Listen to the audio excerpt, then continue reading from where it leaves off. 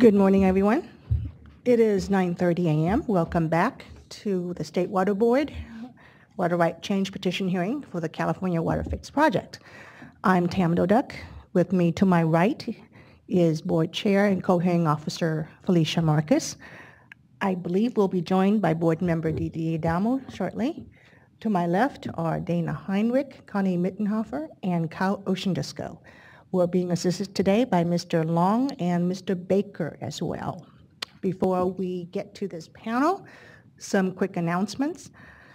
In the event of an alarm, please take the stairs, not the elevator, down to the first floor, and our meeting location is in the park. If you're not able to use the stairs, please flag down one of us and we'll direct you to a protective area. Second announcement is for the sake of the recording and the webcasting, please speak into the microphone and begin by stating your name and affiliation. And most importantly, Mr. Herrick, whose phone has already went off once today, please take a moment and check to make sure that all your noise-making devices are on silent, vibrate, do not disturb. All right. With that then, are there any housekeeping matter that we need to address before I turn it over to petitioners for presentation of their third panel? All right. I will state something that I publicly that I informed Mr. Herrick of earlier today that made him glowing and happy, and that is for today, tomorrow, and Friday, we will try to break a little bit early, sometime between 4 and 4:30. With that, I will turn to Ms. McGinnis and Mr. Berliner. Oh, do your witnesses need to take the oath? Good morning, Robert McGinnis for California Department of Water Resources. Yes, thank you. They need to take the oath. Please stand and raise your right hand. Do you swear or affirm that the testimony you're about to give is the truth? If so, answer yes, I do. Yes, I do. Thank you. You may begin, Ms. McGinnis. Thank you.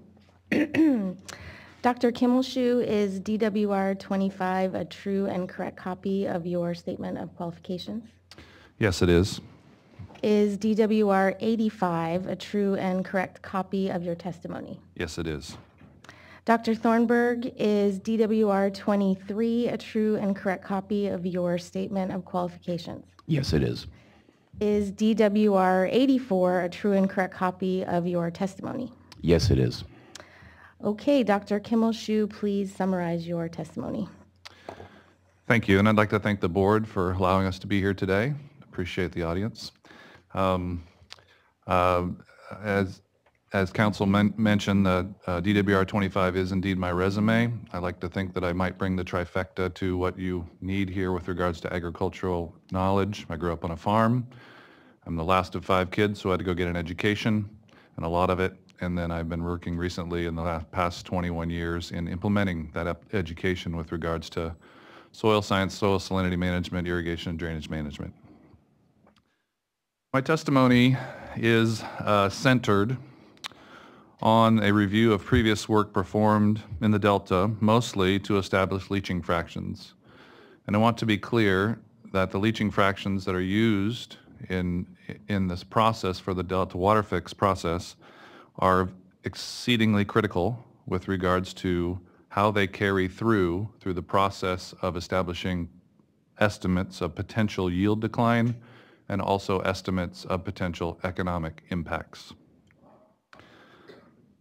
In my testimony, DWR 85, I mentioned numerous past studies, literature, and general knowledge that tells us that the leaching fraction that is currently being discussed, around 5%, is an exceedingly low leaching fraction, even in high water table soils. One note that I'd like to make in that additional testimony is that some of the leaching fractions that were measured in the alfalfa study by Dr. Leinfelder-Miles in the Delta were in the 20% range. So you can see that there is indeed extreme variability, even if you believe that the leaching fractions are indeed that low. My main concern is that the formula that were used to calculate the leaching fractions were not inappropriate. It was indeed an inappropriate application of the formulas. And those formulas came from a very well-known and commonly used reference called Ayers and Westcott. You probably have all been heard that for many times now. And I'd like to simply quote a couple statements from Ayers and Westcott when using those formulas. One quote under site conditions and assumptions in the guidelines that say, when using these formulas, drainage is assumed to be good with no uncontrolled shallow water table present within 2 meters of the surface. This is very different in many cases in the South Delta region with high water table conditions. Another quote that I'd like to reiterate there is it says, if the source of salt other than irrigation water, for example, from a high water table, the concentration relationship between the water salinity that's applied, irrigation water salinity applied to the surface, and that, find my place again here, and the concentration of the salinity at depth is erroneous. If a water table is present, it is an additional salt source not considered in the fixed relationship between the salinity that's applied to the surface of the ground and that salinity in the water table. In other words, to establish a leaching fraction, it's important that the salt at the base of the root zone, which is the definition by Ayers and Westcott, be from salt applied at the surface of the soil and not from other sources such as shallow saline groundwater.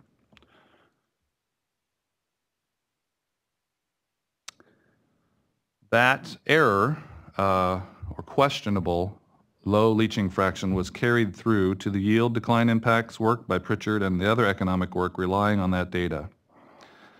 It is concerning that the scientific work has not been thoroughly peer reviewed in light of the application and importance in the Delta Waterfix plan.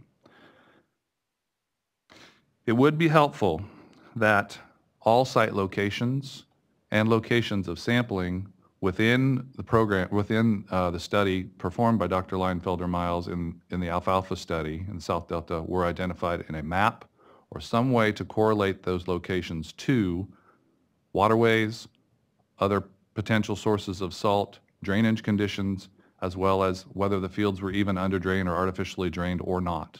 To date, I don't have that knowledge to make that assessment. In my testimony, I've attempted to correct for an error that carries through the testimony to Mr. Pritchard and the economic testimony, and that's in my testimony. Other areas of concern that I have include precipitation, recognizing that we have been through a severe drought in the period of time in which the samples were taken for the alfalfa study, as well as the tomato study and the grape and pear single sample events. I'm also concerned that the validation of the results need to be verified against location. I mentioned that earlier. And one of the key foundational components of science is that we see repeatability in the science. And currently, we don't see a lot of repeatability in those studies, and I would like to see that. Of real importance to me is concerning the weather conditions that we've had this last winter. We should absolutely, and the drought that preceded that, we should absolutely see an increase in salinity during a drought condition. Precipitation effects do not have we had low precipitation, therefore less leaching taking place. I'd really like to see some samples of those soils in those areas following this wintertime rainfall period. Finally, to reiterate, the importance of establishing and calculating appropriate leaching fractions is critical in the decision-making of the Waterfix program. I'll now yield the rest of my time to John. Good afternoon, good morning. My name is Chris Thornburg. Chris, sorry. That's okay. Chris Thornburg, I'm founding partner of Beacon Economics. I'm also the director of the UC Riverside Center for Economic Forecasting and Development. I am basically a data guy. I study a lot of policy issues here in the state of California, and I was asked to review the work of Dr. Jeffrey Michael Machado, and Ed Whitelaw in regards to their estimates of damages that would be sustained by the Delta agricultural economy as a result of the construction and operation of the Delta Waterfix projects. To put this in context, I just want to throw a couple numbers out there. One of the numbers that came out of Michael's testimony was that he expected a loss of 146 jobs and $11.6 million in income as a result of increasing salinity levels. Michael Machado, in one part of his analysis, assumed that there would, estimated that there would be a loss of $32 million in agricultural revenues on 389 jobs as a result, again, of the creation of the Waterfix project. Now, it's worth noting up front that these numbers are relatively minor compared to the overall size of the San Joaquin economy. Overall agriculture in the area comes in at about $2 billion a year recently. To put that in context, Michael Machado's number of 32 million comes in at less than 2% by a good margin. And it's worth noting that the overall economy of San Joaquin is on the order of 22 billion. Ag is it's less than 10% of the overall economy. Overall, it's one of the fastest growing economies in the state. Gross regional product has been growing by $46 million per year over the last 15 years. That's more than 1 year of damage, according to Mr. Machado's testimony. And of course, it's also worth pointing out that the damages they estimate completely neglect the other side of the equation, which is the positive benefits of the construction, both in the short term, which is going to have plenty of positive effects because of all the spending in the region, as well as in the long term and the ongoing operations. And of course, they also neglect the ongoing value of these tunnels and the Waterfix project to the state economy overall. In other words, they really only present in half the picture to you. But putting all that to one side, those comments, or critiques, if you will, about how small these numbers are based on the idea that these numbers are actually credible, and unfortunately, I don't think they are. We studied the analysis of both Dr. Michael and Mr. Machado and looked at the methodology they used, and we found flaws at almost every step. To put that in context, these flaws at least create red flags that put serious doubts on their actual numbers. At worst, the flaws we found seem to skew or bias their estimates upward substantially. As such, it's very hard for me to actually put any kind of credibility on these numbers themselves. Now, to understand the kind of chain of logic that these analyses go through, I like to think of it as kind of a four-step process. The assumptions are the creation of the Waterfix will increase salinity in the delta. The increased salinity will reduce crop yields. The reduced crop yields will in turn cause the agricultural community to turn to growing lower value crops. So there's these sort of multiple chains, and that in turn will harm the agricultural economy. Well, as Joel has noted, right off the bat, a lot of this starts with the idea that there will be an increase in salinity, which will in turn hurt crop yields. So when we looked at that part of the equation, we start with the idea that these leaching tables were used incorrectly. Joel noted these leaching tables all by themselves are suspect. We found errors in how the leaching tables were actually used. And of course, it's worth pointing out that the use of these leaching tables actually seems to fly in the face of what the original author, Dr. Leinfelder-Miles, concluded. In fact, in her own report, it said, quote, in this study, alfalfa yields was not correlated with average root zone salinity, suggesting that other factors like pest pressure, stand quality, or economic factors were more influential on yield during these growing seasons.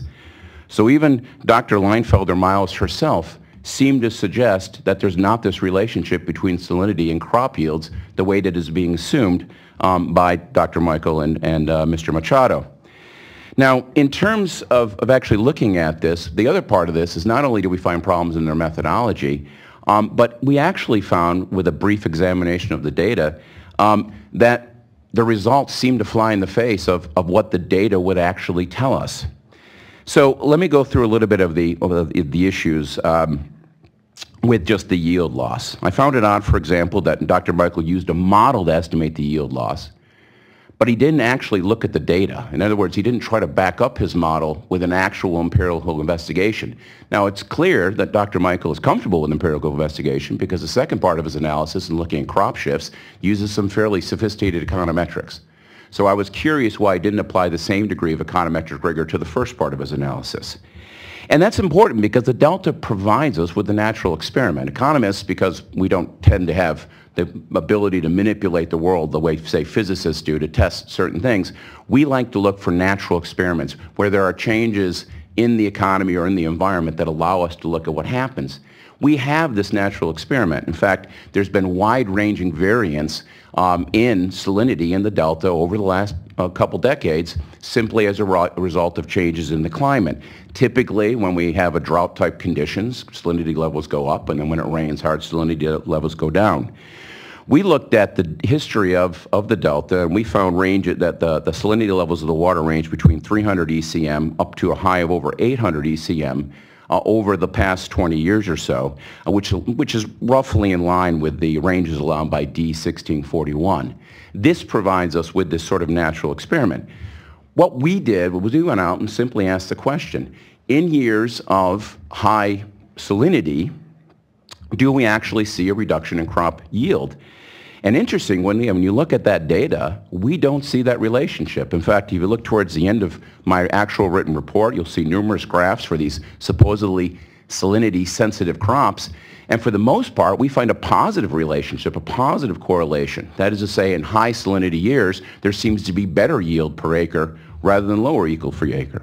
Now, mind you, I think there's an omitted variable bias in those simple graphs. I think the fact is, when you have high salinity conditions, you also have a lot of sun, which obviously is good for growing crops, which is why we're finding that positive correlations.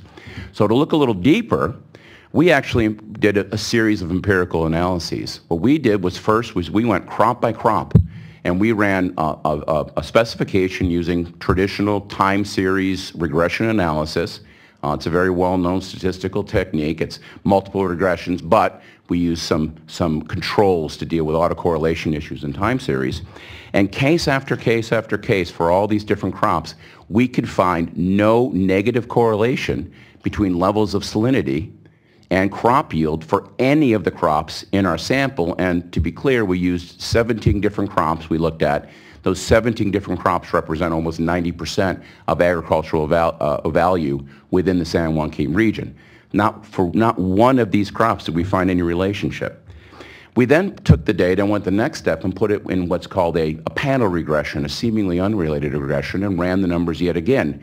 And again, we found no statistically significant negative relationships between levels of salinity and overall crop yields. We see no evidence that within this range of salinity that seems to have any impact on the ability for farmers to grow their product on a year-to-year basis. Again, this completely contradicts the use of the model of leaching fractions in order to estimate damages. The data doesn't suggest there's any impact at all. Now, as for the shift in crop choices, at this point in time, I really could stop, because if there's no evidence that higher salinity levels lead to reduced crop yields, the entire point about shifting crop uses is moot. But nevertheless, we decided to look at it because, again, within this analysis, we found all sorts of red flags, things that bothered us. For example, even the concept of a high or low value crop. I'm not sure what that means, what a high value crop is. It's clear, for example, that Mr. Machado suggests that high value crops are those that have the greatest revenue per acre. But revenues are different than profits, and we all know that profits are important, not revenues. Equivalently, if you're thinking about the broader economy, you want to separate crops into those that have large multiplier effects and those that don't. And again, none of that effort was made. Instead, they just simply assumed that high revenue per acre is an estimate of value, which I'm not sure about. They also use odd aggregations of crops, as opposed to using, say, the 17 different crops the way we did. They used six different groups, deciduous, field, grain, pasture, truck, vineyard. I'm not sure what these groups are meant to be. And I also know within these different groups, there's different kind of crops with different levels of supposed saline sensitivity and, candidly, different values. We're not sure why these mixes were made. Even the choice of empirical model, using a multinomial logit, this is an incredibly sophisticated empirical technique. It's very sensitive. You need tons of good data. This data does not allow it, does not really suggest using this kind of very intensive regression analysis. For me, you want to use simple analyses with this kind of data because it's so thin. And even within that, those choices, there were odd choices being made. For example, when we looked at the data, we collected easily data from 1991 to 2015. For reasons unclear to me, Dr. Michael uses the 2002 to 2000 data only, and then, again, for reasons unclear, he drops 2005. Well, you're not allowed to simply exclude years of data without any particular rationale. That smells to me that you're trying to fix the results. You're not looking for a real answer. And of course, last but not least, it flies in the face of even a basic data analysis. If we are to believe that highly saline conditions cause farmers to shift towards low-value crops, let's look at the data. We did a very simple analysis. We looked at 2 periods of time, from 1997 and 2000, which was a low salinity period according to the data that I cited earlier. And then we looked at 2012 to 2015, which obviously because of the drought we had been in, was a period of high salinity. Well, if we thought that salinity was having an impact on yield, which is in turn was having an impact on farmers' choice of crops, then we should see a distinct difference between the choices, the crops being grown in 97 to 2000, and the crops being grown in 2012 to 2015. Well, actually, here's the results. Between those 2 periods of time, acres of supposedly salt-tolerant crops actually dropped by 50% in the high salinity period. And of course, acres of supposedly very salt-sensitive crops, including beans, almonds, cherries, walnuts, peaches, and pears, they actually increased by 30% between those 2 periods of time. In other words, farmers were growing far more, quote-unquote, salinity-sensitive crops in a period of high salinity relative to what they were doing in a period of low overall salinity. In other words, the actual data, just looking at the results, completely contradicts the results of this very odd model using odd years with very little tests for robustness.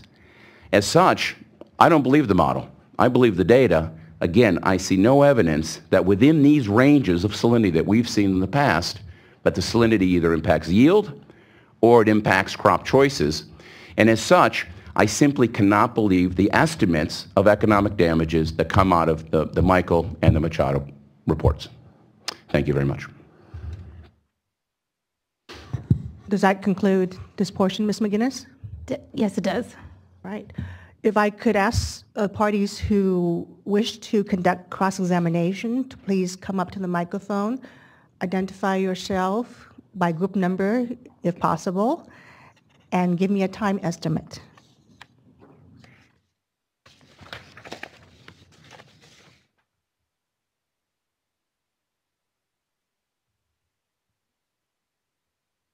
Suzanne Womack, Clifton Court LP, number 41. 43. Pardon me? 43. 43, darn. Last person. But a farmer's daughter. Gosh, I might need up to an hour. Thanks. Rebecca Smith for North Delta Water Agency, Group 9, 15 minutes. Dean Reese for the South Delta Water Agency parties, Group 21, together probably 50 minutes. 50? 50, 50, yes, between Mr. Herrick and I. OSHA Meserve for land and other parties, Group 19, I predict an hour. Michael Jackson for the CSBA et al. Group, number 31. I would guess 30 minutes. Okay. So roughly 4 hours is the estimated time. Okay? With that, North Delta, Group 9, you're up.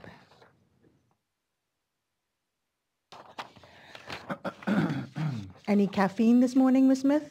Oh, plenty. Oh, dear. I'll try and slow down. Thank you. I've got 2 little kids at home. I got caffeine in.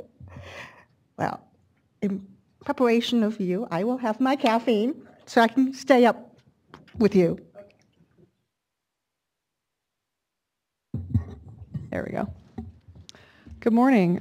So a brief overview of my questions. They're going to be focused on Dr. Kimmelshoe and his testimony regarding crop salt tolerances and salinity. So, good morning. And again, I'm Rebecca Smith. Thank you. With North Delta Water Agency. So Dr. Kimmelshoe, my first question is, would you agree that in analyzing the impact of saline water to applying saline water to a crop, it's necessary to analyze the physical and chemical properties of the soil at the crop location? Yes. How about the type of crop and that crop's salinity tolerance? Yes. The existing method of irrigation? Yes. And the depth of groundwater? Yes. How about drainage systems available at the location? That would be useful information, yes. All right. Are you, and the location from which any soil samples are drawn, I read your testimony to say that that matters significantly when you're considering soil salinity. Is that correct? That's correct. Are you aware of any analysis conducted by the petitioners of crop salt tolerances for locations within the North Delta Water Agency in connection with the proposed project? Are you referring to the Ryer Island work? Sure. Is that what you're referring to? Are you aware of any, so Ryer Island or any others by petitioners? The one that I'm aware of is the Ryer Island work. Okay. Dr. Kimmel, if you could please get the microphone Sorry, a little thank bit you. closer. Thank you. Thank you. And you testified that single soil samples are not enough to identify a salinity impact. Is that correct? That's correct. Are you aware of any other soil samples collected in North Delta by petitioners in connection with the proposed project? Stephanie Morris, State Water Contractors. I'm sorry, just for the record, I think there was confusion. I'm not sure that this witness understands petitioners versus protestants, and I think he just testified in response to Ms. Smith's question that the petitioners did work on Ryer Island, and I don't think that's what his testimony says. I think there's a miscommunication going on here. Yeah, so the Ryer Island work, are you referring to the work that Ms. Lanthorne-Miles? Yes. Okay, so petitioners would be DWR, project proponents, protestants. Oh, no, I'm not. So. I'm not. Thank you very much for the clarification. That's fine. I'm not. They need to I'm not thank aware Ms. of them. Morris. Yeah, thank you, Steph. So we're clear on Not that. aware of any. All right. No. Thank you. And feel free to stop me if you're not clear on the terminology, if there's anything that's unclear. Thank you. So you've testified that irrigation water quality is only one of several factors to be considered in the management of soil salinity, correct? That's correct. And you have some experience in irrigation management, correct? That's correct. Based on that experience, would you agree that the physical characteristics of a property are one factor that a grower might consider in making irrigation management decisions? The physical properties of a soil profile are important in considering irrigation management decisions, yes. What about environmental considerations? Yes, things like precipitation are very important. Also, Go ahead. When that precipitation occurs, the duration of that precipitation, the frequency of that precipitation, the intensity of that precipitation. I'll give you an example. You can have a year with 15 inches of precipitation, and we'll call it 12 to do the math easy. And for the 6 rainy months in the year that we have, you get 2 inches every month and 0 in every month, therefore, after in the non-rainy season. What you get there is limited capacity for leaching because you don't get a large precipitation event similar to what we've achieved this winter. Okay. What about the availability of irrigation water?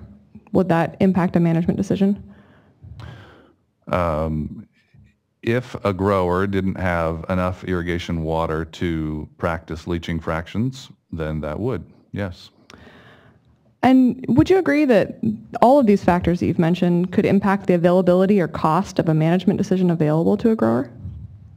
I'm not an expert in the cost component. Okay. You should probably ask Chris about that. How about the availability? Can you repeat the question? I think you just asked that question, right? Yeah, kind of. Let me try it another way. So these factors that we've discussed, when a grower is making a decision about what management practice to apply, these all could figure into that consideration, correct?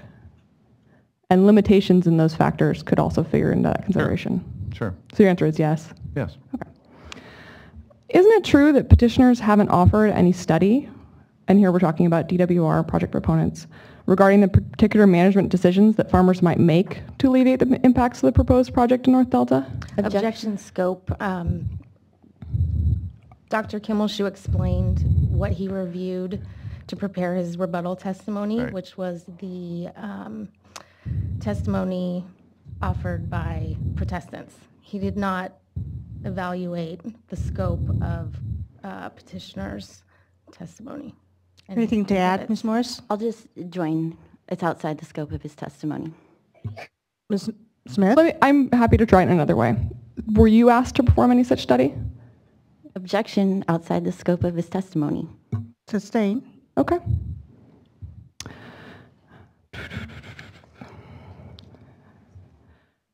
I think that's all I have then. Thank you. Thank you, Ms. Smith. Next up is Ms. Meserve.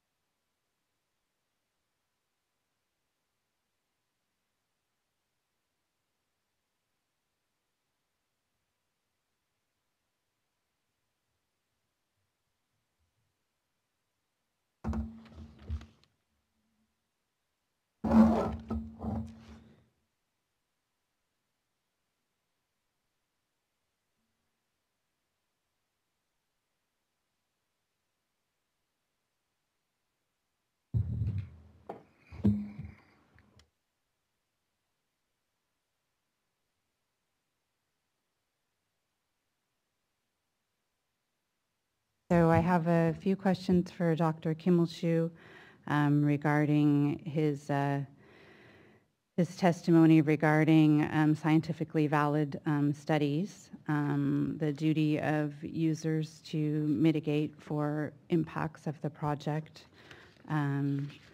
questions about peer review, and then also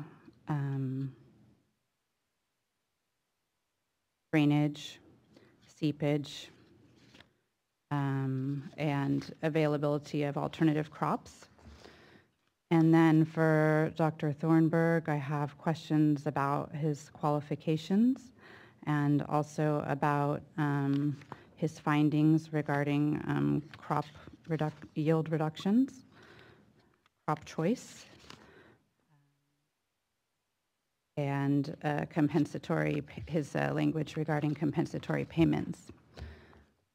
I shall start with Dr. Kimmelshoe. Thank you. And Ms. Meserve, please bring the microphone closer. It's a new setup over here. It's a little cozier. Dr. Kimmelshoe, you discussed peer review in your testimony with respect to Dr. Leinfelder-Miles' conclusions and others. Do you have any peer-reviewed papers? Yes, I do. And are those listed in your qualifications? Yes, they are.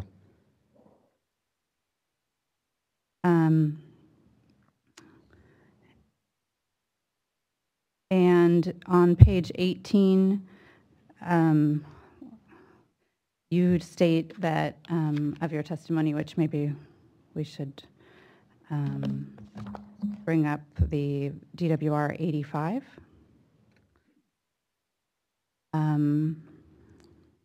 You state on page 18 that one sample doesn't constitute a scientifically valid study.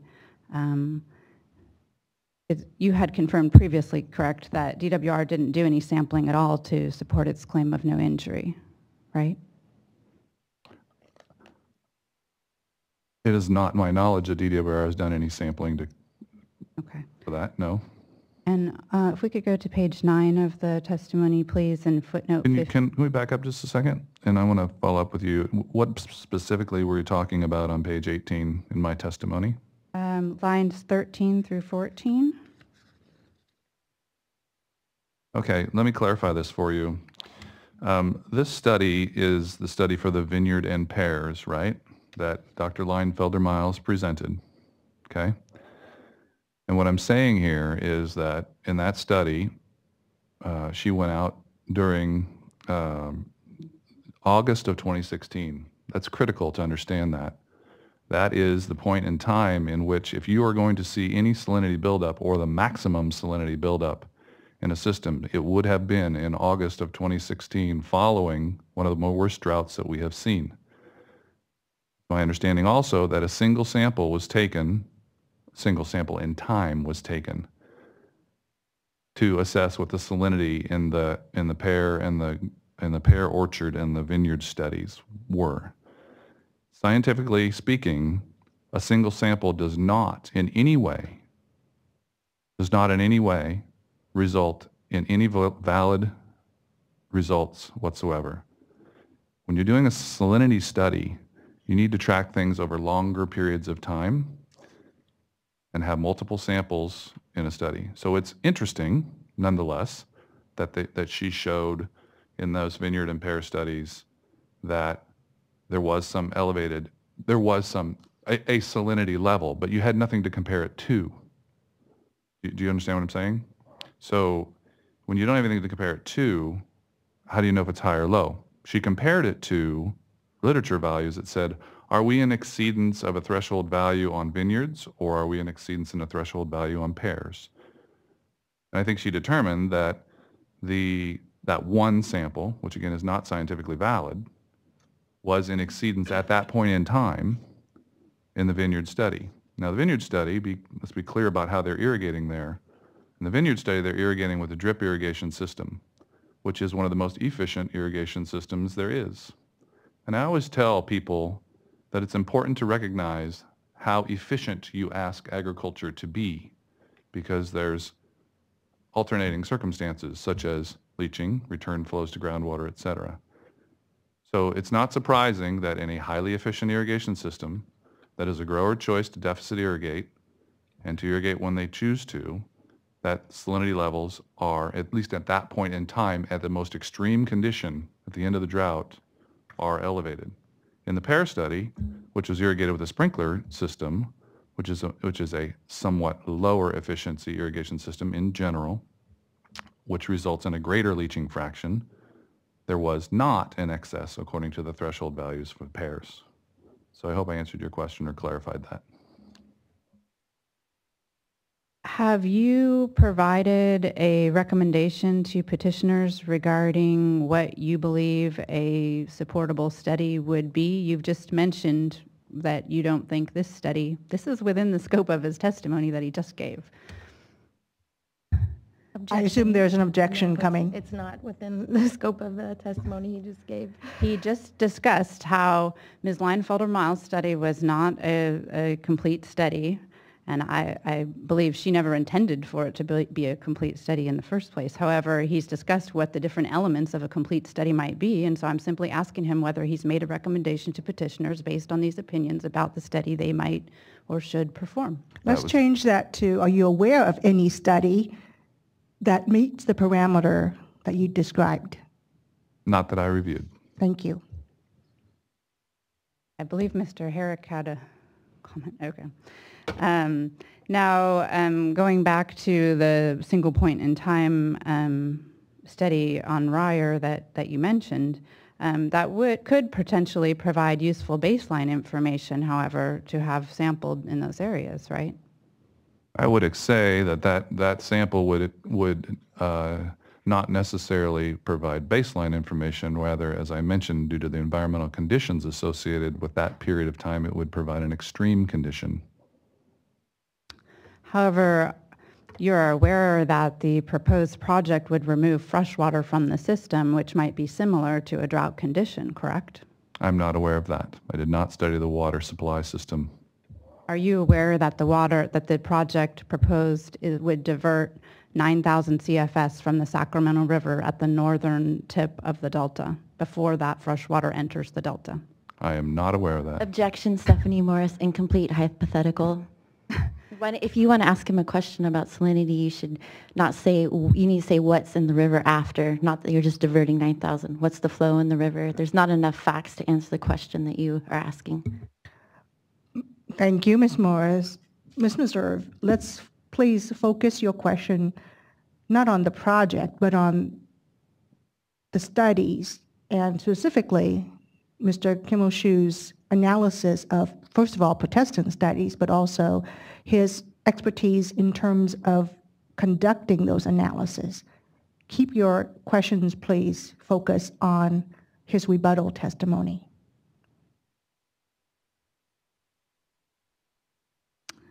On page 6, on lines 7 through 9 of your testimony, you cite one of the failures, in your opinion, of Dr. Leinfelder-Miles' work, that it, quote, does not propose any grower management options to increase salinity, to mitigate any increase in salinity.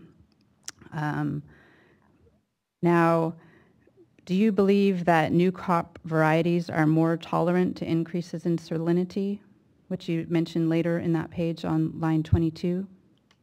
New crop varieties have indeed been developed for drought conditions and have been developed for higher salinity tolerances, yes. And the levels, and I'm glad you brought that up, the number that that Dr. Leinfelder-Miles and others have been using comes from Ayers and Westcott, very prominent reference, and the number is 2 decisiemens per meter of salinity in the root zone. Anything in excess of that, according to Ayers and Westcott, begins to incur a yield damage. That publication was developed in 1985. And if my math is correct, that's about 32 years ago. Since that time, new varieties have been developed that are much more saline tolerant with greater yields. And they are used in a number of different places. I can give you an example.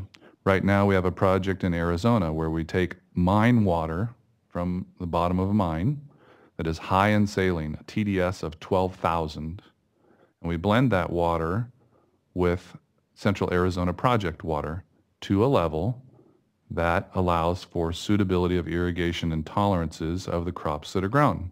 And this is in New Magma Irrigation and Drainage District. It grows predominantly alfalfa. Those thresholds we're targeting right now are about 2 decisiemens per meter, not because that is what we believe to be the threshold of the crop. It's a very, very conservative estimate. And we've been running that study and soil sampling 4 times a year to begin with, 2 times a year since then for the last 10 years with that water quality, and have seen absolutely no yield decline, even at soil salinity levels in excess of 2 decisiemens per meter. And the reason is because the growers have implemented new varieties in their program that are always being developed to account for things like drought resistance and salinity resistance. And is this a cited reference in your resume regarding, and this is in New Mexico, you're saying? This is in Arizona, and it should be in my resume, yes.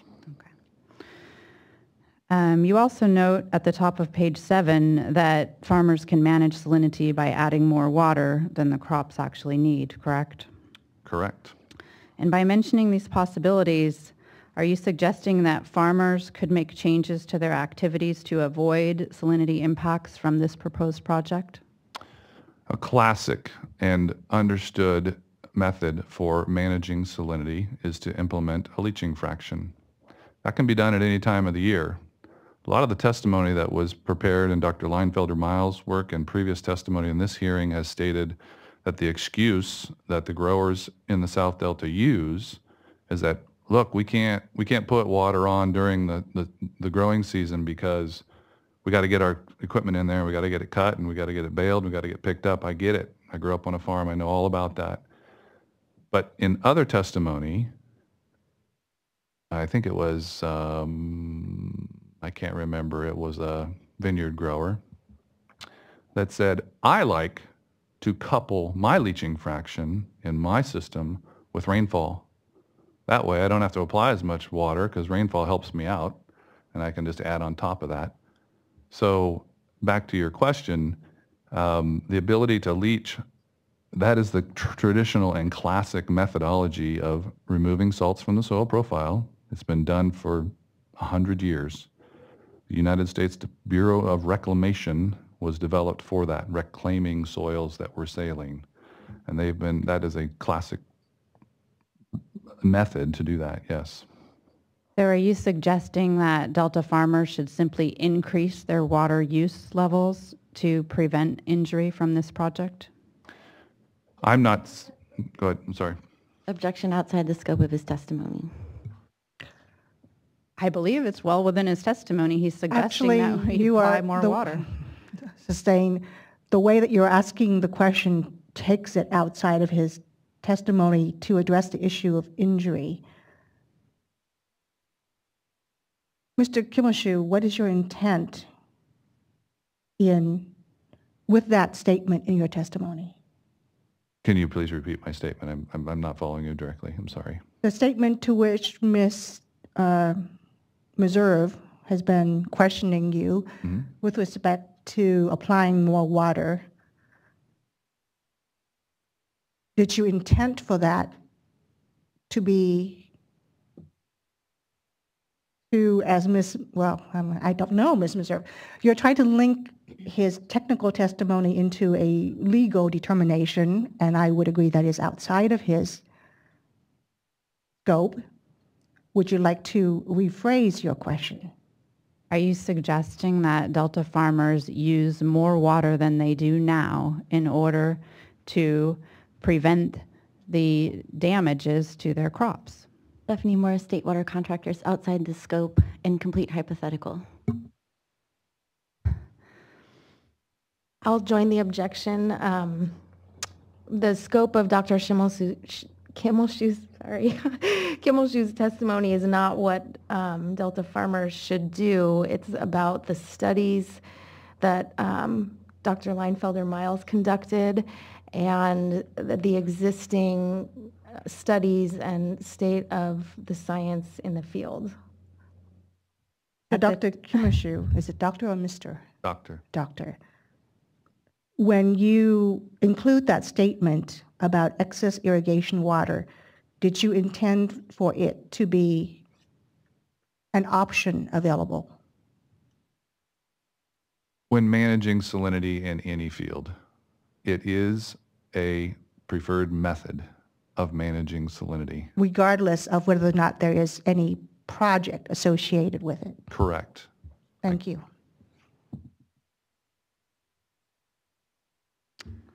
Are you aware of petitioner's burden of proof in this hearing? Objection, relevance, and calls for a legal conclusion. Sustain. Are you aware that petitioner's burden is that they would not injure any legal user of water in Same this hearing? objection. Same ruling, Ms. Meserve. Is it your position that the work of Leinfelder-Miles does not demonstrate injury to water users because it does not adequately analyze how those users could mitigate the impacts? Objection, calls for a legal conclusion. Objection outside the scope. Sustaining all that, Ms. Meserve.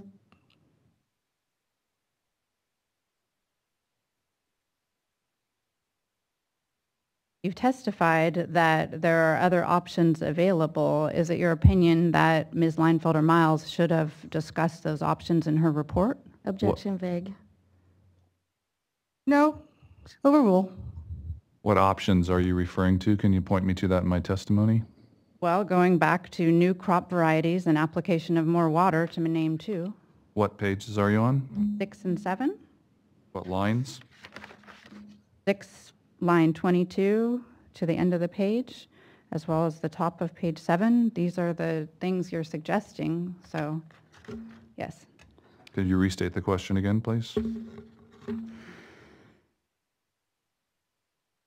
Is it your position that because Ms. Leinfelder-Miles does not discuss the means by which salinity could be lessened through application of water and different crops, that makes the testimony erroneous?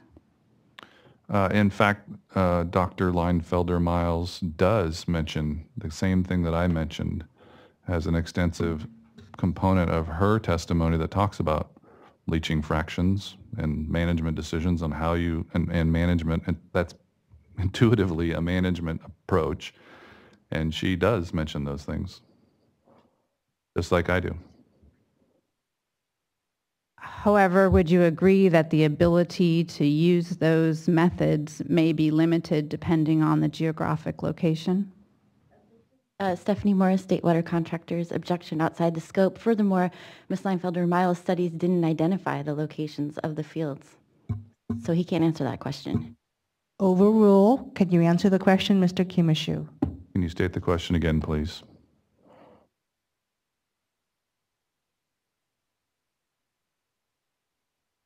I think I'm going to say it different another time because I've changed it quite a bit from what I had in my notes. I think we should just move on. Are you suggesting that if there is degradation of water quality from the proposed project, that it would be the responsibility of the local water users to make changes to avoid these problems? Objection. Outside the scope. Ms. Meserve. He's very clear that he's suggesting these means, and so it is very on He is point. suggesting the mean, but his testimony makes no reference whatsoever to injury, and so I would caution you to stick with the technical aspect, which is what he is focusing on.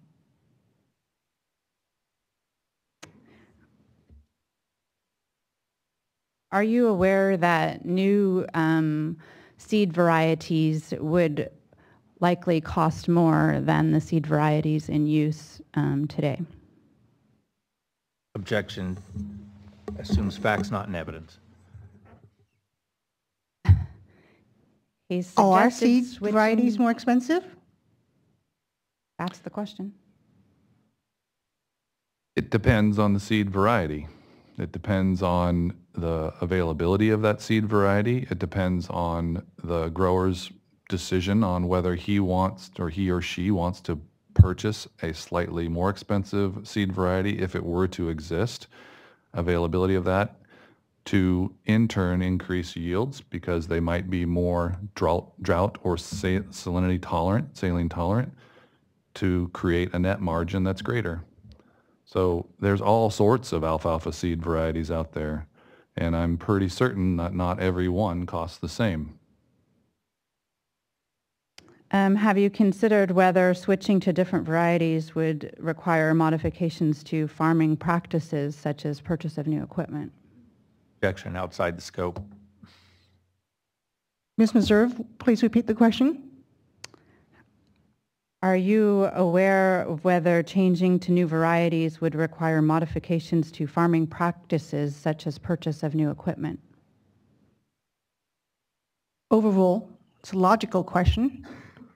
So what new equipment are you referring to? You've opined that new seed varieties are available. And I'm asking you whether you believe those seed varieties that you were thinking of might require purchase of new equipment or other outlays of capital.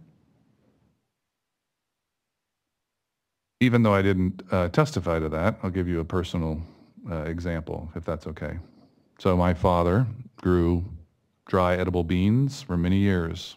I irrigated those beans for 13 summers. And he chose to use different varieties based on market conditions, that he could make a better margin off of Canario beans versus light red kidney beans or something like that. I mean, it's a business decision. We did not change equipment for planting the beans, and I would suspect that if I were a plant breeder and I were developing new varieties, probably wouldn't be a good business decision on my part to create a variety that forced a grower to buy new equipment that costs a lot of money to buy my seed. So that may be true in some places, but my personal experience is that's not true. Is it fair to say that you did not study this issue in this particular context in the Delta? I did not study this issue in particular context in the Delta. That's not in my testimony.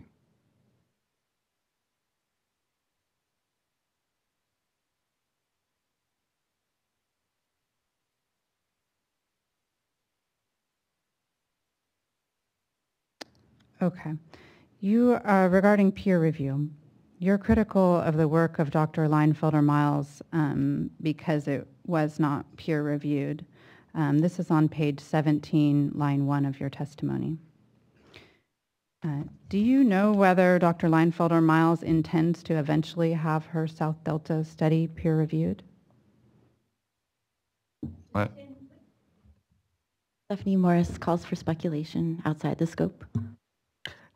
He's familiar with the study overall. Do you have that knowledge? If you don't, you don't. I have no knowledge of that. It is a recent study, correct? So it would be common that it would take years in order to conduct the type of peer review that you're discussing. In my educational background, peer review of studies of significance like this to use for conclusions as bold and broad and economically impactful, potentially, for agricultural systems should absolutely be peer reviewed and published in a scientific refereed journal. Or what we also like to see in the scientific community is repeatability of results. And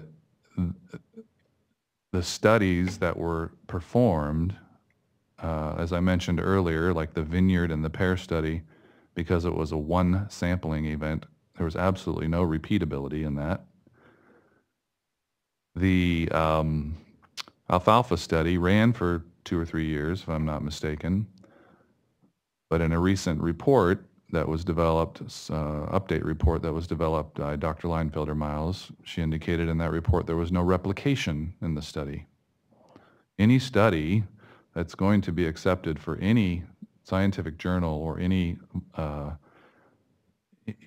ways to make decisions that are as impactful as the one that's here certainly should be peer reviewed to the utmost of scientific rigor, and also should employ things like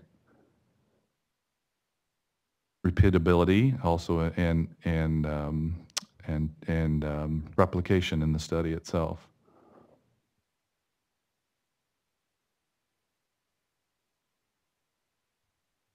I want to make another point about that too while we're pausing. Any study, and in my review of that study, the question that kept coming back to my mind was, where are these fields? Where did she take these samples within these fields? How do these fields relate to waterways that might have shallow saline water that are impacting the yields of these fields? If we could get back to my questions, I will get to what you want to talk about, but I would like to do it in my order if you don't mind. Be my guest. Mr. Keeling. Tom Keeling for the San Joaquin County Protestants. I was just going to move to strike the last self-serving monologue as being non-responsive. There was no question pending. Thank you. So back to... So noted. Please continue, Ms. Meserve. You said you will get there, so let's get there. I apparently paused too long. I apologize. How many peers should review a paper before you would think it was adequately peer-reviewed? That depends on the journal that's submitting it to. Okay. Could we put up Land 96, please? And this is the California Agriculture peer review description. Are you familiar with this publication, California Agriculture? I am. Okay. And we're going to look, I think it's on the next page down, the peer review policies. And you have recently submitted a paper to this journal, right? I did, yes. And in the peer review submission, they mentioned double-blind and anonymous. Is that something that you think should be in any peer review? At least that, yes. And and at least 2 peers? Does that sound appropriate? Objection, relevance. Dr. Kimmelshue's testimony talks quite a bit about peer review. He talks about how Dr. Leinfelder-Miles' testimony was not peer reviewed, and then it also points to Dr. Hoffman's report from 2010 for various conclusions, and I'm simply digging into what peer review means. Can I respond? Ms. Mr. Kimmelshue has already, or Dr. Kimmelshue has already said that it depends from journal to journal. So what this one is or what another one is, it doesn't really matter. We're not submitting a paper for peer review. It's clear this paper hasn't, so I still don't think it's relevant. Thank you, Ms. Morris. I'll note that, but overrule for now. I'll give Ms. Meserve a little bit more leeway on this. Thank you. Because it was an important component of Dr. Kimmelshue's testimony. Correct. And in your testimony, you refer repeatedly to the 2010 Hoffman work, which Dr. Leinfelder-Miles also relies on to some extent, on pages 8 through 10, 21, and 28. Do you know if the 2010 Hoffman report called Salt Tolerance of Crops in the Southern Sacramento-San Joaquin Delta has been peer reviewed? I understand it's been peer reviewed by some of his colleagues. And for the record, the Hoffman report is DWR 580. Could we put up Land 97, please?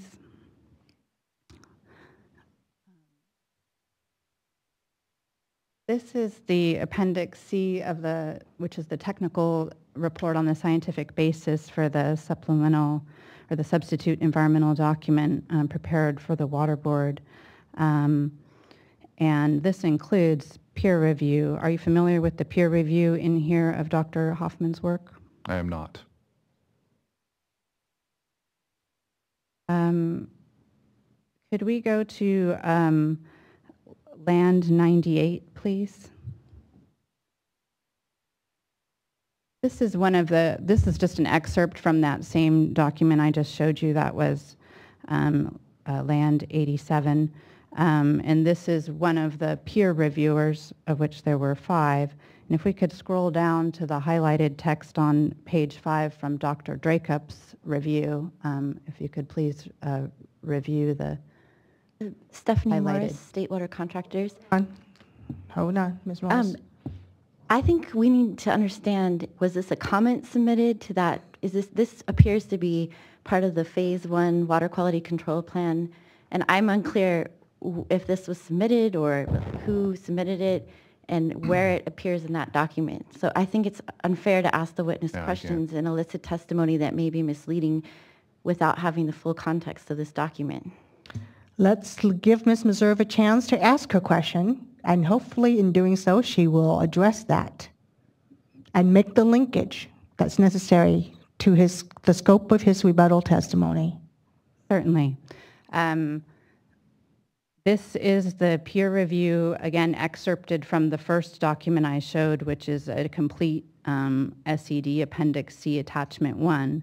And then each of these letters that I'm going to go through is the peer review of the entire SED. And item number 9, if we could scroll. Hold on. To what extent are you familiar with these peer reviews? None.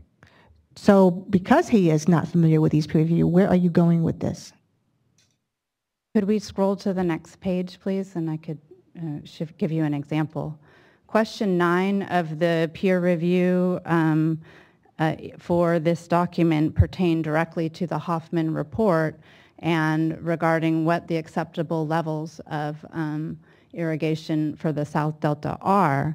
And so to the extent, as far as I'm aware, this is the peer review that, to the extent it has been done, of Dr. Hoffman's work, which Dr. Kimmelshue is reliant heavily upon. And so I'm simply reviewing with him what the, quote, peer review is.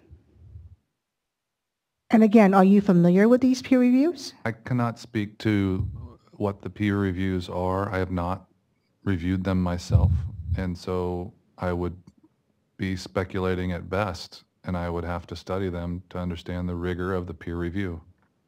Well, I think with my questions, we will get to that quite quickly. One at a time. Stephanie Morris, State Water Contractors. In addition, this is a peer review of the Phase 1 SED. That's what you showed. This is not a peer review of the Hoffman. Now, to the extent that the Hoffman report may be relied upon by State Water Board staff, I think we need to be clear that this is not a peer review of the 2010 Hoffman. Item 9 is a peer review of the 2010 Hoffman, as I've shown right here on this screen. I'm going to... Don, stop. No, that is not the case, Ms. Meserve. That is not the case. That is not a review of the Hoffman report. It says determination by State Water Board staff. This is a review of the determination of the staff, of the methodology used.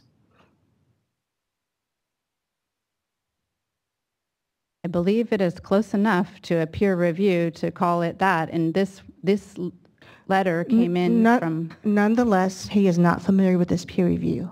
I will sustain the objection and ask you to move on.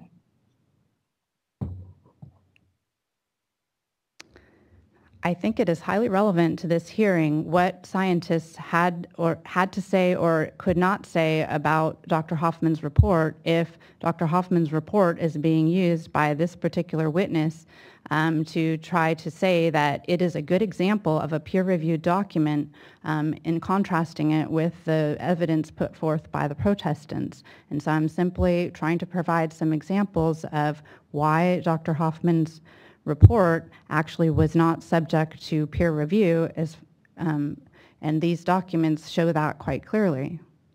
You are asserting that the Hoffman report was not subject to peer review and therefore should not be relied upon? If so, you may make that case in your rebuttal. This witness has already said that he is not familiar with these peer reviews. Okay, so to clarify, you believe that the Hoffman report was peer reviewed, however, you're not aware of any actual peer review. Objection misstates the witness testimony and asked and answered. Dr. Kimmelshoe said that he Dr. Kimmelshoe, please answer it again for me, please. It was my understanding that colleagues reviewed his work to that level. That is a level of peer review, okay? Stop you right there. We looked at the agronomy journal. Would it be your understanding that the Hoffman report was peer reviewed in that manner? I cannot answer that question. You do not have any familiarity with how the Hoffman report was peer reviewed? No, I don't. Okay, that's enough. Let's move on. I would move to strike the portions of the testimony that characterize Dr. Hoffman's report as being peer reviewed, as the witness has just admitted that he has no knowledge of such peer review. I would respond that he twice has said he understands that the Hoffman report 2010 underwent some level of peer review by his colleagues, Dr. Hoffman's colleagues. That's what the testimony says. And he's unaware of any specific... Hold on. Any joinders, any additional comments? CSPA et al. Would join in the motion to strike that was just made on the grounds that the testimony was based upon what has clearly been shown to be incorrect information at this point. And therefore, his testimony in this regard should be stricken. Before Ms. Morris speaks, let me ask Ms. Meserve to be clear, or at least to make clear to me, your motion to strike pertains to the portion of Dr. Kimmelshoe's testimony that refers to the peer review of the Hoffman study. Yes, and I would have to look for those. I did not expect him to be so unfamiliar with this information, so I did not make a list of these citations, and I will do so for you immediately after I finish. Thank you. Now, Ms. Morris. Stephanie Morris, State Water Contractors. I think that the 2010 Hoffman report has been relied upon by the State Water Resources Control Board. It was developed for the State Water Resources Control Board, and so the fact that if it whether it's been technically peer reviewed by a journal, it was developed in a public process with lots of input and feedback from several parties in this room. So to some extent, I think we have to be able to rely on the Hoffman report since the Water Quality Control Plan existing D1641 does. Thank you. Hold I on. would just note, peer review is not by a journal. It is by other scientists. Mr. Herrick. Thank you. John Herrick for South Delta Parties. What any particular attorney thinks about what we should rely upon or not is irrelevant. The issue is, and I think appropriately being probed, is one of the main complaints in Dr. Kimmelschuh's critique is that the one or more of Michelle Leinfelder-Miles' studies were not peer-reviewed. He also relies and cites to the Hoffman report numerous times. So I would think it entirely appropriate to explore why one study that may or may not have been peer-reviewed is relied upon and another one isn't. Whether that results in anything productive, I don't know, but it seems a perfectly appropriate line of questioning. Thank you. So was that a joinder of Ms. Meserve's motion, or? Yes. Thank you. Ms. Desjardins. I also join in the motion to strike, and I note that Health and Safety Code section 57004, yes. I'm well aware of it. Very clear provisions for peer review by the University of California or the California State University, and there is a question as to whether this had that level of peer review. Yes, 57004, however, applies to the scientific basis for undertaken taken by Cal EPA organizations. Thank you. Objection. I'm sorry. Motion to strike noted, as well as all the responses. Ms. McGinnis, do you wish to add anything before we move on? No, thank you. All right. And so, given the situation, I will skip over the additional questions and exhibits I had regarding the alleged peer review of Hoffman. However, I want to note my objection to not being able to ask those questions. I believe I should be able to show that information. Move on, please. Okay. Now, looking at your reliance on Hoffman on page 9 of your report at pages lines 17 through 21, if we could go back to DWR, is it 85?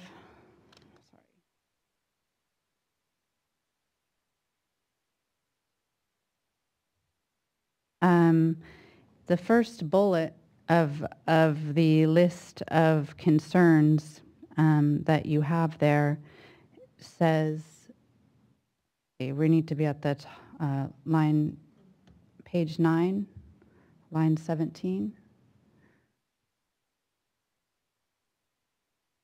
Okay. So this is a bullet list, correct, of your overarching concerns, which you go into in more detail in the later part of the testimony, right?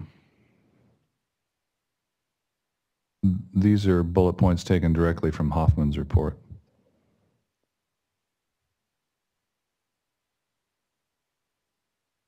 For the most part, that first one is, yes. That's why I give a reference to every one of the bullet points from his report.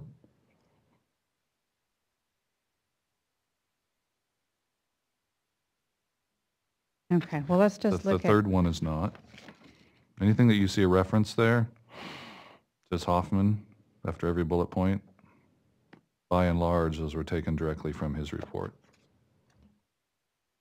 Okay. So let's, if we could look at DWR 580, page 98 then. That is the Hoffman report. And we'll need to scroll down. It's 580 and then page 98. And if you would keep in mind, please, Dr. Kimmelschuh, the bullet point that you used, which says there's no impact on any crop production system expected. Where do you get that conclusion from page 98 of the Hoffman report? I believe this is not the right page yet. That's 89.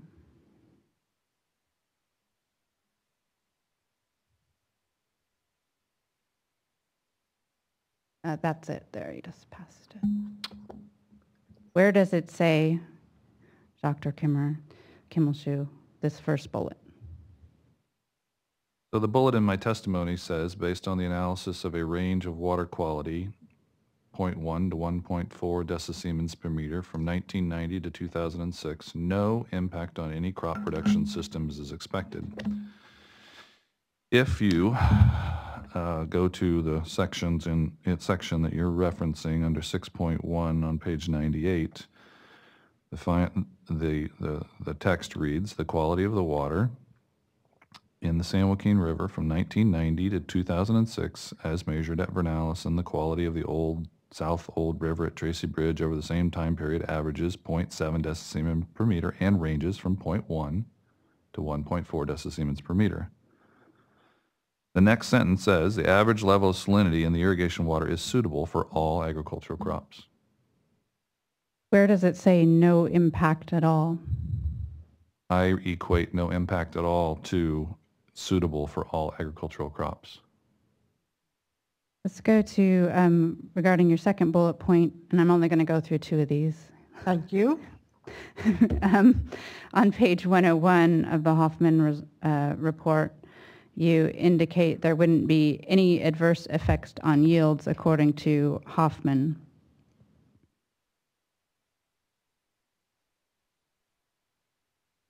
Which text are you talking about on that page? So on 101, this is what you cited. So right. Where does it say no adverse effect on yields?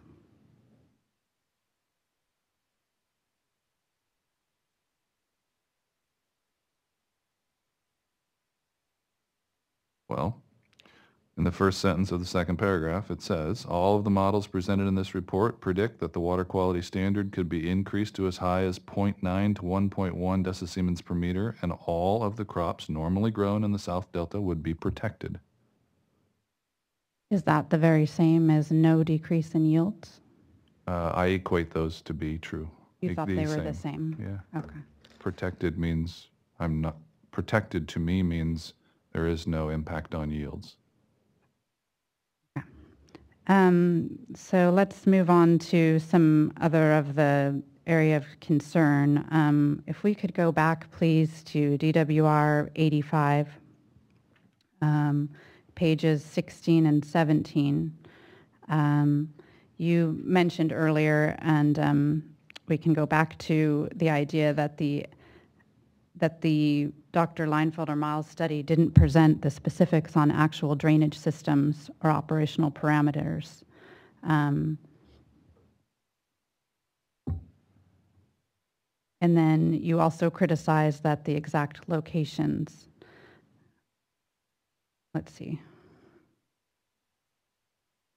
Sorry. On the drainage systems, Can you refer what, are you aware, what lines I'm you're sorry, referring to? Yes, okay. On pages 16 and 17, you discussed some of the issues you had with Dr. Leinfelder-Miles' testimony. And are you aware of whether drainage systems were present in her studies? I am not. And that's one of my major concerns, whether that be surface or subsurface drainage systems. And you were also critical of the exact field locations not being provided, which you mentioned on page 17 and page 6, right? I am.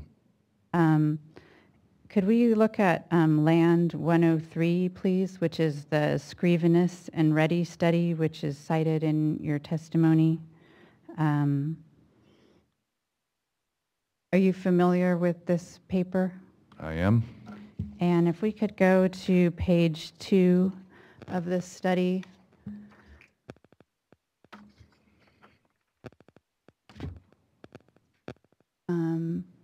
This study does not provide the exact locations either, does it? Go to the next page. There's a map. To me, that map says I'm in the country of India. I'm in a delta region. I'm within that region in a certain area, an even smaller area. And then now I'm in a pilot area which has road names And that would allow me to look at where exactly these fields were. That's a field scale level map. That's the type of map that I would expect in any scientific study as a background index map, and a map that would tell me where the study actually took place.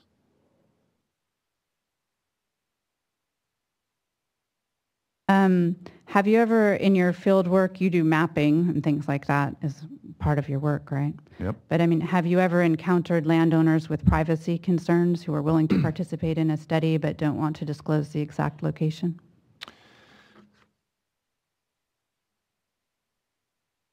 The work that my firm does, whether people are comfortable with it or not, is that we look at things from the sky. And recently we've delivered to the California Department of Water Resources every single irrigated field in the state of California from the border of Mexico to Oregon. And that information amounts to 372,000 polygons, 42 different crops, includes managed wetlands, it includes urban areas, it includes every single irrigated field boundary. I'm sorry, there's a question there that I'm asking. So the technology that we use for the purposes of not having to address access issues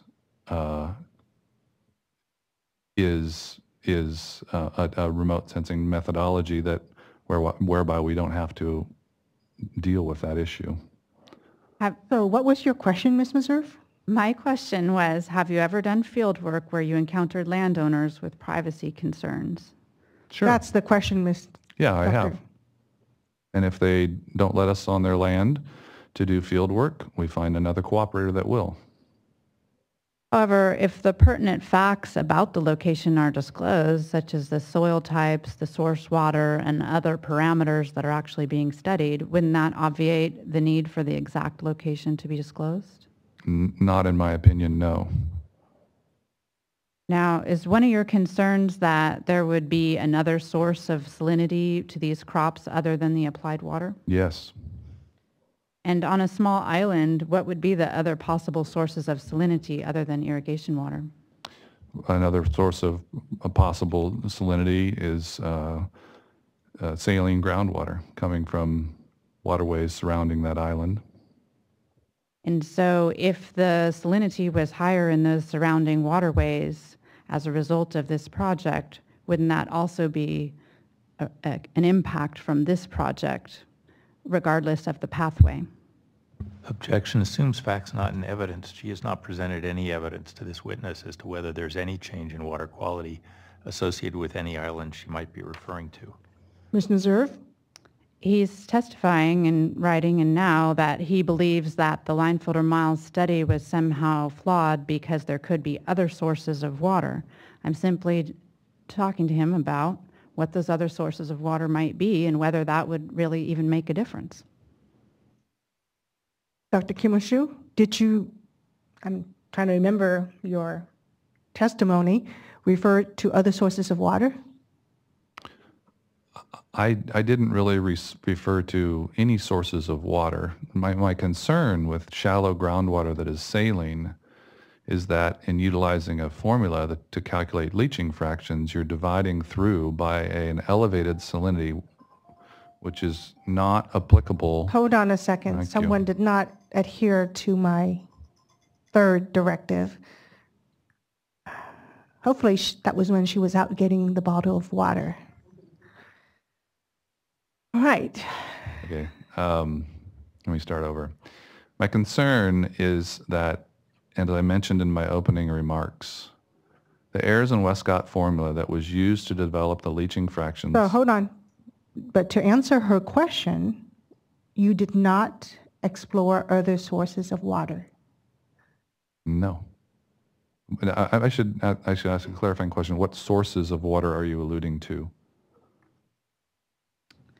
I believe your testimony states that that you believe that the Leinfelder-Miles did not provide, goes still to the exact location issue. Mm-hmm. And you've presented a sort of a whodunit scenario in which this salty water is coming from somewhere else. And so my question is, if the salty water was coming through groundwater seepage as opposed to applied irrigation water, wouldn't that still be a concern that if the water salinity was going to go up from that source? Stephanie Morris, State Water Contractors. Objection. This question misstates Dr. Kimmelshew's testimony. He doesn't talk about sources of water. He talks about sources of salinity. And Ms. Morris, I'm sorry, Ms. Meserve, was your question intended to identify another source of salinity? Yes. Yeah, that's different. That's different. So you can have different sources of salinity. You can have salinity that comes in the irrigation water that's applied on the surface of the ground. You can have sources of salinity in some environments that actually come from rainfall. You can have sources of salinity that come from weathering of minerals in the soil immediately below the soil profile. And you can also have sources of salinity from brackish water that are shallow groundwater in high water table soils. That's what I was alluding to in my testimony.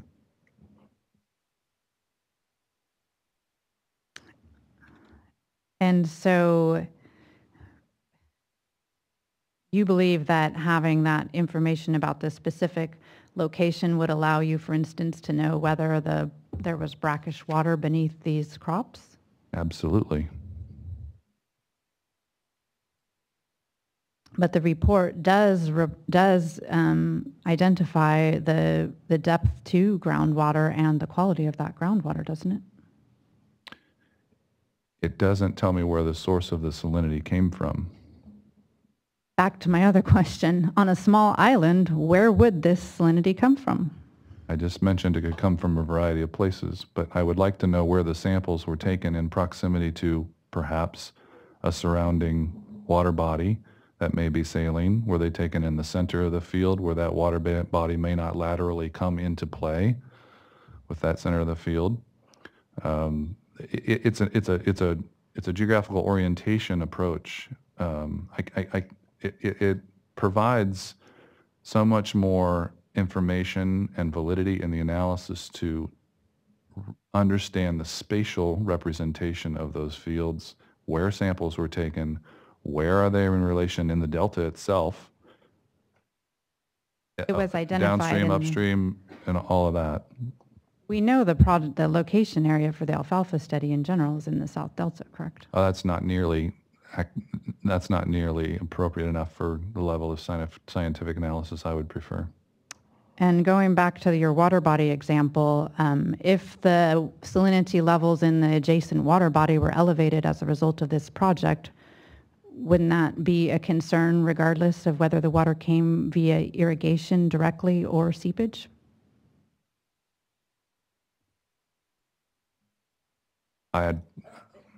Stephanie Morris, State Water Contractors, object incomplete hypothetical. Dr. Kimmelshue mentioned this as a possible source, and I'm simply asking about it. I join the objection. I think if you could just add some information to the question you're asking, it would help. What information in particular would help?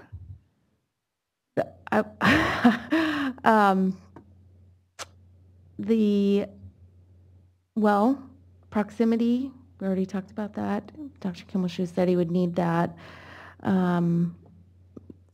Actually, I don't believe that he can answer the question. Dr. Kimmelshue?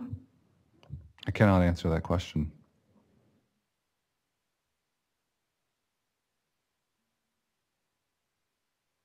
As long as the higher water salinity was caused by changes from the proposed project to surface water salinity, it shouldn't matter what the pathway for plant exposure or uptake is, should it? I think you're going to get some objections to the way that question is phrased, Ms. Meserve. Correct. If you want me to say, I mean, he's ask your presented a question series- without casting aspersion on the proposed project. If there was higher salinity in the surface water, surrounding a small island, it would not matter what the pathway for plant exposure was if we were trying to look at what the effect on the plant growth was. If the salinity level is higher from any water source, then it would contribute. Is that what you're trying to ask? Yes. If salinity is higher, then salinity is higher. Is that what you're asking, Ms. Meserve? Yes, he's pointed to these what he's calling missing variables, and I'm simply zeroing in on the issue that the missing variable isn't really missing. Well, yes, because you're presuming there will be a rise in salinity. Well, the whole analysis is about a rise in salinity, and it appears that Dr. Kimmelshoe is trying to pick through and say if the salinity may come from other sources, and the only other real source he's identified is surface water through seepage. And so I'm asking him about why that would make any difference. That misstates his testimony. He didn't say the only possible source could be surface water through seepage. He listed various factors and sources of salinity. Zeroing in on the surface water example then. I'm sorry, I don't understand. I am simply asking about one of the alternative sources that he suggested in addition to, I believe, rain was one of the other ones. Salinity in soil. There are lots that he listed and they're written in his testimony. Sorry. All right. Ms. Meserve, your line of questioning is a bit unclear to me, and you are about to use up one entire hour already.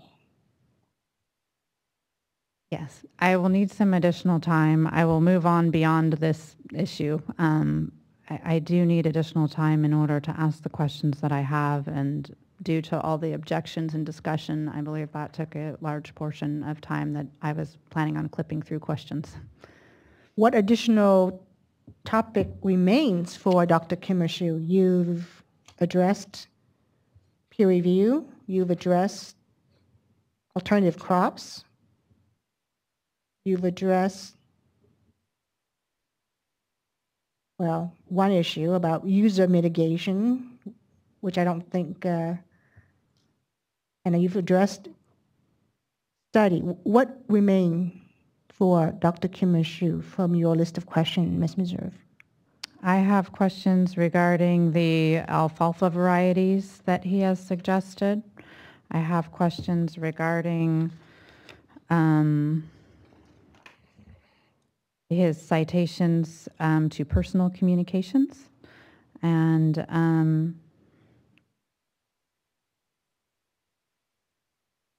I have questions about the salinity levels he's predicting that he mentions on page 10, and also about his repeatable conclusions statements.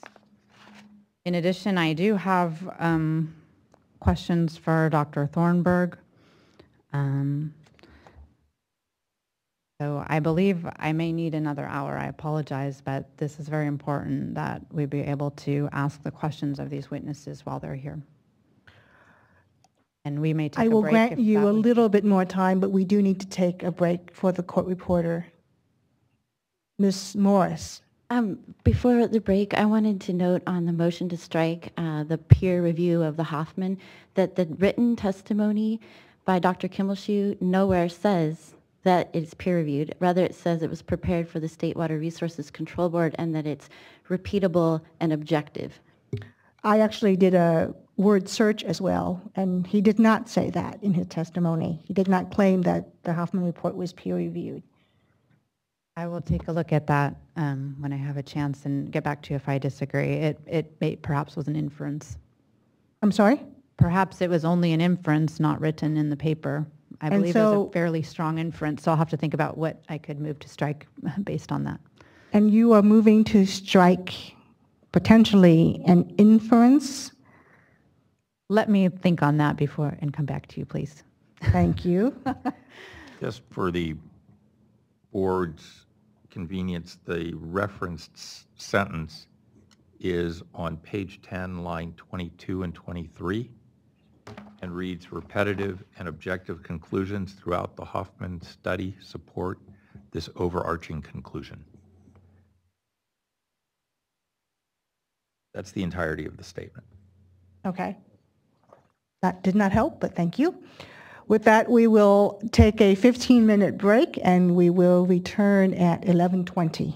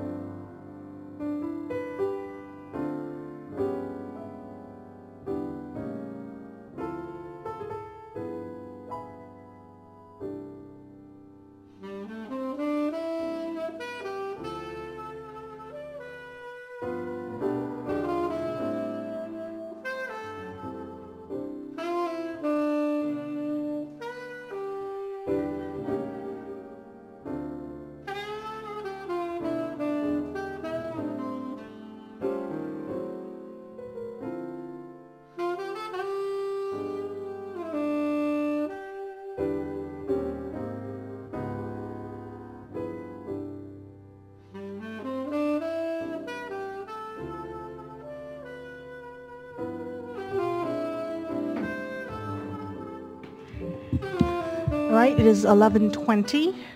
We are back in session.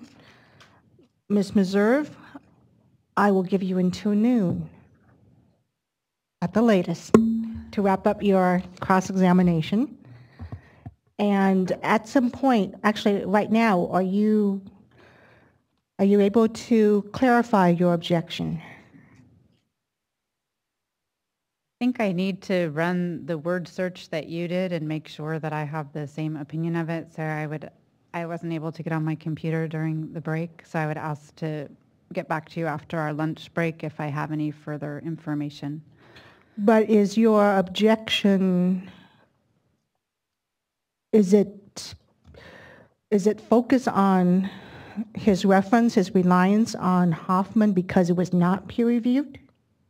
Yes, that's my objection, and the line of questions was designed around the issue of an assumption I believe that the witness made, that peer review studies are the ones that can be relied upon.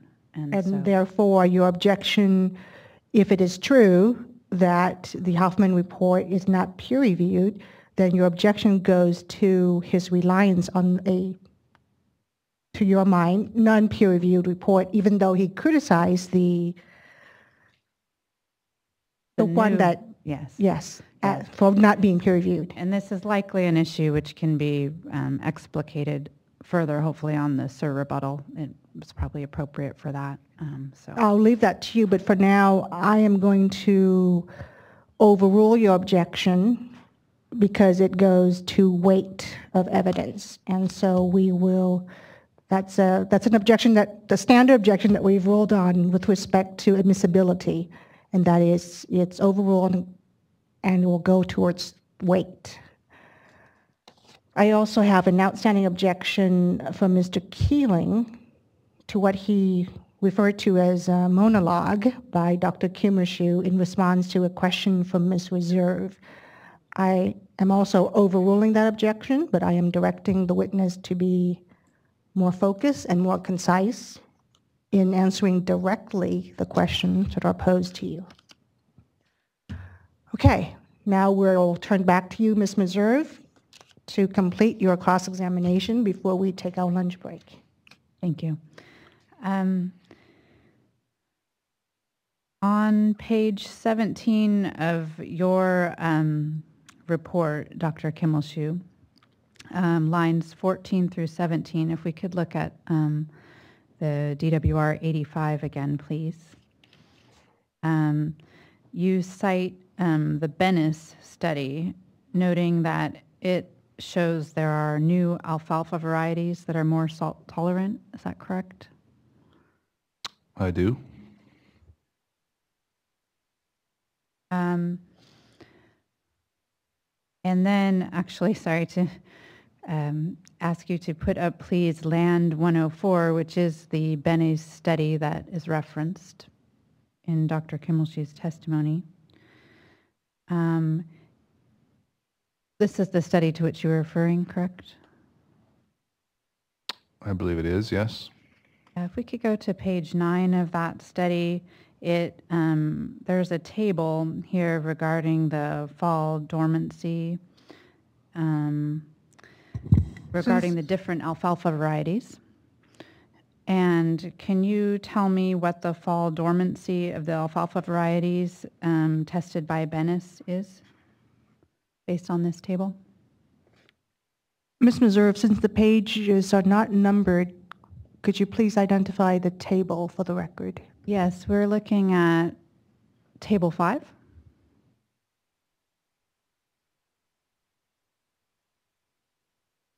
You restate your question, please? Can you tell me what the fall dormancy is of the alfalfa varieties that were tested by Bennis, which you referred to in your testimony? It appears to be labeled as the second column in that table. And are they non-dormant varieties? You know, I'm going to be honest with you. I'd have to go back and look at this document again. It's been a long time since I've looked at it to answer that question. I'm sorry. Are you aware that growers in the Delta do not grow non-dormant varieties of alfalfa due to the conditions there? I am not aware of that. Do you know whether growers are paid different amounts for the quality of alfalfa or other products? Yes. So if Delta growers would need to change to non-dormant varieties because they had some new level of salinity tolerance, and they're paid less for their alfalfa, wouldn't you think that would be some kind of adverse effect on those growers? Again, I'd have to look back at this document to be sure to answer your question. I'm sorry. Could we look at Land 108, please? This is a paper by Putnam, and it is regarding alfalfa quality. Are you familiar with this paper? Vaguely. If we could look at the highlighted language.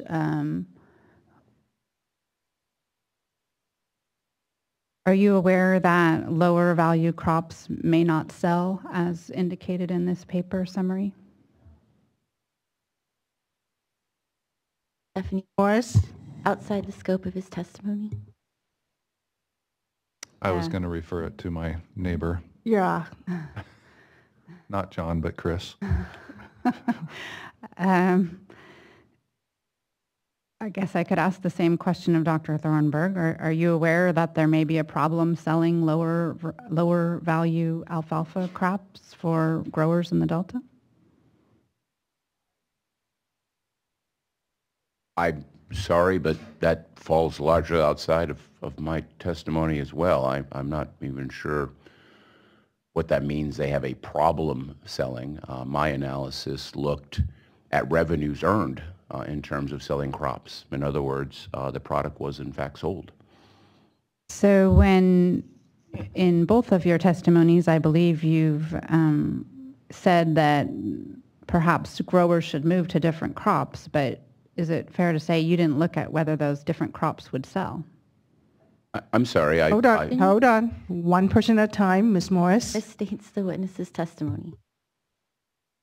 I never stated any such thing in my testimony. My testimony all wrapped around the basic empirical analysis that there didn't seem to be an impact of salinity within the historic levels on yield. And Dr. Kimoshu? I'd have to look back at my testimony, but I don't know if I used the exact words that growers should shift to other crops. All right, then the objection is sustained, and Ms. Meserve, if you would like to rephrase or move on.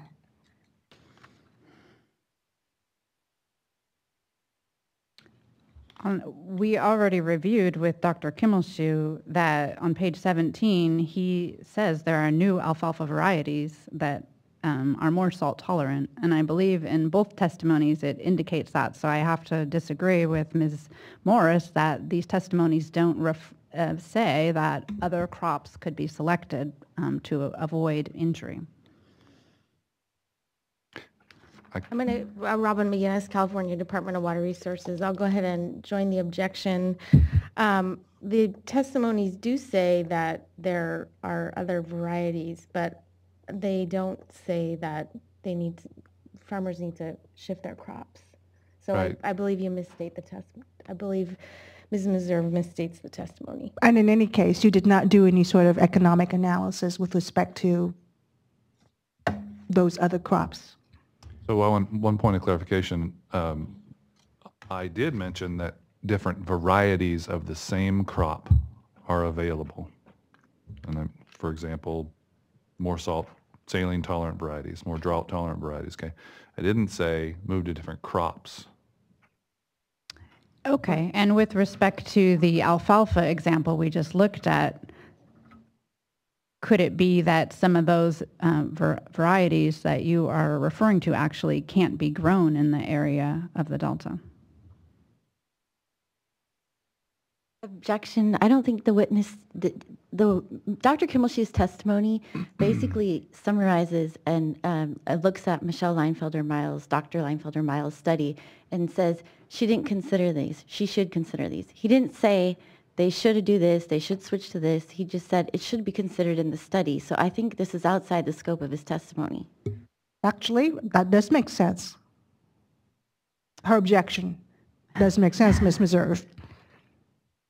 I believe he said, all I'm establishing with the witness is that he's mentioned looking at other varieties. However, he has not considered whether those other varieties could be grown or would be saleable in this region. Right? I mean, that is within what he suggested these other varieties, so I'm simply asking him about what he knows. Are you suggesting variety? Did you suggest Dr. Kimmershu variety, or did you critique that study for not considering those other varieties? My statement was centered on the fact that over the last 32 years, since the levels that were used from the Ayers and Westcott report, additional varieties have been developed that should be considered. I did not say anything with regard considered in the study. And considered by growers or in the study. But you also did not conduct any further analysis with respect to those? No, I did not. That's where I stopped. Thank you. All right. Okay. On page 21, back to Dr. Kimmelshoe, you note that the majority of, in your testimony, that the majority of the leaching fractions were below 10%, and you say that they are not common.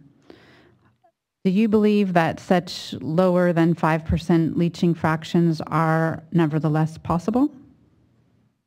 I suppose anything is possible, but highly improbable in this case.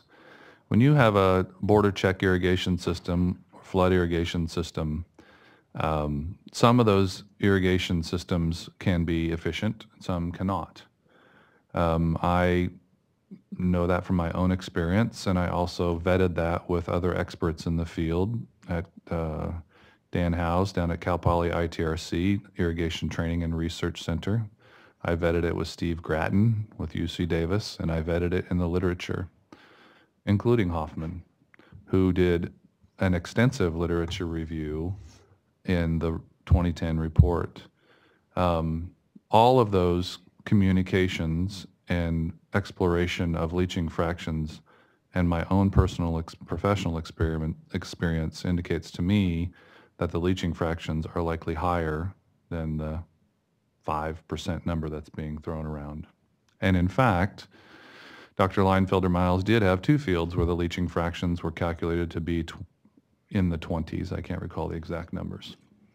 But you, however, have not done any field studies regarding leaching fractions, correct?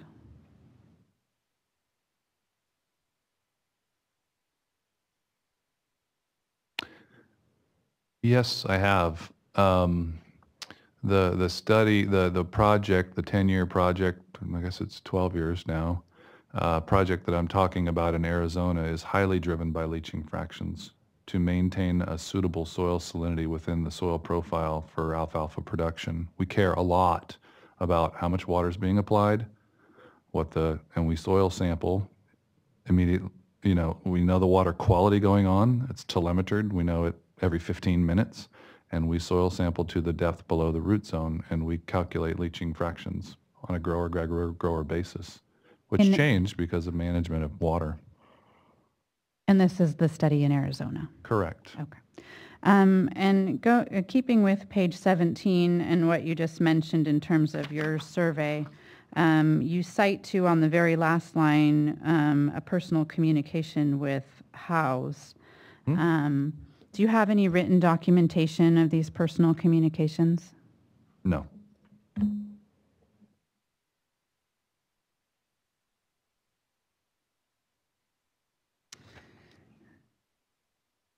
I would move to strike the reference to a personal communication in this testimony without providing any written description of what Mr. Howes said or didn't say. It's impossible to know whether he supported the statement made prior, which Dr. Kimmelshoe attributes apparently to Mr. Howes. DWR opposes the motion. Evidence Code 801B allows experts to testify about matters perceived or personally known to them. Objection overruled. It will go to wait. I would not think that this is personally known to him if he was asking someone else in ostensibly a telephone call where no notes were taken. I'm not sure that even falls within the evidence code stated, but I shall move on. Move on, please. May I clarify something? The sentence immediately preceding the reference of house is basically the summary of that personal communication. That's why I referenced it in that fashion. And it says, these levels of leaching fractions are not common in even the most efficient surface irrigated systems. Those were not my words, those were his. And with respect to, at the bottom on page 18, you also cite to a personal communication with Grattan for various statements made above that. Do you have a written documentation of that personal communication that could clarify which portions of this statement are actually supported by Grattan? Okay, it's on the top of my page, I'm sorry. Again, the preceding sentence in that personal communication is intended to be a summary of that communication. The inappropriate use of this basic ratio has been made elsewhere in high water tables with higher salinity. And you have no citation for that proposition other than this personal communication, correct? Oh yes, there are other citations for that. You chose not to include them in your testimony. I did. Sorry, clarification, you did include them in your testimony, or you chose not to include them? I chose them, and I included them in my testimony. There's about 3 or 4 references to that too, from Food and Agricultural Organization paper number 29, of which the ratios were used to calculate leaching fractions. It said you shouldn't do that in high water table soils. 2 in there, 1 in this paper that you previously referenced from Serena Srivas and Reddy. And a couple others that I can provide you if you'd like. That's sufficient, thank you. On page 20 of your testimony, you state that unless one is completely sure of the resultant salinity below the root zone, then the results from formulas used to calculate the leaching fractions may be incorrect. Are you aware of a scientifically accepted way to calculate leaching fractions in shallow groundwater? I have a statement in my testimony that gets to that. Can you search that? I don't know exactly what well, I might know. Here, hold on just a second.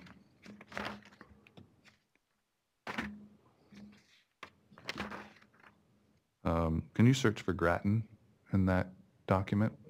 Grattan, Grattan. That's it. So if you read this, that's on page 22. So it states that no method has been developed, correct? It states that traditional methods of estimating leaching fractions and leaching requirements may therefore underestimate the leaching fraction. No method has yet been developed to adjust the traditional estimating methods for the effect of shallow groundwater on soil salinity. On page 10, in line 19 through 21, you state that the key take-home message from the Hoffman study is that crop production has not been impacted. And you use the words anticipated future salinity levels.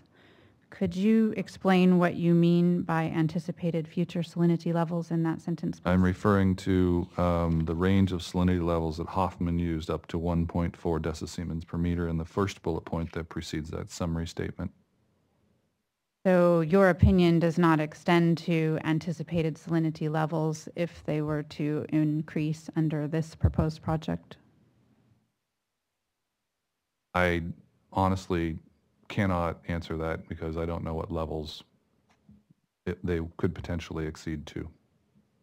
So is it fair to say your testimony is limited to the levels studied in Hoffman without reference to what the salinity levels would be? I think it's fair to state that my testimony is focused on the myriad of variables that impact salinity management. And we've talked about a number of them already today, and I won't repeat them. But and it's highly driven by the leaching fraction and how you can manage that salinity. So a better leaching fraction, you can apply a slightly higher saline irrigation water. So would you agree that additional study of leaching fractions in various locations throughout the Delta would be helpful in looking at these issues? Absolutely. Now going to page 9 of your testimony, please. At line 15 and also in footnote 15, you repeatedly reference the importance of repeatable conclusions. Are you saying that repeatable conclusions are necessary to validate field study results? In my training in agronomy and soil science, we had to run studies that were replicated and showed repeatability over time to draw conclusions that were valid to make decisions from. So yes, to answer your question, yes, repeatability is important. And if two studies don't come up with the same conclusion, would you say that the research was invalid then? I would say that more research needs to be done. Could we look at Land 102, please? This is the submission standards from the Agronomy Journal. Are you familiar with the submission standards? I am not. Is this the American Society of Agronomy? It's Land 102. Is that? I have the number wrong.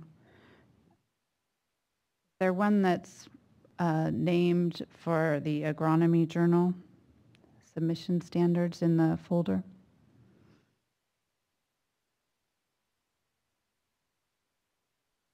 Reviewer Guideline 105, are you looking at that?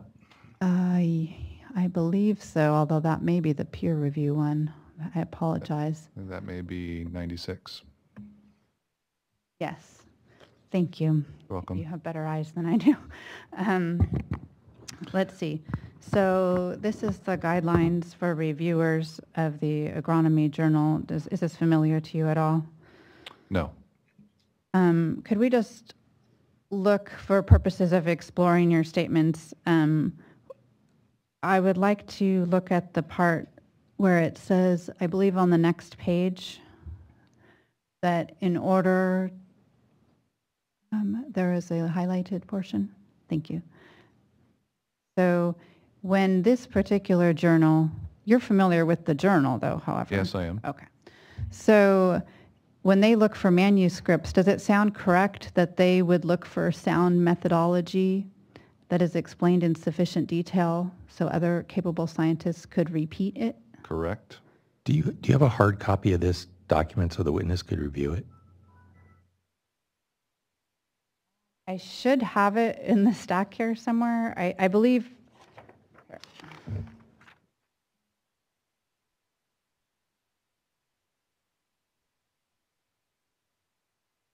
Thank you.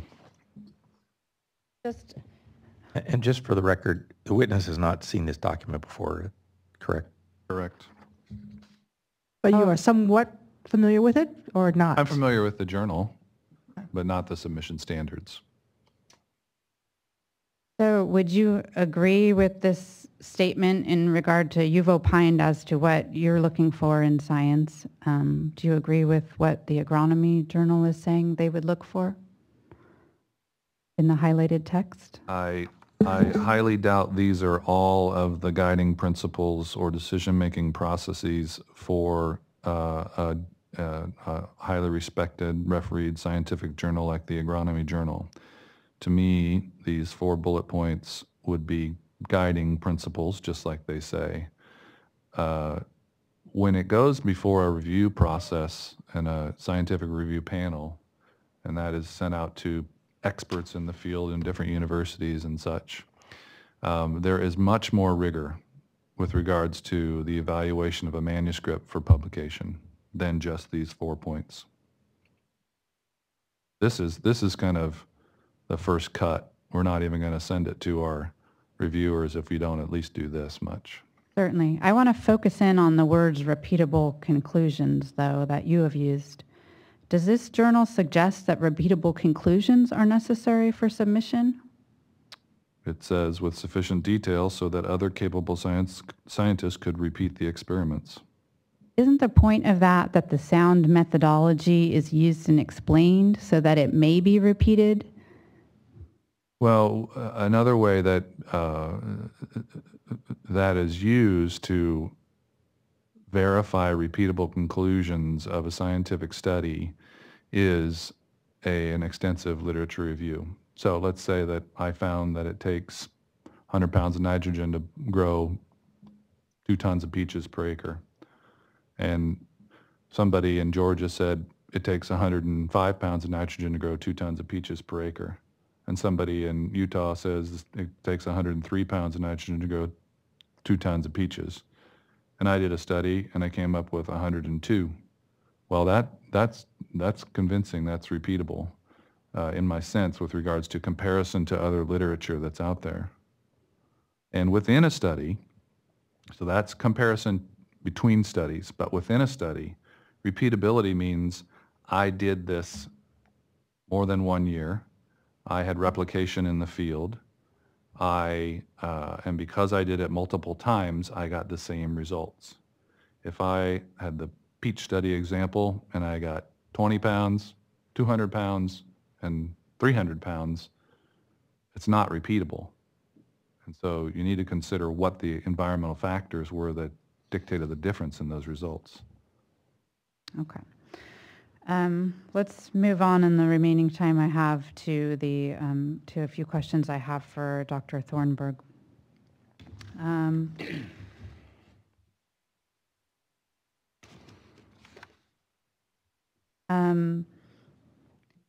I see that in your background is in economics and that you have, and you've looked at the cost benefit. Have you looked at the cost benefit impacts of implementing certain policies in the Delta in your testimony? Could you be a little ambiguous as to what policies? Yes, please. Okay, let me back up one question. Thank you. Sorry, are you aware that it is the burden, you opine in your testimony about injury, correct? You use that term. We opine on some of the opinions put forward by, excuse me, I forget his name. Dr. Whitelaw. Thank you, Dr. Whitelaw. Yes, we opine on the opinions of Dr. Whitelaw. And are you aware that it is the burden of petitioners to demonstrate no injury, not the protestants? Objection calls for a legal conclusion beyond the scope of this witness's testimony. Oh, he went into a great deal of discussion about no injury, so I think he's able to answer that overall. Could you repeat the question, please? Are you aware that it is the burden of petitioners to demonstrate no injury, not protestants to establish an injury? Perhaps that is a legal definition of the situation. However, I would also point out that from a statistical basis, it is very difficult to prove an absence of something. In fact, it's impossible. So in a sense, for, shall we say, an economist be asked to prove that no damages would occur is creating a statistically impossible result, and as such, obviously, cannot be required of an empirical economist. What we can certainly say in the context of the work we do is it doesn't seem as if damages in the past have occurred, at least within the range of salinity we've seen in the Delta waterways. Do you have any experience in the science underlying the policies that we've been discussing, like experience with chemistry or soil science or agronomy? Objection vague, what policies? Yes, what policies? that's a poor word choice. Do you have any experience with chemistry, soil sciences, or agronomy to assist in that informed your testimony?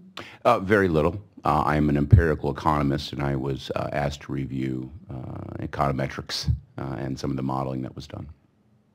So you have, is it correct that you don't have any personal experience or background that would allow you to make conclusions regarding the agricultural and other non-economic issues discussed in your testimony, correct? I'm sorry, I don't understand your question. Could you please rephrase it in a clear way? What non-economic discussion in his testimony are you referring to? If we could go to DWR 84, please, and look at page 15. And starting at line 13, there are quite a few opinions provided that are non-economic in nature, and these are the opinions I am referring to. Thank you. Again, can you restate your question? So, do you have any education or other background to support the conclusions made, the conclusions and information provided on pages 15 to 16 of your testimony, starting with line 13 of page 15 and going all the way to page 16, lines 20? We reviewed the modeling done by Dr. Michael, and in his use of these leaching fraction tables to estimate the losses. Our point was simply that his application of these tables was incorrect. And indeed, if you applied, say, for example, different sort of leaching fractions from other studies, or equivalently, even if you use, in the case of Pritchard, he seemed to be using the wrong input, then a different and smaller output should actually arise. In this context, I'm not opining on the chemistry behind these tables. I'm simply pointing out that they were misused in the context of Dr. Michael's estimates.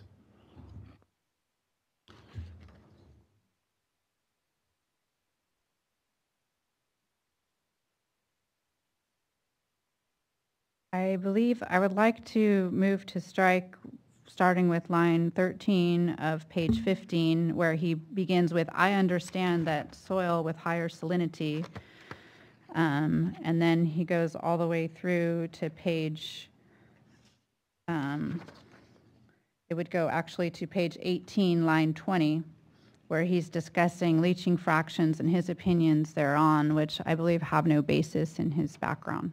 All right, hold on. Hold on, Ms. Morris. Let me make sure I understand this. So, Ms. Meserve, you are moving to strike starting from page 15, line 13. Line 13 through Page 18, line 20. 18, line 20. As those discuss areas outside of this witness's expertise. Okay, now you may join in or oppose. Thank you. I just want to note for the record, and I oppose that motion to strike. Dr. Thornburg is an expert. He can rely on literature that he has cited. In fact, it's not like they're unsubstantiated to back up his ultimate opinions, as well as he has cited to Dr. Kimmelshue's testimony, which also raises the exact same points and cites to much of the same literature. Alban McGinnis, California Department of Water Resources. I join the opposition to the motion, and the testimony is within the scope of Evidence Code 801. Mr. Jackson. Mr. Jackson, I don't believe the microphone is on. I would like to join in the motion to strike on behalf of CSBA et al. And point out that Dr. Thornburg has testified on a number of things, including this section. in which his CV shows no expertise. And I'm wondering if in fact you rule that you're going to leave it in to go to the weight of the evidence, whether or not we're going to be able to cross-examine in regard to the weight of the evidence if you don't strike it. You want to cross-examine us in terms of how we weigh the evidence? No, I want to cross-examine this witness if in fact you, in regard to his expertise. I believe that's what Ms. Meserve is doing. I believe that's the case, but you're now going to rule, and I just want to make sure that these issues are not going to be foreclosed by the ruling. If I'm actually totally confused by that. Ms. Meserve, can you help me out? I think I would like to go, I think, yes, I am attempting to ask questions that may go to weight in addition to the motion to strike, and I think other questioners will go on that. I have very little time to complete the questioning of Dr. Thornburg, however, so I would like time after lunch, a few minutes, if it's okay, I could probably narrow down what I have here. I'm concerned that the subsequent examiners may not have all the same questions that I have. And so I'm hesitant to skip over that since I represent several parties that are very interested in this. But I want to add one other thing before you think on that, please, is that on page 3, lines 18 or 19, page 3, lines 18 to 19, Dr. Thornburg states that the first claim, meaning the increase in salinity, is beyond the scope, but is presented by Dr. Kimmelshoe. And I think what I'm objecting to is that he seems to admit that Dr. Kimmelshoe is covering it, but then he goes ahead and covers it anyway. And that's why I think this should be stricken. Okay. I'm looking to Ms. Heinrich to make sure we've captured that. All right. So, Ms. Meserve, how much additional questions do you have for, is it Mr. or Dr. Thornburg? It's Dr. Thornburg. It's Dr. Thornburg. And we'll take your objection under consideration as well as your motion as well as your objection to the motion. I'm sorry, I have to clarify this for the record. That sentence, the first claim is beyond the scope of this analysis, was referring to 1, the construction of the Waterfix tunnels will significantly increase the average salinity level of soil in the delta. So the way that Ms. Meserve just characterized it is incorrect. And we're not going to argue back and forth. We are capable of reading it, reaching our own interpretation, conclusion, and issuing a ruling at some point. Ms. Meserve, how much additional questions do you have for Dr. Thornburg? I only have a few. It may be 10 minutes. I could probably narrow it down better after the lunch if you'd like to go ahead and break and let me just have a few minutes when we come back, and then I will turn it over to the other questioners. So you would only need 10 minutes or less when we return? Yes, I believe so.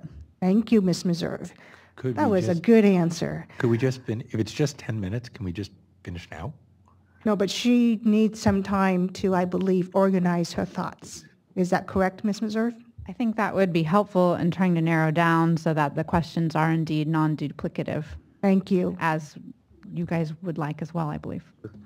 The chair would like for me to remind all of you that the farmers market is happening across the street in the park, so do use the opportunity of our 1 hour-long lunch break to visit the farmers market and support the growers in California. With that, we will take our lunch break and return at 1 p.m.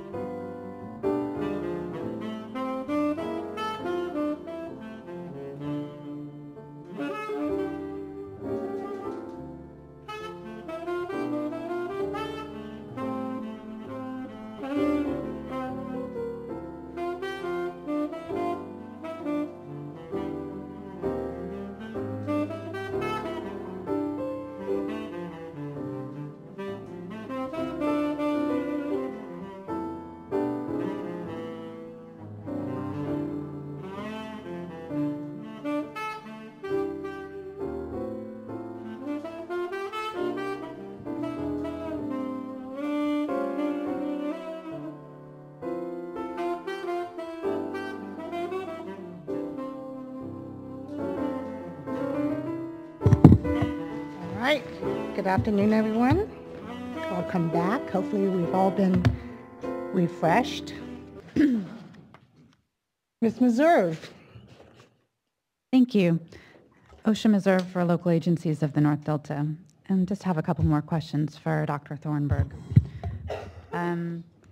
So looking at your testimony again, which is DWR 84, at line 22 of page 3 of that testimony, if we could take a look at it, you note your conclusion that you find little evidence that the increase in delta salinity would negatively impact crop productivity.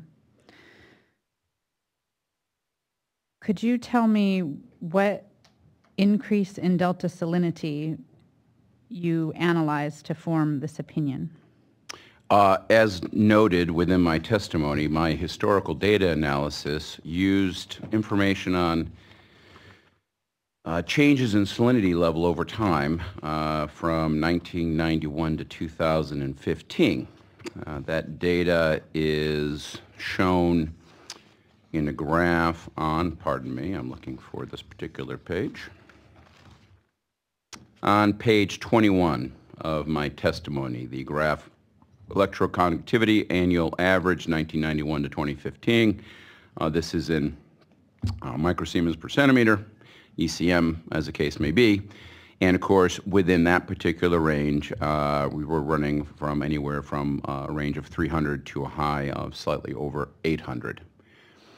Now, back on page 3 of your testimony on line 24, you say within 23 and 24, within the range of salinity increases that might reasonably be expected because of operation of the tunnels.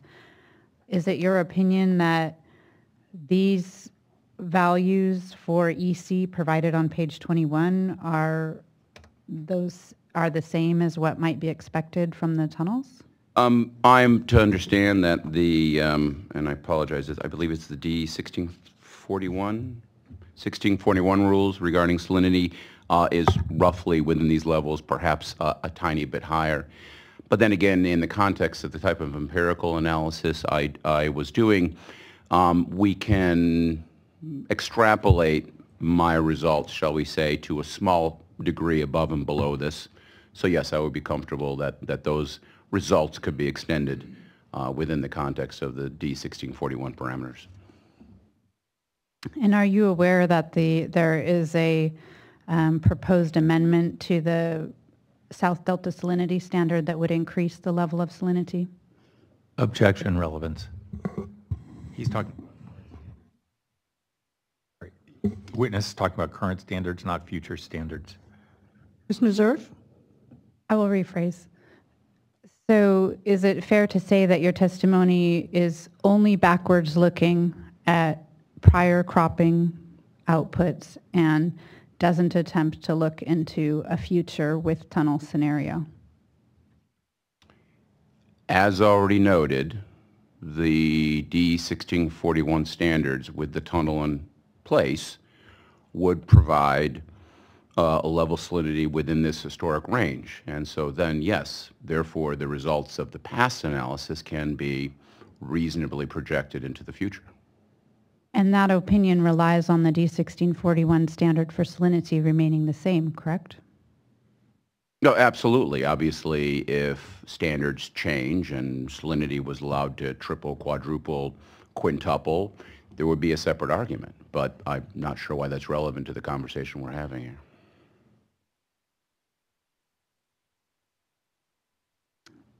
And so according to your testimony, if salinity increased within the range that you've shown, you don't expect any, that you mentioned on page 21 to be specific, you do not expect any decrease in crop productivity, correct? As noted in my historical analysis, when I looked at yields per acre of 17 different crops over this range of salinity within the Delta region, I found nothing to suggest negative impact of higher salinity levels. And the data you looked at was for the entire San Joaquin County, correct? That is correct. and the portion of San Joaquin County that is within the delta is about 1/3 of the county. Is that right? I'm not sure if I understand your question. You looked at crop data for San Joaquin County in order to do your analysis. Are you aware that that the delta makes up only about the portion of San Joaquin County that is in the delta is about 1/3 of the county? Again, I'm sorry. Can you please restate that question? Because I'm not following what you just. What is what 1/3 of what? You looked at crop data for the entire county. Only a portion of the county is within the delta, correct? Oh, I see what you're asking me. That is correct. Going back to the decrease in crop productivity, would that mean that you do not expect? Would that mean also that there would be no likely reductions in revenue to the farmer? We did not study, if you will, the relationship between revenues per acre and salinity levels, largely because revenues per acre is dominated by externally generated price shifts. The international agricultural markets have a much larger impact on prices than most anything else, and as such, you're really not able to pick out, if you will, anything from that data. So we did focus our efforts on yields, and as noted, there's no evidence that higher salinity leads to lower yields, and as such, I would expect that it wouldn't lead to any reduction in revenues as well. And your data was limited to only looked at the entirety of San Joaquin County, correct? Which is not entirely within the delta. That is absolutely the case, but I would point out that that data wasn't available to us. Otherwise, I would have looked only at the delta portion of agriculture. And I would also similarly point out that if the delta region itself was significantly impacted by the higher salinity, that would be seen in the aggregate data. I mean, the aggregate data would show a decline, all else being held constant. So I don't actually find the fact that other data wasn't included there to be relevant to my findings.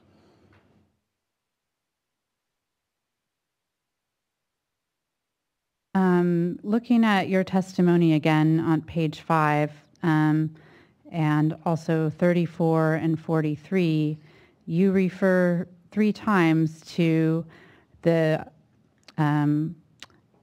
possibility of compensation through payment as a means to address reductions in crop yield. Is that correct? It's This is a yes/no question, and I have a follow-up. Yes, I do refer to that. Are you aware of any compensation plan for this project if salinity causes injury to water users? Calls for speculation outside the scope of this witness's testimony. Well, he does mention compensation. Are you aware of any such? No, I'm not aware, to be honest with you, no. And to be clear, the comment was really more towards, those comments were not directed towards whether or not I thought there was going to be damage. The comments were directed largely at what to us is an economically impossible standard that Mr. Whitelaw puts forward, that somehow or other, if any person is even remotely harmed, that somehow or other this project can't go through. In the context of the basic operation of an economy, there have to be trade-offs. The concept, for example, of eminent domain, where government steps in to take over a piece of land for the general public good.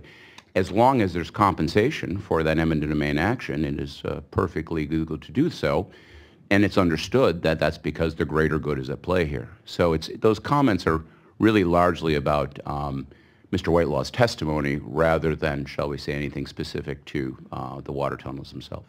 And you're providing those comments as an economist and not attributing any sort of legal meaning to that term injury. Oh, you are absolutely correct. I am not a lawyer. I simply am an economist. My dad's an economist, and I don't think there's any simply associated with that, but thank you.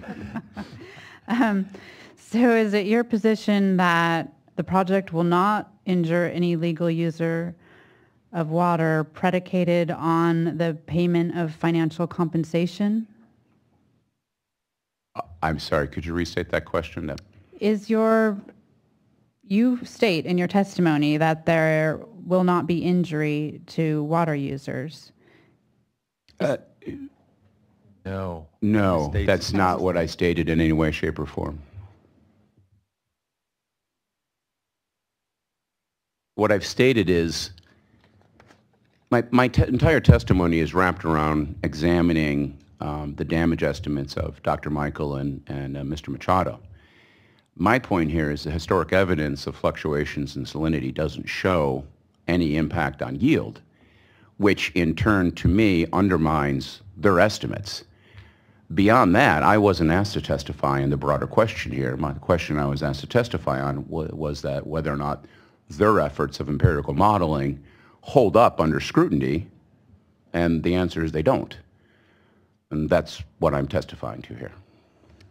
And are you aware that water users in the Delta support stricter salinity standards? Objection beyond the scope of testimony and relevance. Do you have any knowledge?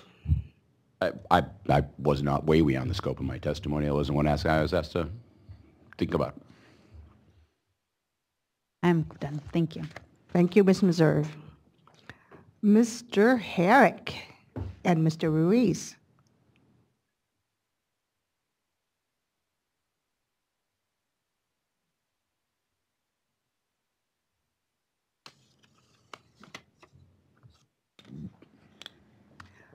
The dynamic duo.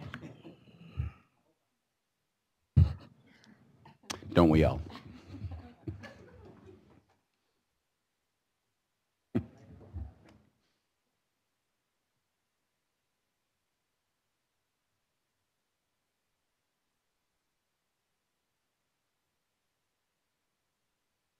And is Mr. Ruiz starting off?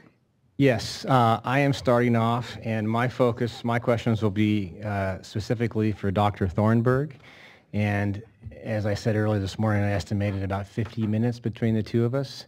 And I'm going to just go through several questions with respect to a little bit about Dr. Thornburg's background with respect to this project, his critique of Dr. Michael's analysis with regard to direct economic damages, Dr. Thornburg's empirical analysis, Dr. Thornburg's critique of Dr. Michael's theoretical model, and Dr. Thornburg's critique of Dr. Michael's economic injury figures, his critique of the crops used by Dr. Michael, his critique of Dr. Michael's generalizations as he cast them as incorrect, and finally his critique of the omission of the 2005 data.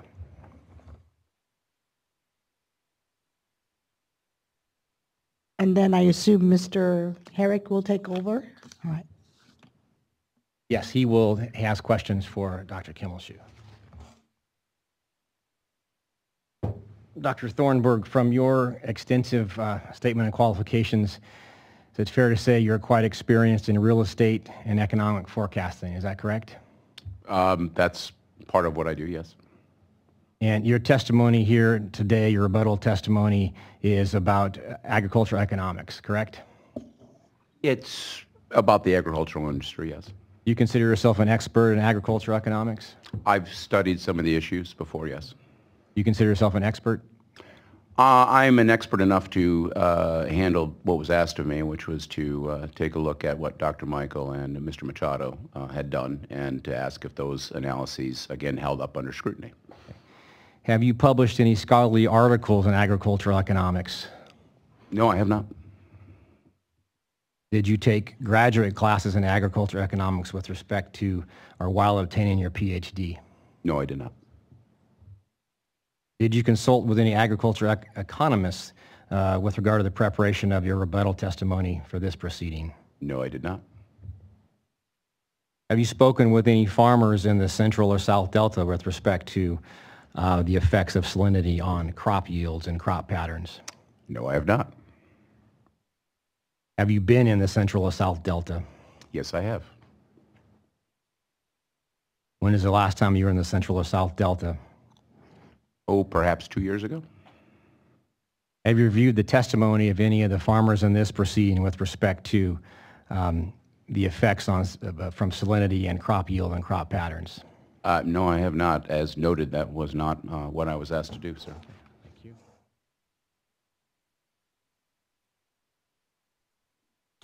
you. If we could put up his testimony, which is DWR 84, I believe.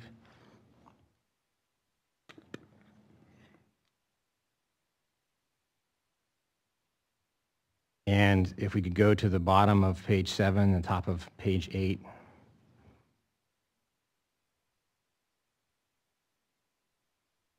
You testify as to the, as you say, odd structure of Dr. Michael's analysis. Do you see that? Do you recall that testimony? Yes. By the odd structure, you're referring to estimating crop yield effect theoretically and crop shifting effect empirically, correct? Correct.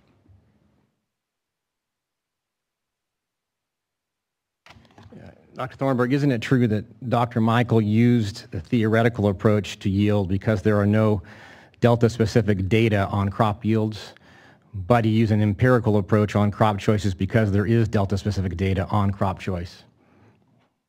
Actually, I would disagree with that. How so? Because of the fact that we have historical evidence. As I've noted and studied at quite length and within my testimony, there are naturally occurring fluctuations of salinity within the delta. That naturally occurring fluctuation in salinity provides us with a natural experiment to allow us to tease out what happens to crop yields in the context of changes of salinity. The fundamental question here is whether or not these tunnels are going to change salinity and how that salinity will alter crop yields. The historic evidence gives us plenty of ability to study that. And to ignore the historic evidence, I think, is a serious omission. And the historic evidence that you're referring to, from what I'm understanding, is your empirical analysis of the historic evidence. Is that what you're saying? Well, that is, my analysis was to show how important that omission is. I have no idea if other people have studied this. Okay. I'd like to take you to page 19 of your testimony, and sorry for moving around pages, but the testimony kind of moves around a bit.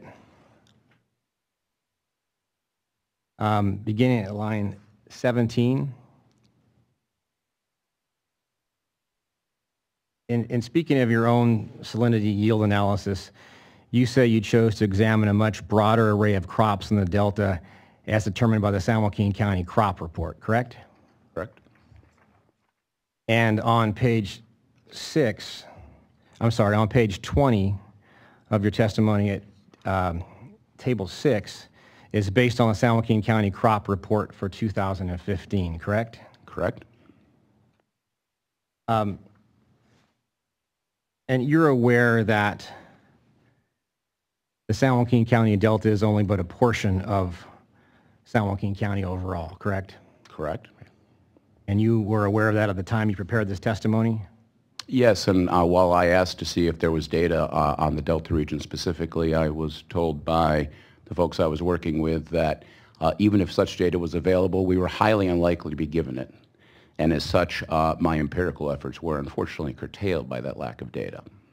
Okay, so by that you mean that you looked at, by that you mean looked at county-wide cropping data and the crop report for San Joaquin County overall, but you didn't look at it or disaggregate it for the San Joaquin County Delta, correct? As already noted, I would have preferred to do that, but I was unable to because the data was not available. In looking at your table 6,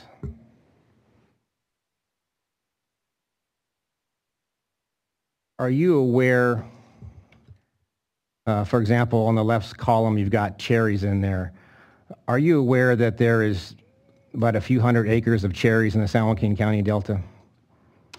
Again, as already noted, I was not provided data as to how many acres of various sorts of crops are within the Delta versus what is outside.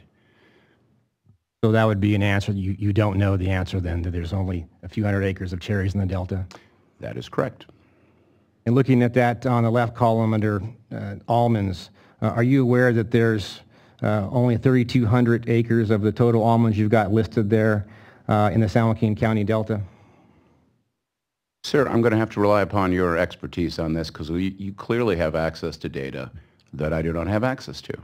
However, I would like to point out that if you would provide me with the data and the history and the way I have here, I'd be more than happy to perform my calculations yet again with your more specific data. I think that's a little bit outside of my duty and job description, but I will consider that. Are you aware that Dr. Michael's analysis with respect to salinity and the impact and the relation to crop yield and cropping choices pertains only to the San Joaquin County Delta? I suppose that could be true. I'm not exactly sure. But you read and critiqued and you are attempting to rebut Dr. Michael's testimony, correct? Sir, I would be clear that let's say the salinity levels that we're talking about has significant impact on, say, some of these crops that are heavily located within the Delta. Dr. Thornburg. I'm actually trying to answer his question, if I may. This actually has asked your question again, Mr. Ruiz. Are you aware that Dr. Michael's analysis, which you are rebutting, is focused on the relationship between increases in salinity and crop yield and crop choices within the San Joaquin County Delta itself as opposed to the San Joaquin County in general? Yes, that is what he's trying to estimate. But your focus and your rebuttal was not limited to that, correct? Because you didn't have access to the data. Correct, but as I was starting to say before, and I think it's an important point to keep in mind here, if there was a significant impact of increased salinity on crop yields within the Delta, one would rightly suppose that that would show up in the broader data.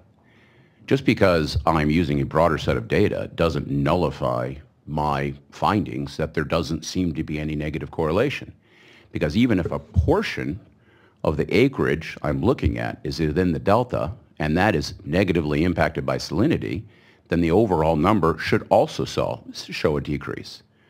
So as such, while it may become a little bit harder to see the effect, I would point out that not only did I not find any significant negative effects, but for the most part, many of these crops actually seem to show increases in yield in these high salinity times. Now, I'm not suggesting for a heartbeat that the salinity was adding to yields, but it's pretty clear to me that the data does not suggest any true loss of yield in these high salinity times. And how, from your analysis, is one to determine the impact specifically on yields, the relationship to salinity in the San Joaquin County Delta itself? Again, that should show up in the broader county level data if the impacts are significant.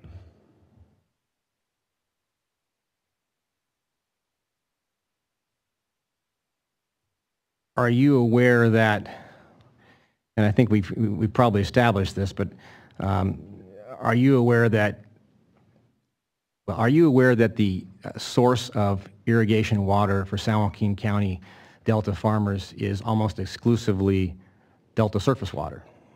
I'm to understand that is the case. And are you aware that the source of water for other farmers in other portions of San Joaquin County, not including the Delta, say for example eastern San Joaquin County, is not the Delta? That is probably the case. Do you have reason to believe that may not be the case? Sir, I didn't study that because, again, it wasn't relevant to my results. As I already noted, the Delta is contained within these county level statistics, and as such, if the Delta acres were impacted, it should show up in the broader data. Just because something is a part of a whole doesn't mean you can't look at the whole to figure out what's happening to the part. So by some additional level of disaggregation or analysis, one might be able to dig further to determine or do additional work to determine what you're suggesting. I'm sorry, could you restate that? Was it a question there? There was a question there. Could you restate it, please, I for me? will. So by some additional level of analysis that may begin with what you've done for your work in this matter, someone might be able to disaggregate and determine if there is in fact an impact on salinity and San Joaquin County Delta farming choices and crop yield and choices based on your work. But your work itself doesn't do that, does it? Again, I'm not sure if I understand your question. I'll move on.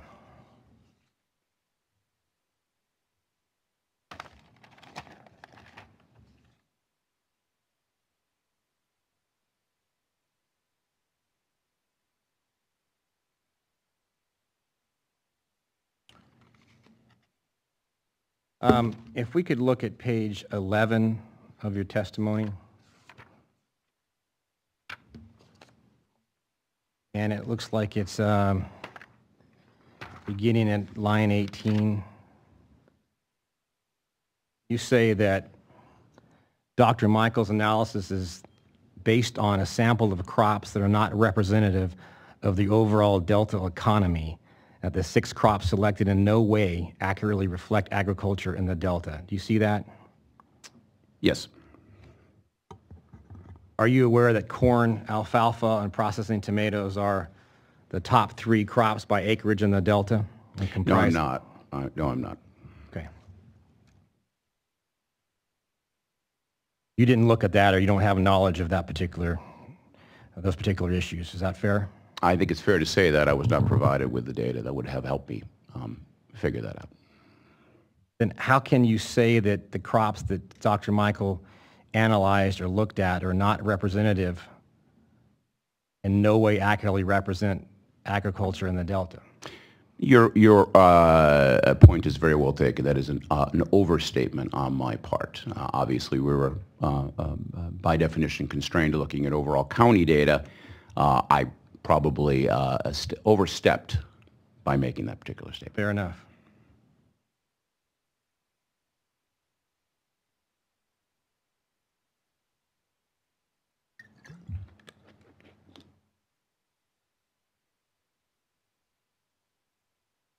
If we could look at page 31, to jump back again, or jump around again, page 31, line 12.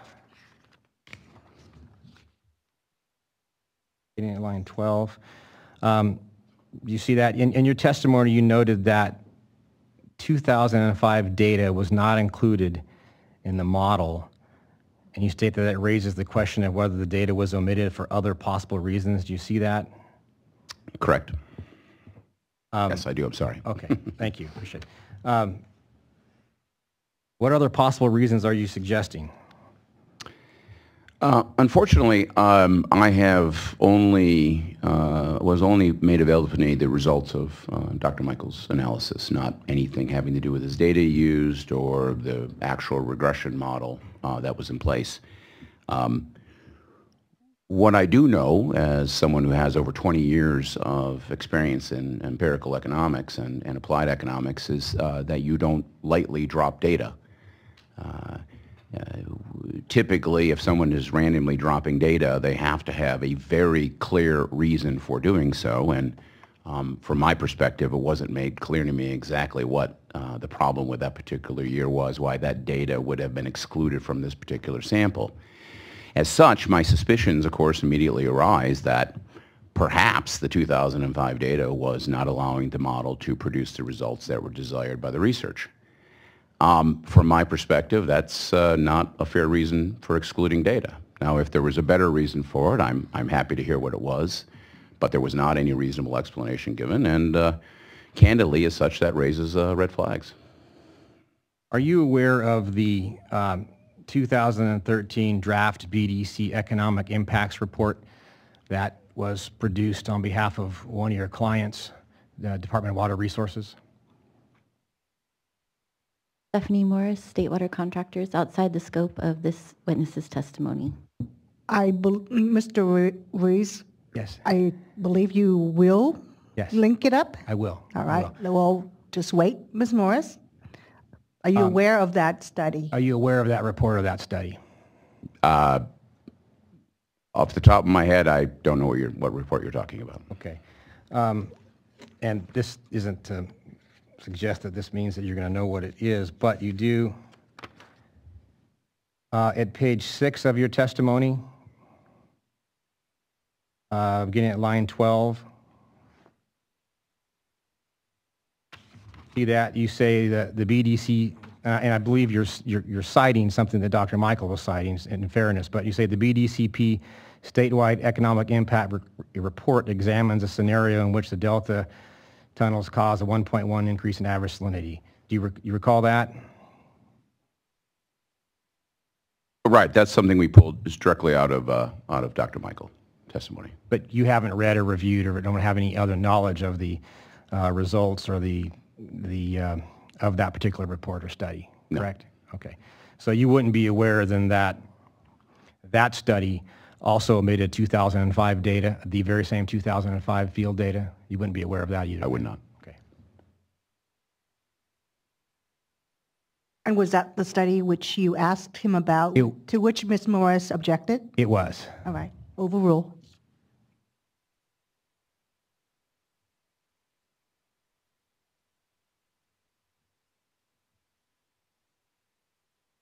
Actually, the only thing I have, well, actually that concludes my question. Thank you. Again, very efficient. Mr. Herrick. Thank you, Madam Chairs, board members. John Herrick for South Delta Parties. I'll be asking a few questions of Dr. Kimmelshue. The topics deal with his recalculation of tables presented by our witness, Mr. Pritchard.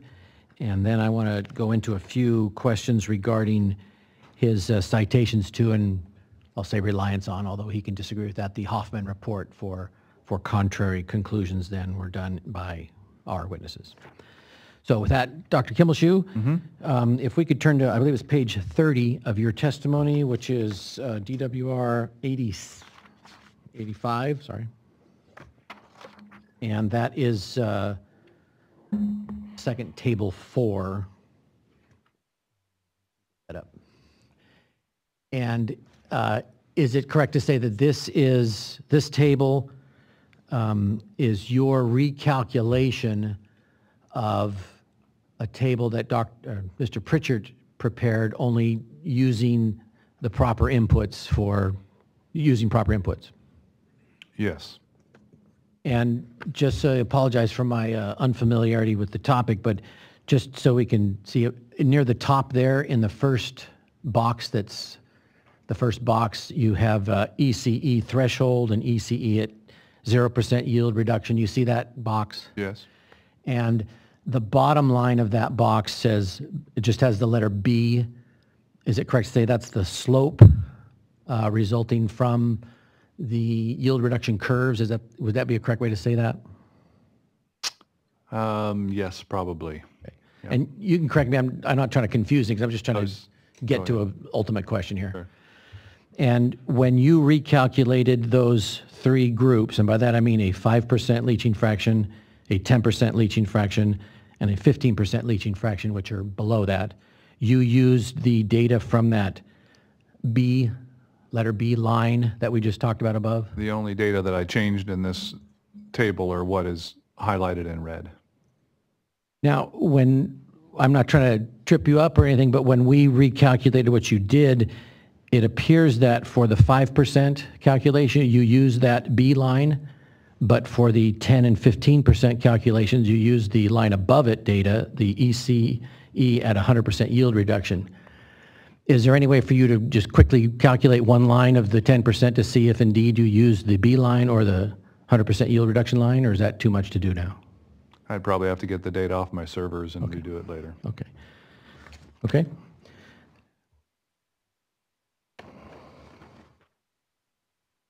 In your testimony, at a number of places, you refer to the Hoffman report. Are you familiar with the Hoffman report? And let me back up, sorry. Your testimony refers to the Hoffman report submitted in the Bay Delta proceedings. I'll be just saying Hoffman report, although that's not the title. The title is the examination of, I don't know what the title is, sorry. But you're familiar with that document, correct? I am. Okay. I am. And in that report, Dr. Hoffman, among other things, calculated leaching fractions for the Southern Delta area. Would that be a correct statement? Yes. And are you familiar with how he calculated those leaching fractions in that report? Vaguely, yes. I'd have to go back and review it again, but I am fairly familiar, yes. And these aren't trick questions. I'm just seeing if you recall or don't know or disagree. Is it correct to say that when Dr. Hoffman calculated his leaching fractions, he used an assumed water quality? Do you recall that? I think there was a range of water quality, and you can correct me if I'm wrong, where he used an average of that or an assumed water quality. I think he did look at some historic water quality results, if I remember correctly. Okay, but that's fine.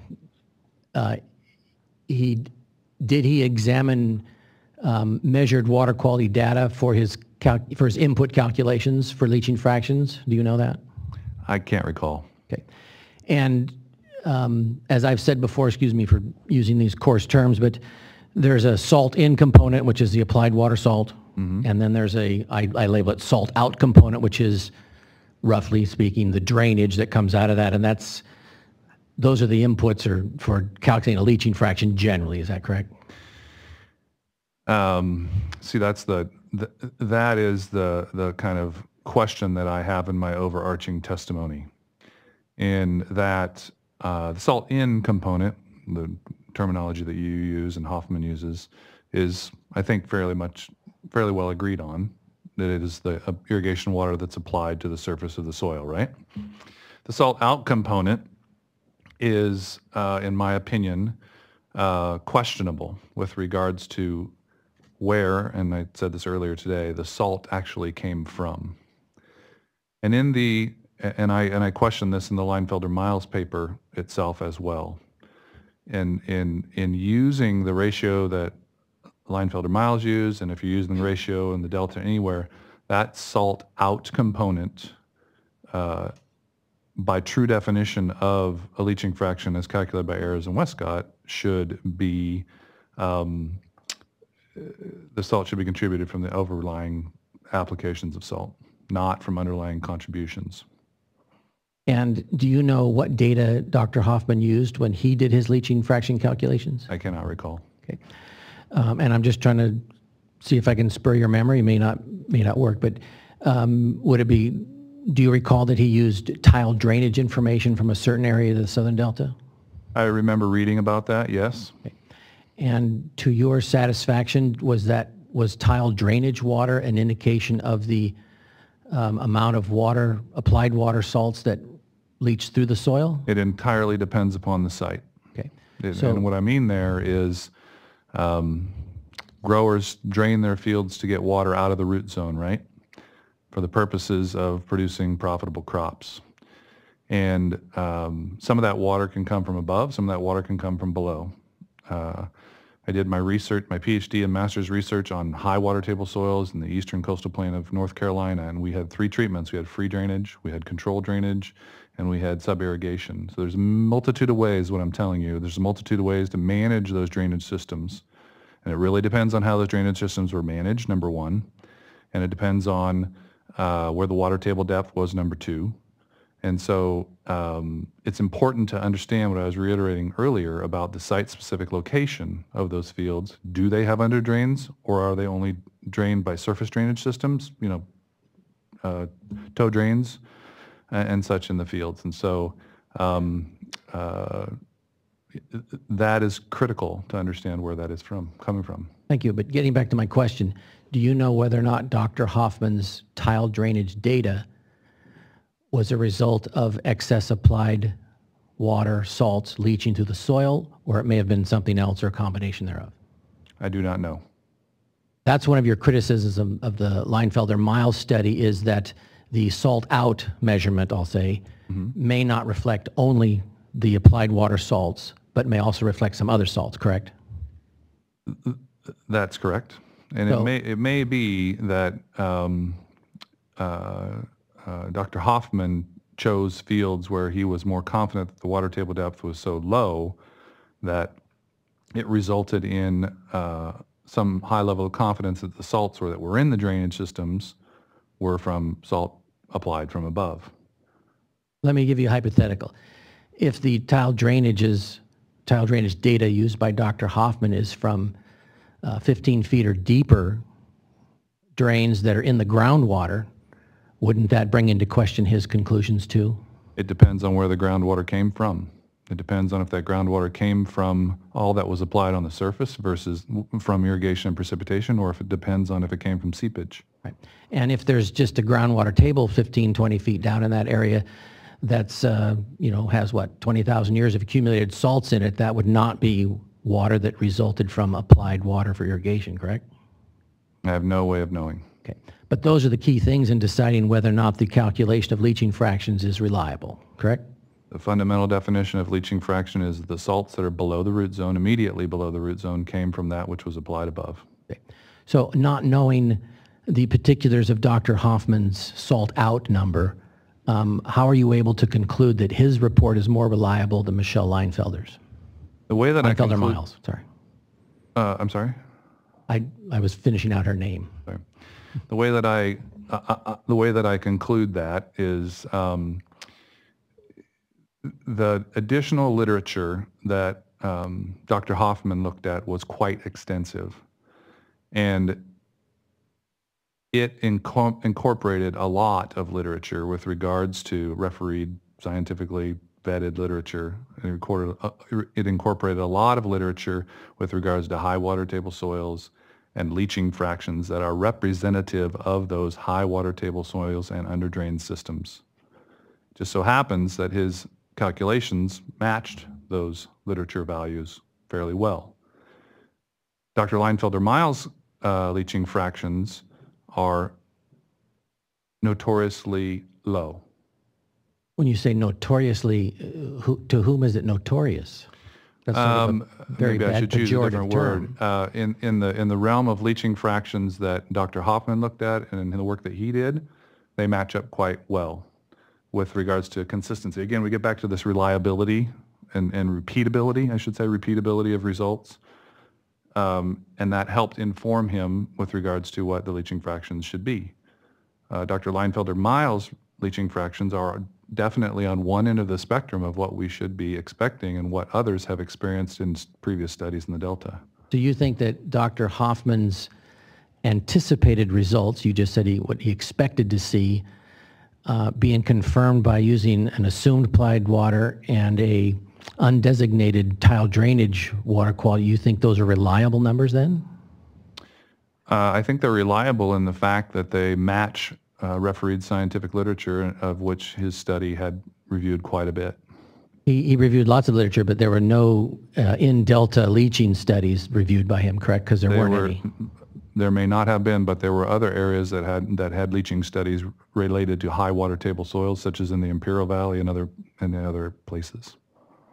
Now, one of the points you make is that, as we've just been covering, that if the salt out number is including salts that were derived from groundwater or some other source, then that may make the study or the conclusions of the study unreliable, correct, generally?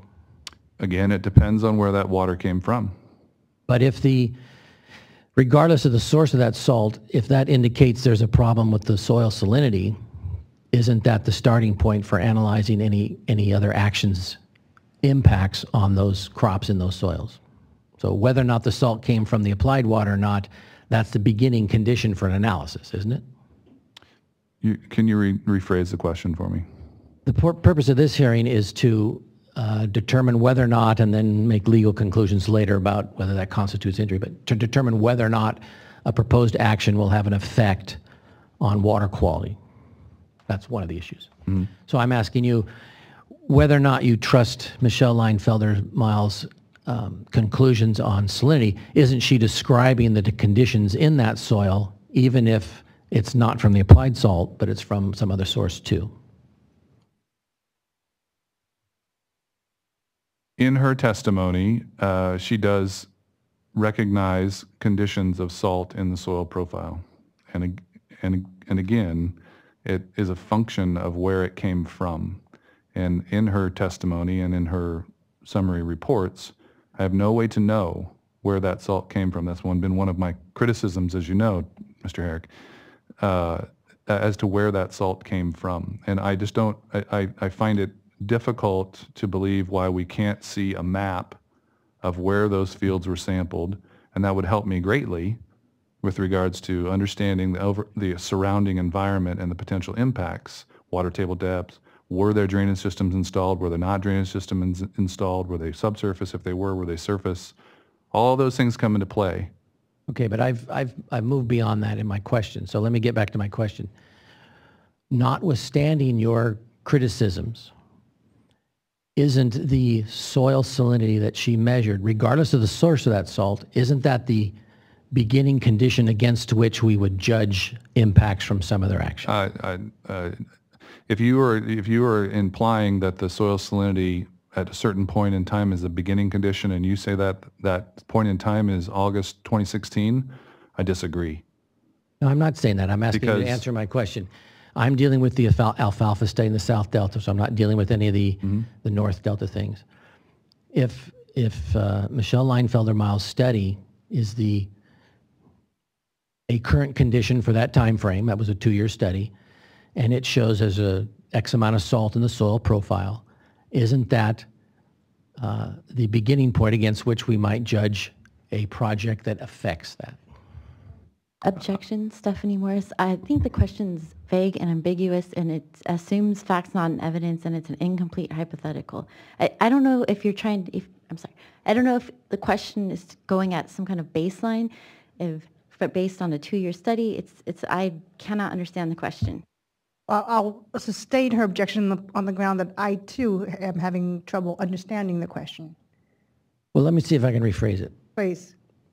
Apparently I am too. Sorry. I thought it was an excellent question. Motion to strike. Motion to strike.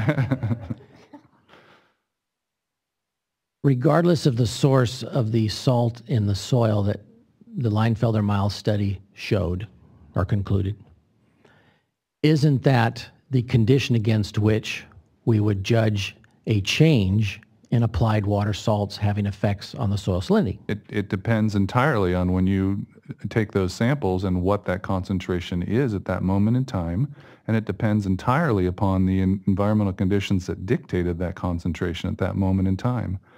And that's what I was trying to say, was that and this is the challenge with outdoor and natural system studies, right? The study was performed and you're given the cards that you're dealt by Mother Nature, right? And so you should expect that those salinity levels in that study for those years that were sampled should be elevated. So if your goal is to use an elevated soil salinity as a baseline, then that's a good study to use. But I don't think that's the goal. I think it should be more something towards an average salinity or a longer term study sampling program, because you should be expecting increased salinity in those conditions right now because of the drought. Let me get back to my question, since apparently I'm not expressing it so that an answer can be made. Whether or not it's a extreme condition or an average condition or a wet year condition, all of those various conditions would then have to be judged as to how a change in applied water might affect the ag dependent upon that. So if we're just looking at what you describe as an extreme condition, that's fine, but wouldn't it be relevant to know what the extreme condition is and then to examine what a project might do under those conditions? Because we're trying to determine if there's injury, not if there's average injury or if there's only wet year injury, if there's only dry year injury. We're trying to determine if there's injury. You don't have to make the decision on whether it constitutes legal injury, but if the starting condition in a drought extreme period is the soil salinity data that Michelle Leinfelder-Miles came up with, isn't that relevant to then the analysis? Objection? Morris? Again, Mr. Herrick is walking a fine line to try to get this witness to suggest what the legal baseline should be for comparing soil salinity to current conditions versus this project, and I think it's inappropriate and it's outside the scope of this witness's testimony. This testimony was rebutting Michelle Leinfelder-Miles, not making any sort of determination of baseline conditions for soil salinity as which to compare against this project. That's a fair objection, Mr. Herrick. Your response? My response is the numerous objections we've had today for some reason seem to be making sure that the board does not hear questions relevant to the ultimate issue. Now, these witnesses may not be offered on the ultimate issues, and they may not be testifying on that, but when they make conclusions about other people's analysis on the ultimate question, it's perfectly reasonable and fair to ask them whether or not their critique affects that ultimate conclusion. You lost me with that last part. May I try this? Dr. Kimishu, based on your analysis of the study, to which Mr. Herrick has been mentioning,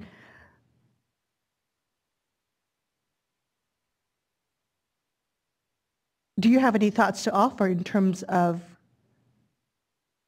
its value in determining changes to the agricultural community? I'm trying to avoid using the word injury or impact, but how might, based on your knowledge and your analysis of that study, what would you offer in terms of its potential use in determining effects on the ag community in the Delta? What I can offer is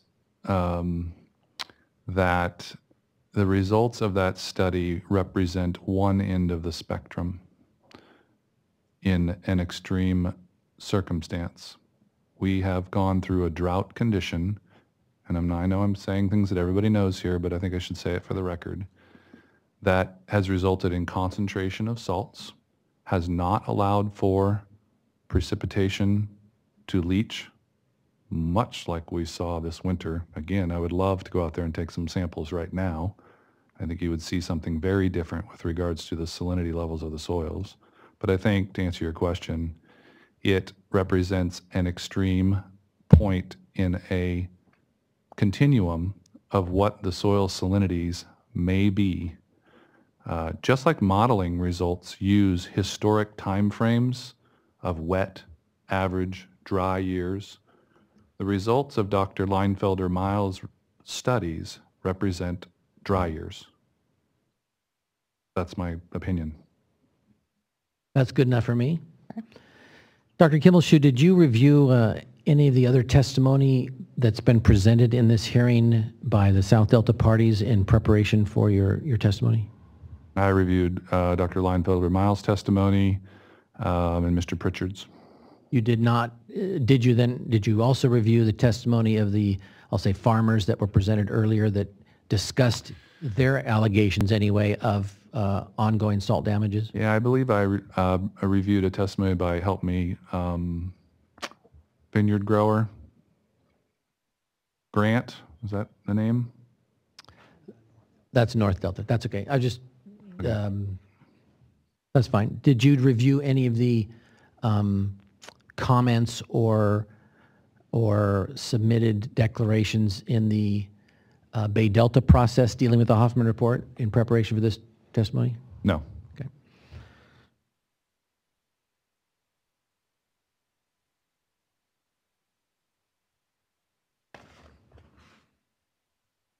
Real basically, without sounding snide, are all of the studies that you reference in your materials peer-reviewed? Oh, I'd have to go back and look. Okay.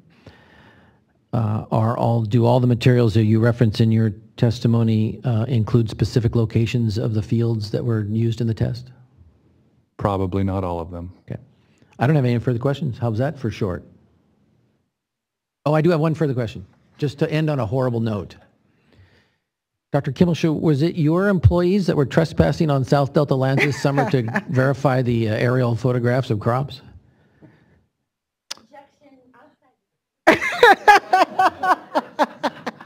Because it was. I'm not answering that question. Mr. Herrick, that was... Withdraw the question. That was very naughty of you. It was. Yes, it was, yes. If it was an inadvertent trespass. Thank you, Mr. Herrick, Mr. Ruiz. Next, we have Mr. Jackson. And how is the court reporter doing? Shall we take a short break? You good? Okay. Excuse me, before we go to the next cross-examiner, I asked panel 2 to come back around 3 p.m. Do you think that is... Actually, Mr. Jackson estimated 30 minutes. Is that still the case?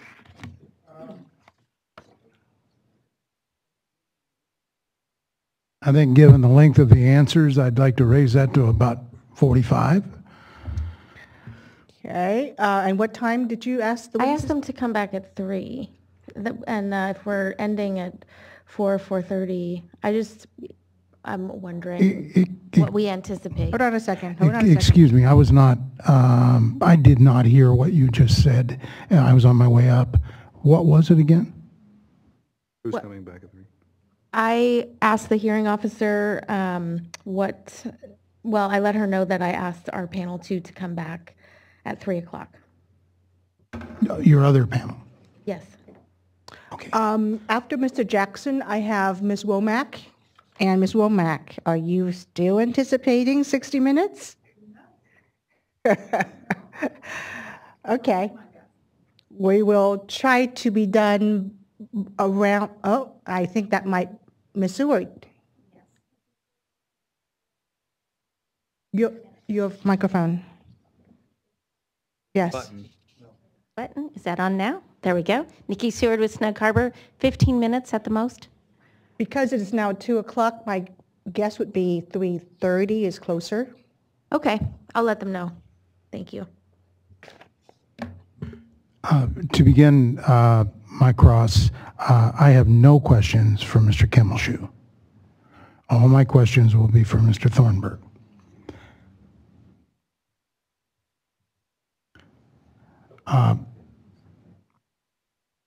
My first set of questions, do you want a description?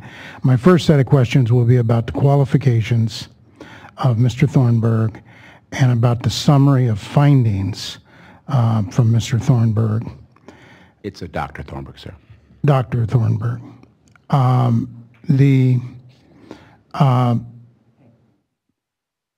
And I think that will result in there being no more questions until he begins what he calls part 3 of his testimony on page 33, line 22. And then I will have questions in regard to his headings,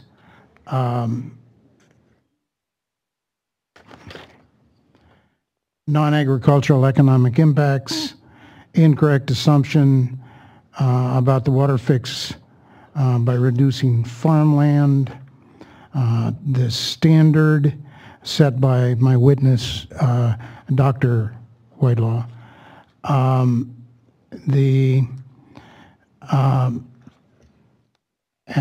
then assuming his answers are as I expect them, then negative outcomes do not outweigh benefits of the Waterfix. I have a series of questions in that section.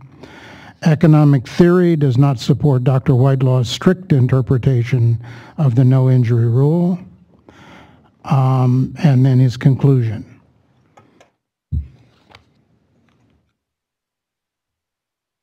And let me look at the court reporter. It sounds like this will be lengthy. Would you like a break around 2:30? So, Mr. Jackson, let's look for a time, a natural break in your cross-examination around that time. Okay, and depending on the answers in terms of the beginning portion of it, Mr. Thornburg, in looking at your list of qualifications, have you done other work on natural resources? Yes, I have. Where? I have done a number of projects for the Metropolitan Water District over the years. Is that who's paying you today? No, I believe I'm being compensated by the Department of Water Resources. Okay. What have you done for the Metropolitan in regard to resources in the past? We did a large-scale study on the tunnels themselves. That was a couple of years ago. I don't believe that report has been publicly released. I've also reviewed a couple other reports many years ago regarding the Imperial Valley Irrigation District. And hold on, I believe Ms. Morris. I just object to sort of a whole nother line of questioning about his qualifications. It seems like all of these kinds of questions have already been asked and answered by the examiners before, and that particular question was outside the scope, but I couldn't make the objection early enough. Mr. Jackson, where are you going with this line of questioning? Is it? Dr. Thornburg makes a substantial number of criticisms of other people's testimony, and that's appropriate for rebuttal, but it's also appropriate to find out whether or not he has the background, and it goes to the weight of the evidence. All right, I will allow you some leeway, Ms. Jackson. Overrule for now. Thank you. Other than the water fix, have you worked on any resource issues? That's a very broad question, sir. I'm a macroeconomist. I do a lot of work with agencies and governments across the state. Some of those relate to water issues here or there, or perhaps other resource issues. Right. I'm only interested in water issues here or there. What water issues have you worked on in the past? Well, just for example, studying the impact of the drought on the California economy, or lack thereof, as the case may be. Obviously, that's been a big source of conversation in my studies of the California economy over the past few years. Anything else? There again, I have over 20 years of experience. I'm not exactly sure how you expect me to pull through every nugget of in my extensive experience.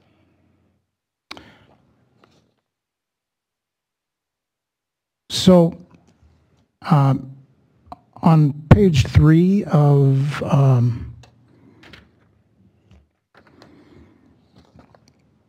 your testimony, in your summary of findings section, could we put that up? You indicate that you've extensively reviewed the analysis and testimony of 3 people. I'm interested only in the Ed Whitelaw part of this because he was my witness. That's perfectly reasonable. I should point out to you that was probably the least amount of work I did in the context of my work. It seemed to be.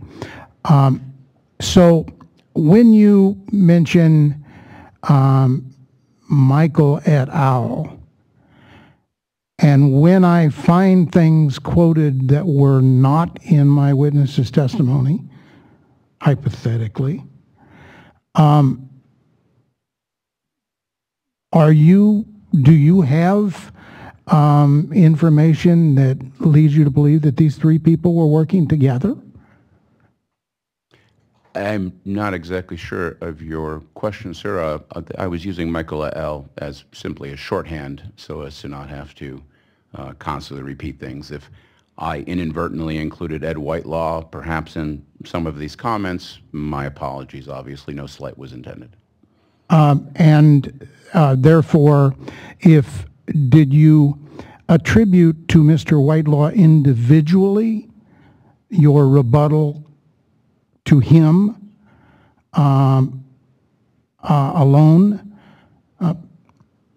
For instance, on page 5, at line 5, or at line 14, you mentioned Mr. Whitelaw the first time, and in between line 2 on page 3, I don't believe that Mr. Whitelaw said anything that was in what you're talking about. The only rebuttal to Mr. Whitelaw's work had to do with what I interpreted as an economically impossible standard to be met, that if the potential for any harm would happen to any individual within the Delta region as a result of the Delta fix, the project thus cannot be allowed to proceed. That, of course, standard just, again, belies basic economic sense. All right. There's no standard. And even if the law... I'm sorry, I'm not actually finished. Well, I know, but you're not actually responding to the question. Okay, then maybe you need to restate your question. Right. I wasn't aware of what you were asking me. Where did you get the idea that the no injury rule is an economic standard? Sir, are you asking me what my legal definition of the no injury rule is?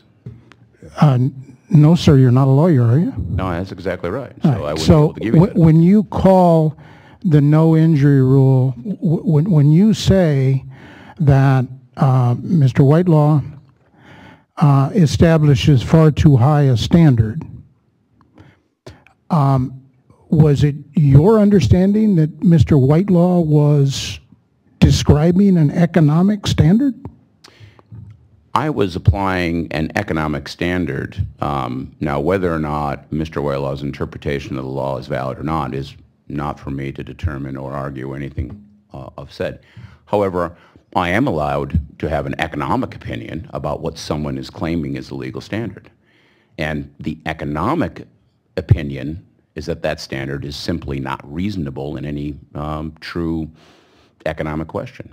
Now, perhaps the legal definition is different, and that's not for me to debate. But my economic opinion is that is not a viable standard in a functioning economy. And so we'll get to a number of questions because you've used that in your work. Have you read the regulations and statutes on the no injury rule? No, sir, I have not. Did anyone that you were working with explain to you what those standards were? No. Okay.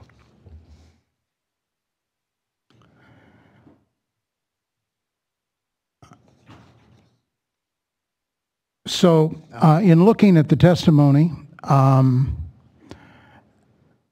you're talking about conclusions 2 through 4, and they all fail in the face of a thorough analysis, ultimately negating the claims, and now I'll just use Ed Whitelaw. What claims by Ed Whitelaw in his testimony is your thorough analysis negating in Mr. Whitelaw's testimony? Again, from an economic perspective, the standard he uses is simply not logical. And that's it? And that's it. And that's your opinion? Yes, it is. Okay.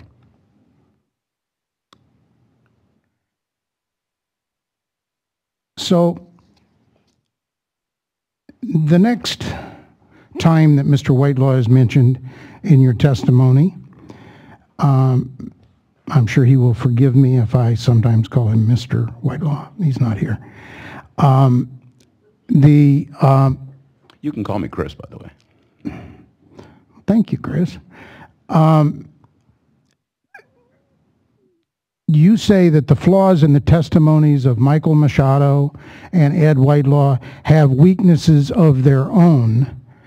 Mr. Jackson, I'm sorry, what page are you on? I'm on page 7 now, the next time my witnesses was mentioned. That only serve to further undermine the logical chain above. What about Dr. Whitelaw's testimony had anything to do with the logical chain that you created above? Your point's well taken. The logical chain obviously applies largely to the empirical work of Dr. Michael and Mr. Machado. Thank you. Calling your attention to line 15 on page 7, you indicate that in part 1 of your lengthy testimony, you are going to deal with the negative impact with your estimate or weaknesses in the estimate of the negative impact of increased salinity on agricultural productivity.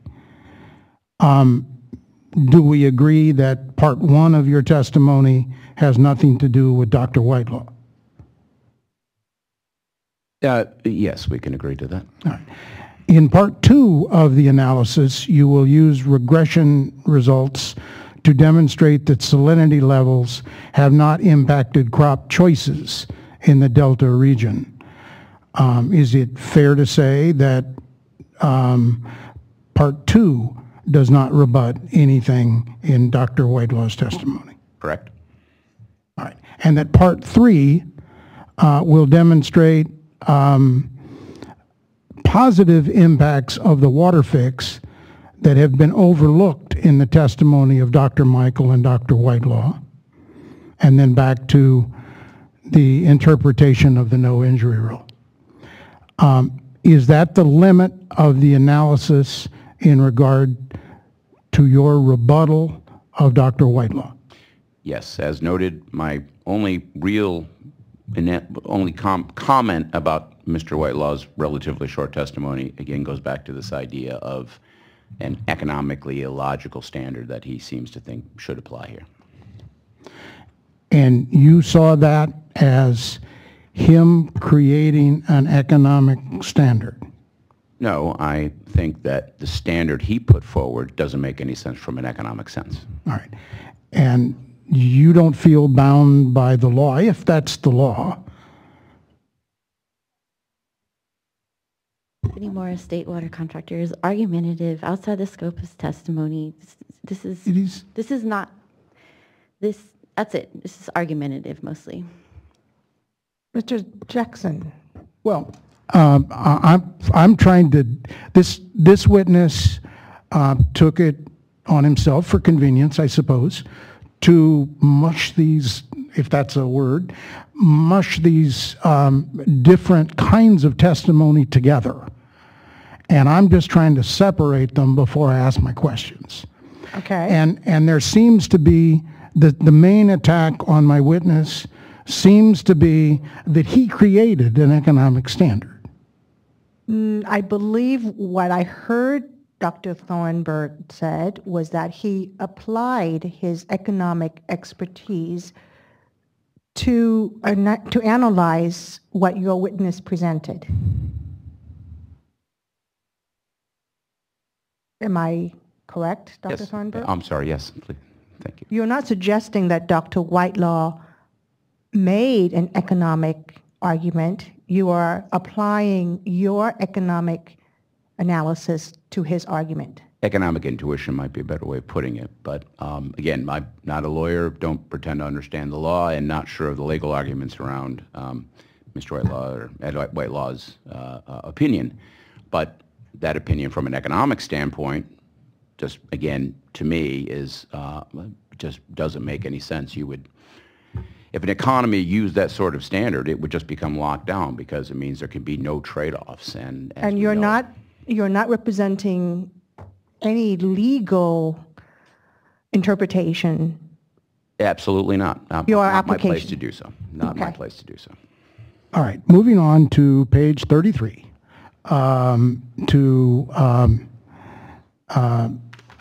Part 3, which you said is a section that relates to rebutting the witness my client's called, correct? Yes. Okay.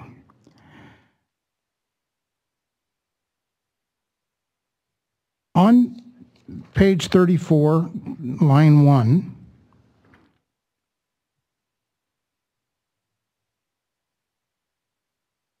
you understand that whatever you indicate that the arguments below made by Dr. Whitelaw and by Dr. Michael either exaggerate economic harm caused by the construction of the water fix, and I'm just going to deal with the first part of it first.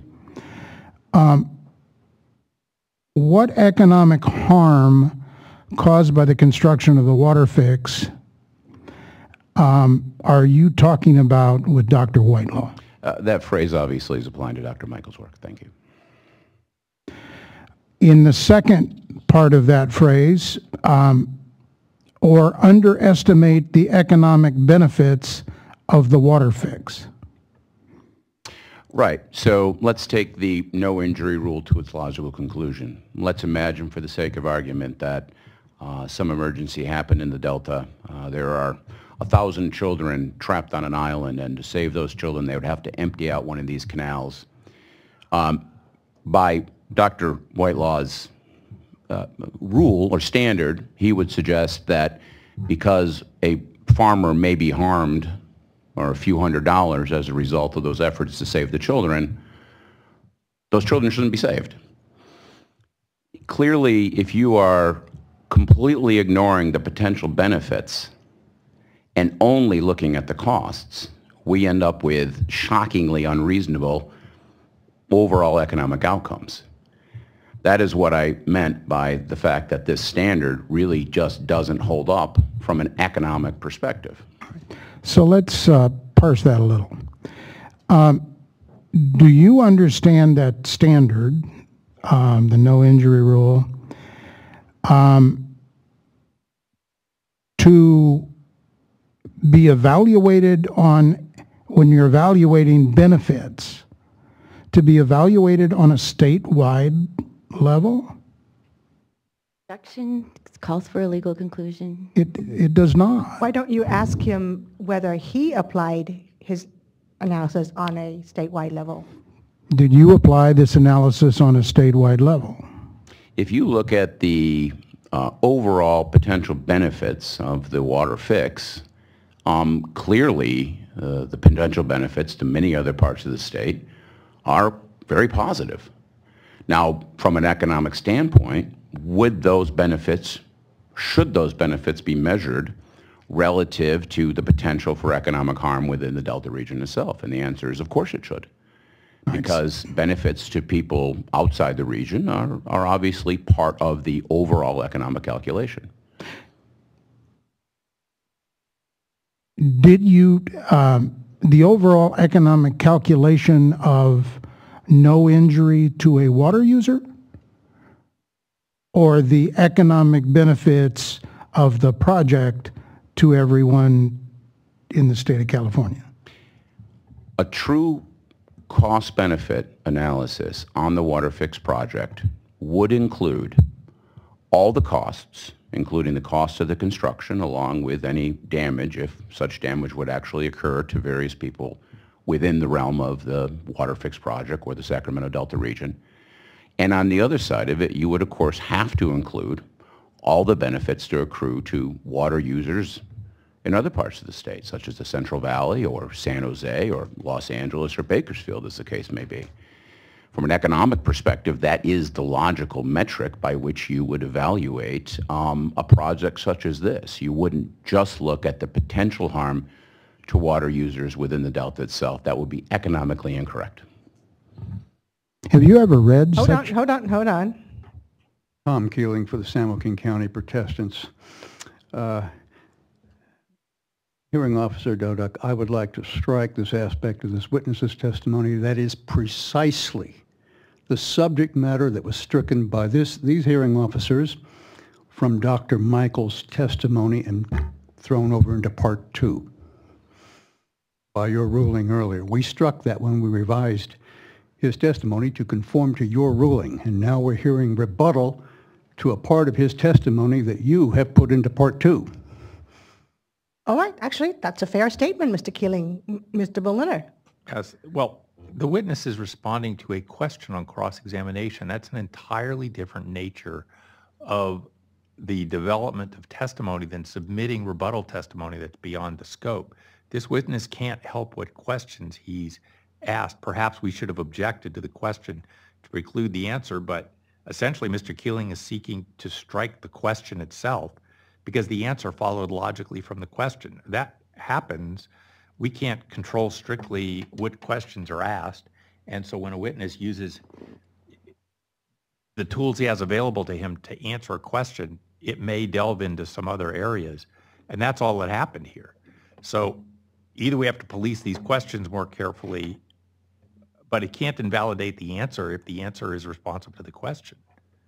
Mr. Keeling. I wasn't moving to strike the question. The question arose from his rebuttal testimony. The meandering monologue that occurred thereafter was the choice of the witness, not of the questioner. No, the question asked about underestimation of the economic benefits of the water fix. Therefore, his answer was appropriate in the context of answering that question. However, you are correct, Mr. Keeling, in that the broader issue of economic benefits is to be addressed in part 2. So, Mr. Jackson. That was the point I was trying to make, is that my client did not get into anything except the individual water rights injury, as we were constantly reminding him of. The balance, that the cost-benefit analysis, all of that cannot appropriately be done until you've received evidence on the public trust, on the fisheries issues, and on the question of what's in the public interest. And we need all of the elements there before that can be done. And the board has been very specific. The hearing officer and her lawyers have been very specific. We've had our testimony redacted a number of times because we want to jump into the whole kit and caboodle. And I believe that this testimony in part 3 is outside the scope of part 1 and needs to either to be stricken for this hearing, all of it, and then I can go sit down. All right. Response first, Mr. Berliner, and then Ms. Morris. Thank you. It's just interesting to note that this question of striking the testimony comes up now after the cross-examiners had ample opportunity to make an argument that this testimony was outside the scope. So if there was material in the written submittal, that should have been addressed some time ago. Again, we can't control the questions that are asked, and the witness's answer was Berliner, responsive. So please let me direct you not to the question that Mr. Jackson asked and the answer that Dr. Thornburg provided, but to, I think, the underlying objection that Mr. Jackson has voiced, and that is to the Part 3 analysis in Dr. Thornburg's testimony that discuss a broader economic benefits argument than is beyond the scope of what we're focusing on in Part 1. I'd like to respond to that. I'll let Ms. Morris respond because, frankly, I would like a moment to think about that. All right, Ms. Morris. My response is that Dr. Whitelaw's testimony sets forth a standard by which Dr. Whitelaw thinks that the no injury analysis should be looked at. And unfortunately, that testimony came in, and the department and the Bureau and others are required to rebut it. And part of that rebuttal is looking at it from an economic standpoint and saying in response, you can't just look at it in isolation, you're looking at broader. So inevitably, this type of evidence has to come in to be allowed to respond to what Dr. Whitelaw put in the record for this portion of the hearing. Mr. Berliner, do you need more time to think? No, I don't have anything to add to that. I think that's right, because we are merely responding. We're not propounding new testimony. So, Mr. Keeling. Further, in response to Ms. Morris's comments, the fact that Dr. Whitelaw was talking about economics within the Delta and the other side wants to say, well, let's talk about economics statewide. That is the same movement of mind from the Delta to statewide that caused you to require us to redact Mr. Michael's testimony in the first place. Well, I'm happy to go there, but not after we've had to redact it, submit revised testimony, and kick it over into part two. That's number one. With respect to Mr. Berliner's comments, the ruling of the hearing officers is that we have, between the time they start their rebuttal case and the time they end the rebuttal panel, to make our objections and make our motions to strike, number one. So the fact that we've had the written testimony for some time is a no matter, never mind, completely irrelevant. Two, the fact that an earlier cross-examiner of these witnesses didn't make a motion to strike has nothing to do with whether I have a right now or Mr. Jackson has a right now. All right, Mr. Keeling. Mr. Herrick. Thank you, John Herrick for South Delta Parties. I think beyond what Mr. Keeling just said, we're now facing testimony that says, if I may summarize, even if there's an injury, you can balance that against benefits, which of course is so far beyond not only the scope of this hearing, but contrary to the scope of this hearing, that it needs to be somehow limited or removed, because that's exactly why we're here, to find that injury or not to say, well, somebody else got a benefit, so that doesn't matter, because that's not the process we're in. Thank you. Ms. Meserve, I see you inching up. Do you wish to add something? I would just add that I believe that the portion of testimony that I would join in requesting to strike would be beginning on page 39, lines 15. 39, line 15. And then that would go through page 43, line 12. Through page 43, line 12. I believe that is the area that we are alleging is responsive to testimony that was stricken by Dr. Michael. Anything else to add, Mr. Keeling? Yes, actually, in the written testimony, Dr. Thornburg's excursion beyond the Delta into statewide benefits begins on page 34. We will give the hearing officers precise page and line numbers if you would like afterwards. Thank you. And by the way, very nice colors you're wearing today.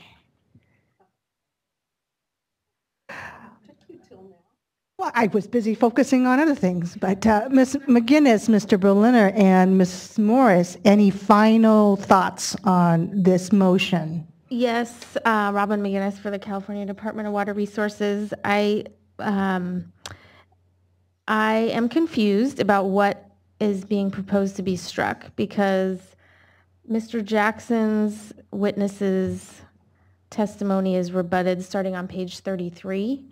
And then I believe the section Mr. Keeling is interested in about statewide benefits is later on, where Ms. Meserve pointed out. So I just, I suppose we might want to see something in writing to be able to respond to, because I'm quite confused. Ms. Morris? Very briefly, the sections that Ms. Meserve is trying to strike are in direct response to allegations raised in the testimony of Dr. Michael. So they are in direct response. And again, if this kind of testimony didn't come in, we wouldn't have to do anything, but it's there and it has to be rebutted. All right. I think now is the time for us to take our break. We will resume at 2:45.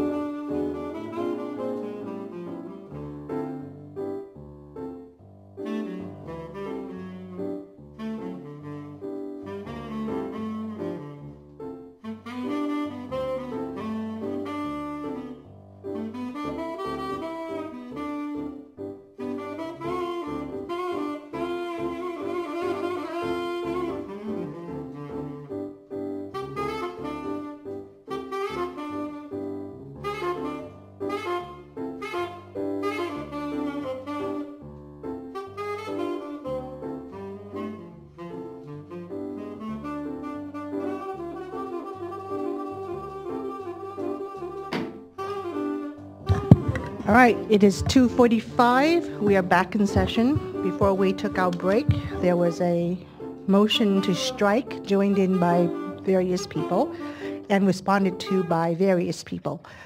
We will take that under advisement, and we will ask, I believe it was, well, I'll ask Mr. Jackson, since he made the original motion, well, he and Mr. Keeling, to provide us with the exact citation of portions from Dr. Thornburg's testimony that you wish to strike. You do not have to do that now. We will... I can do that now. Okay. I mean, as far as the motion is concerned, it would be everything from the beginning of... Part 3? Part 3 through Part 3. Through the end of... Through the end. Right. We will take that under advisement, but for now, I will allow you to proceed with your cross-examination, Mr. Jackson. And how much time do you anticipate needing? Well, that makes it a little longer because I now need to protect as if you were going to rule against me in the future, so I need to kind of make the record. Okay, but let's be very clear. We have not ruled. So well, I know you have. Not been victimized yet. There is no double standards, okay? I think, yes, and I may have at times not articulated. And insulted the hearing officer? I don't know whether I insulted her or not. That's up to her. And if I did, I apologize. All right, Mr. Jackson. Ms. McGinnis, with this slight change, let's go ahead and let your panel 2 know that we will not need them until tomorrow. Thank you. At which time, for Mr. Lodgem, who may or may not be listening, we will resume with his cross-examination of your remainder of panel 2. Actually, what's the assumption that we're getting through this panel today, which now may or may not be the case. But in any case, we will not get to your panel 2 until tomorrow. Okay. And Ms. Heinrich has a question. I do, because now I'm confused about the scope of the motion to strike, because Part 3 of Dr. Thornburg's testimony begins at page 26 and continues through... No, actually, Part 3 starts on page 33. I think there's Roman numerals and then parts. Okay. There's a heading that actually says Part 3. Okay. Yes. And that begins again on page... Not sure where those came from. 33. Is that right? Yes. Line 22. Do I have a different version? Because my page 33 has a part 4. Oh, it's Roman numeral 4, part 3. Okay. A numeral. So just that Roman numeral 4 beginning on page 33 through...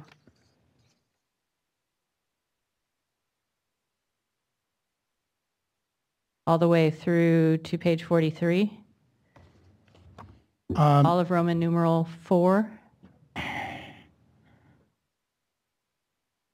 Because Roman numeral 5 is conclusion. Yes, the conclusion, the reason I would suggest the conclusion is that, as you will see with the next set of questions, we end up with these water users could receive compensatory payments for that injury. The unrealistically high standard is still there. All of this is relies on Part 4, and if we're going to put it into the second part of the hearing, I would assume that it's hard to parse the conclusion. I guess now I'm confused. I thought we were looking at a motion that was concerned about arguing for damages statewide or benefits statewide Benefits. as against damages in the Delta. So there's a number, without getting into the merits of the motion itself, but just there's a number of pages in here that have nothing to do with that question. I mean, for instance, the first few pages are merely summarizing the witness's testimony. I mean, not Dr. Thornburg's testimony, but the other testimony. So I think it would be helpful, rather than trying to do this here, to get a little more precision on exactly which pages or paragraphs so that we get it exactly right. I agree with Mr. Yes. Berliner, and tomorrow morning we will have just that for you. Thank you. Much appreciated. All right, Ms. Jackson, please proceed. Calling your attention to page 35. Oh, wait, I see where I was. On page 34, line 18.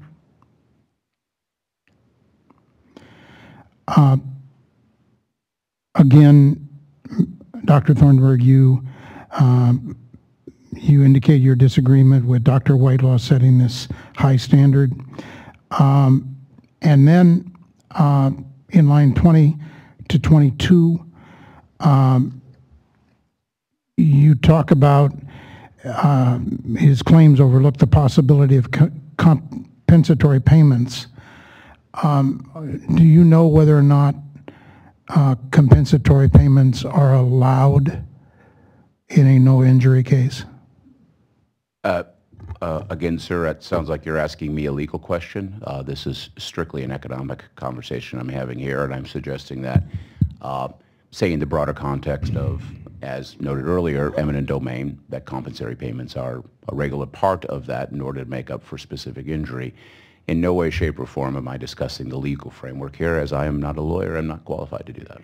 Do you know whether or not the state board is allowed to authorize condemnation for water rights in a change petition? Objection.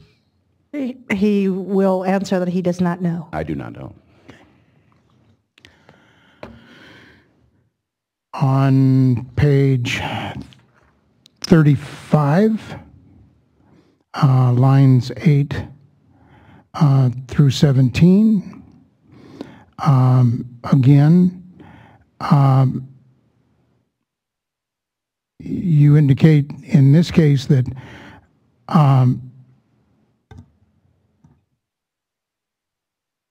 that Dr. Michael overlooked the substantial economic impact of construction, operations, and maintenance of the water fix. Do you see that part?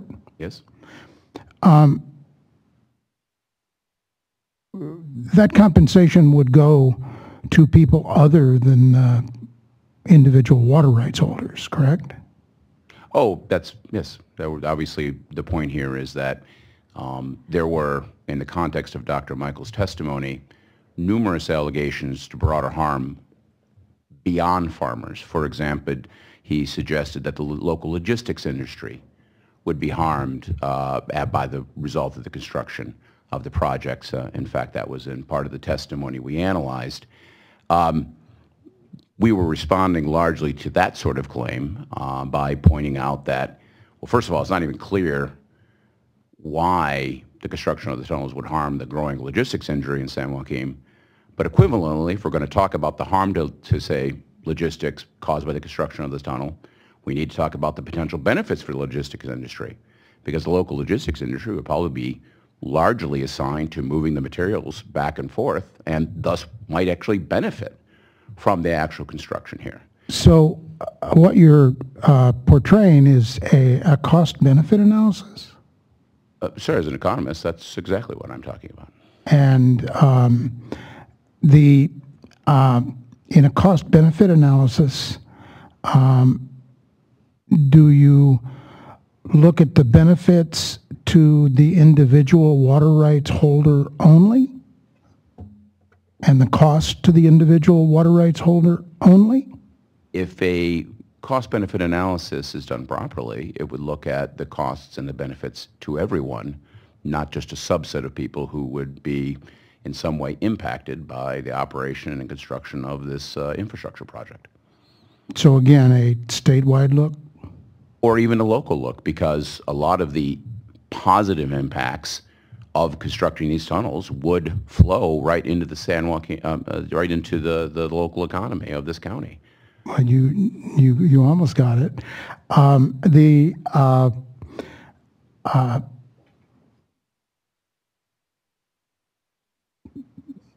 The Delta economy,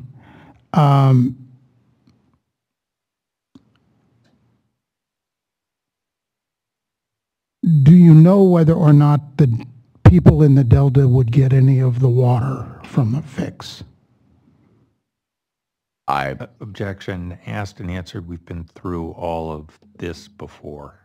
Your answer is you don't know. I'm not even sure what the question means, to be honest with you. Well, I mean, isn't the value of the water something that you are talking about as a benefit to people in Southern California? Doesn't it say that water agencies receiving state water project and CVP supplies from the Delta would fund the water fix? Yeah, we are to understand that is where the funding comes from. And so is it your understanding that any of that water would go to the people of the Delta? Again, asked and answered. Been through this whole thing before as to where the water's going. Hold on. I'm simply trying to figure out what he... I understand. Okay. So, Dr. Thornburg, that statement beginning on line 15, are you referring to any particular water agencies? Do you have any knowledge in terms of where these water agencies are, who they are that might benefit from this new spending to which you are referring? The new spending I'm talking about there would be spending within the local economy driven by the construction and operation and maintenance of the Waterfix project. That spending is funded by the water agencies outside the region. In other words, it's external money flowing into the local economy. So you're not referring to water. You're referring to spending as a result of the construction. Correct, and maintenance and operation of the tunnels.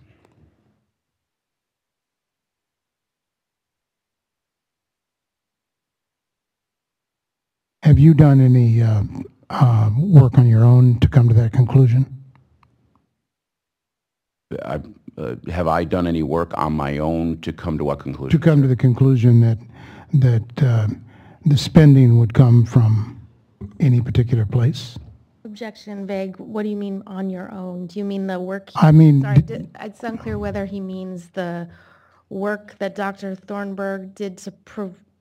Has he done any rebuttal work? testimony, or does he mean other work to come to this conclusion?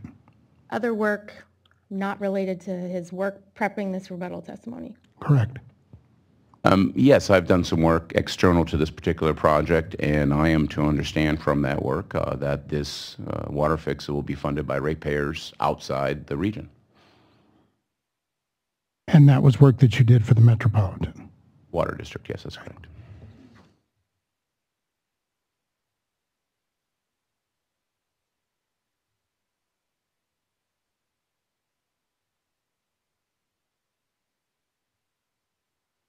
On page 39, line 15, you have a heading saying negative outcomes do not outweigh benefits of the water fix.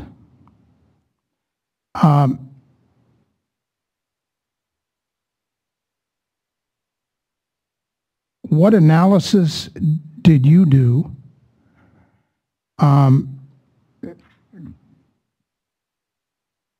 did you do any quantitative analysis of the negative outcomes and the benefits? We did a quantitative analysis of the negative outcomes. That, of course, is the previous two sections where I looked at the impact of changes in salinity on yields and changes in salinity on crop choices. And again, what we found was no evidence that within these ranges salinity has an impact on yield or crop choices.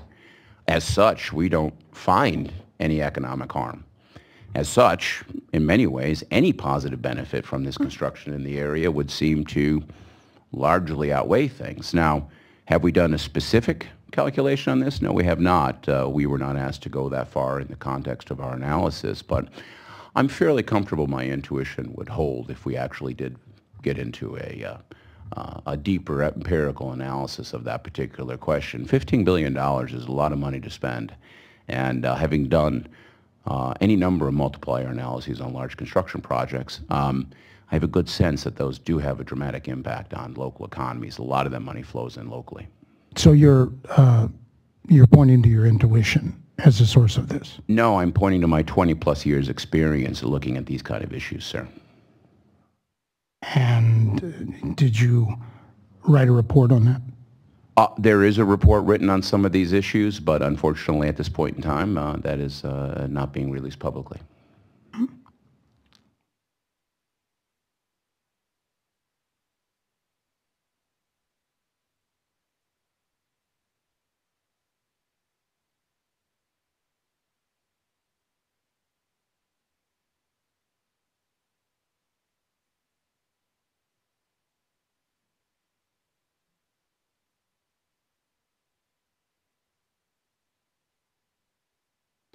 I think on line 42, or on page 42, line 5, is it fair to say that all of the information in this heading is simply a repetition of, and perhaps an elaboration of, your dispute with Dr. Whitelaw's interpretation of no injury? Again, it's, yes, I guess you could say that. All right. Specifically at line 11,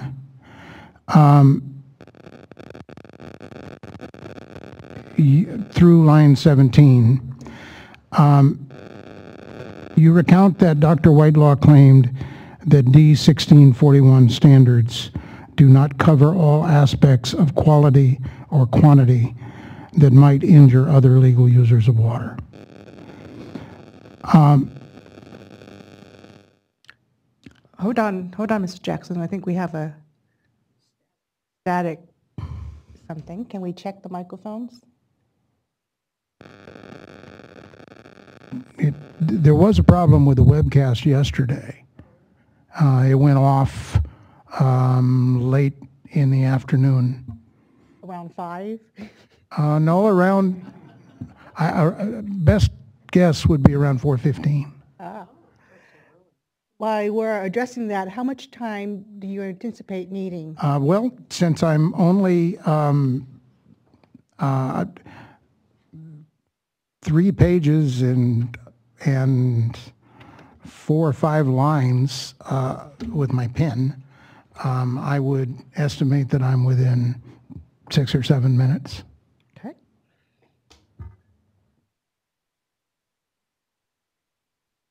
Let's be generous and give Mr. Jackson 10 minutes.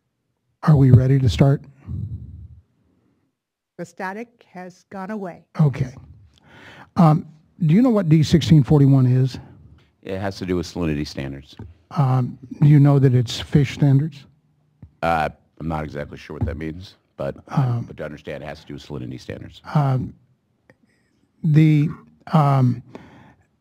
Is it your position that D1641 and its standards do cover all aspects of quality and quantity that might injure water users? Objection outside the scope of his testimony. Taking a very narrow look here. Mr. Thornburg, do you even know? No. Again, to be clear, my testimony is wrapped around the estimated impact of salinity on yields and therefore the economic harm being created. That is what my testimony is about. These broader issues I have not looked into. So is it fair to say that if Dr. Whitelaw did look into those broader issues, you don't have a particular disagreement with his testimony? He did not look at that. I did not look at it, and to say that because I did not look at it, I would agree with it, that is at best a reach, sir. I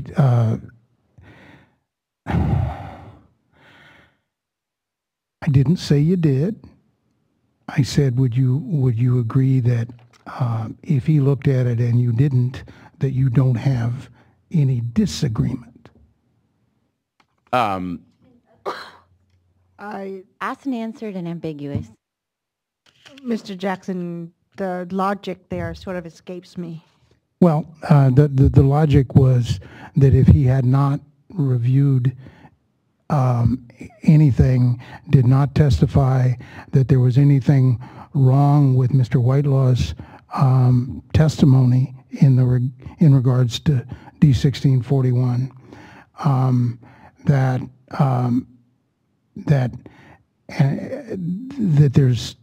he didn't find anything that he could point to that was wrong. But he also didn't look. So he can neither confirm nor deny that. I'd also like to add an objection based on relevance.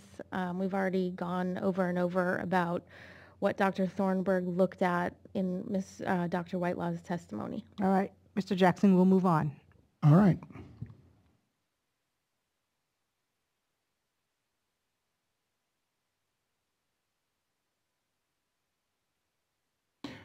On page 43, on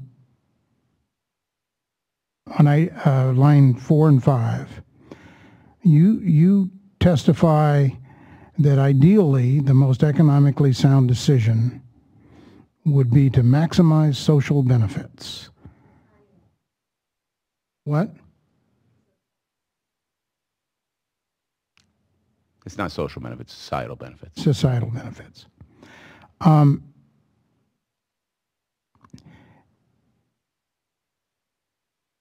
Is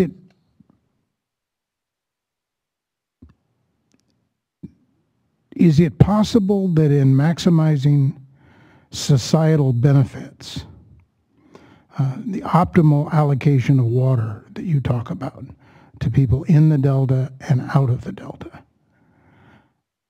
that might not be the way that California water law system works?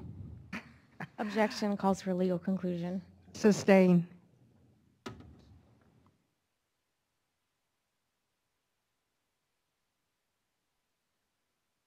What do you mean by an optimal allocation? Water is a scarce resource like any sort of scarce resource. And a scarce resource needs to be allocated to its highest value uses, whatever that happen to be. So, for example, in the context of, I don't know, the oil industry, we have open markets for oil where a price of oil is set at a certain level, and those who find that price acceptable in the context of their business operations will buy, and those that find the value of that oil and whatever they want to do with it is not valuable will not buy it. So, in other words, would you like me to state that again? When you use the terminology an optimal allocation of water to Delta and non-Delta water user. That's just another way of just talking again about this broader cost-benefit analysis. So you don't have a specific idea of what that optimal allocation would look like?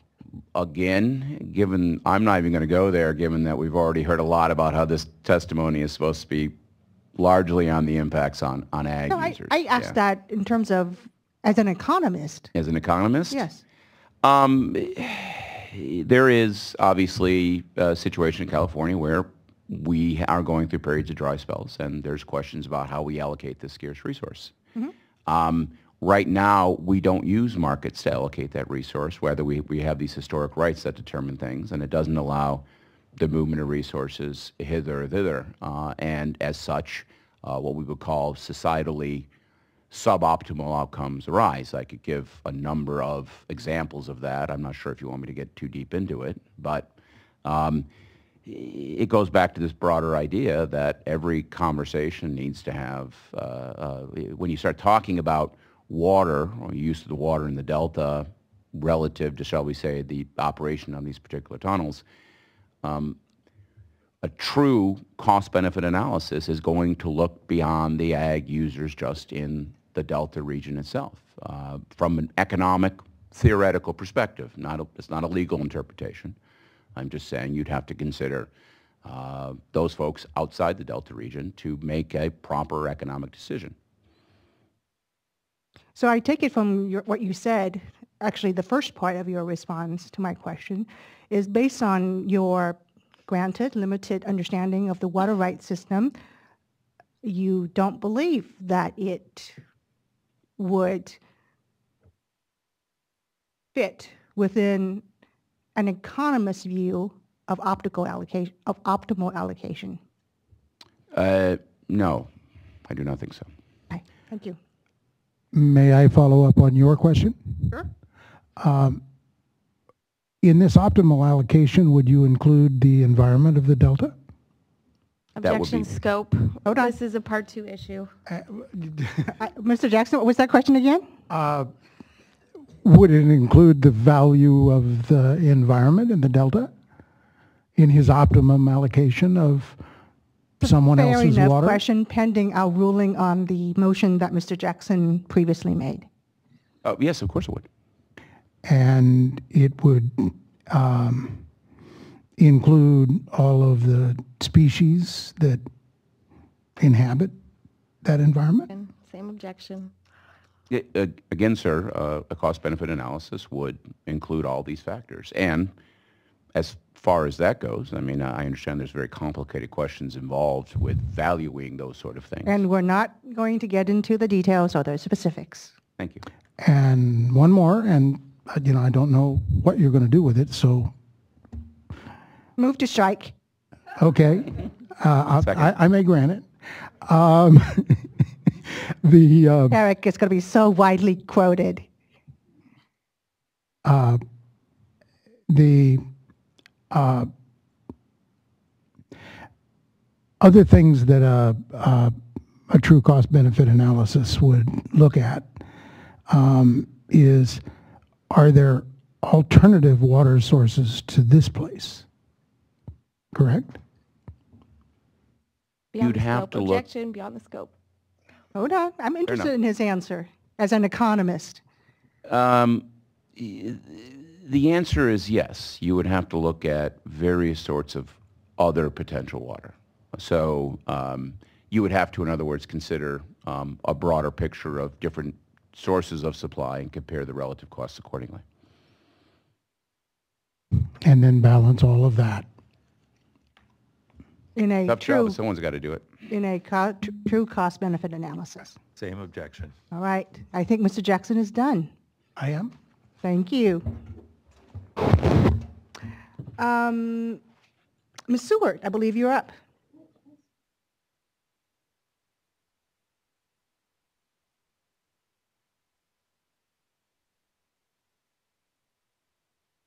I'm sorry, you need to come to the microphone? I don't have you on my list of people who requested to conduct.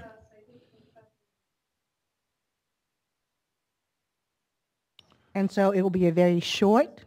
All right, go ahead, Ms. Desjardins. Hold on. Don't ask it until you sit down and speak into the microphone. May you pull up SWR? My name is Deirdre Desjardins with California Water Research, and I'd like you to pull up SWRCB 1, please. And scroll down. Yeah, down. There we go. And on down to the list on page 3. Scroll down just a little. There we go.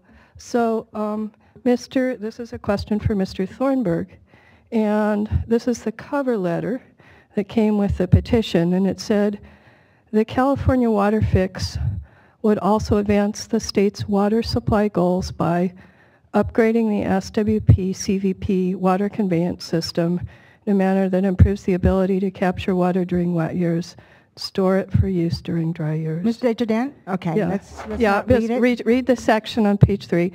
But it says protecting against disruptions associated with earthquakes. And your question is? And sea level rise. Are these, when you talk about the statewide economic benefits, are these the kinds of considerations? Are you considering assertions such as these? Objection beyond the scope of this witness's rebuttal testimony. Well, he did raise the issue of broader benefits, so until such time that we rule on Mr. Jackson's motion, the objection is overruled. Please answer.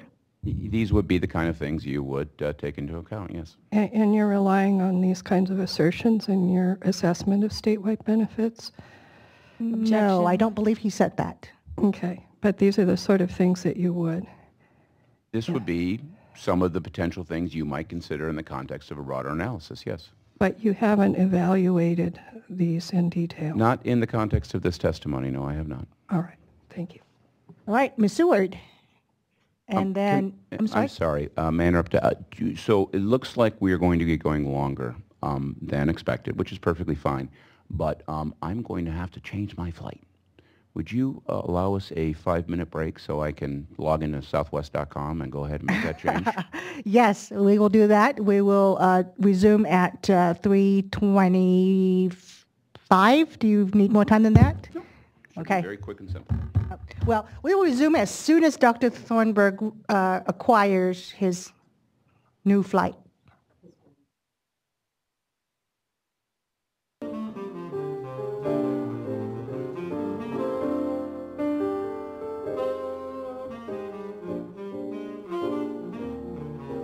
Is the webcast still on? Let me take this opportunity as we're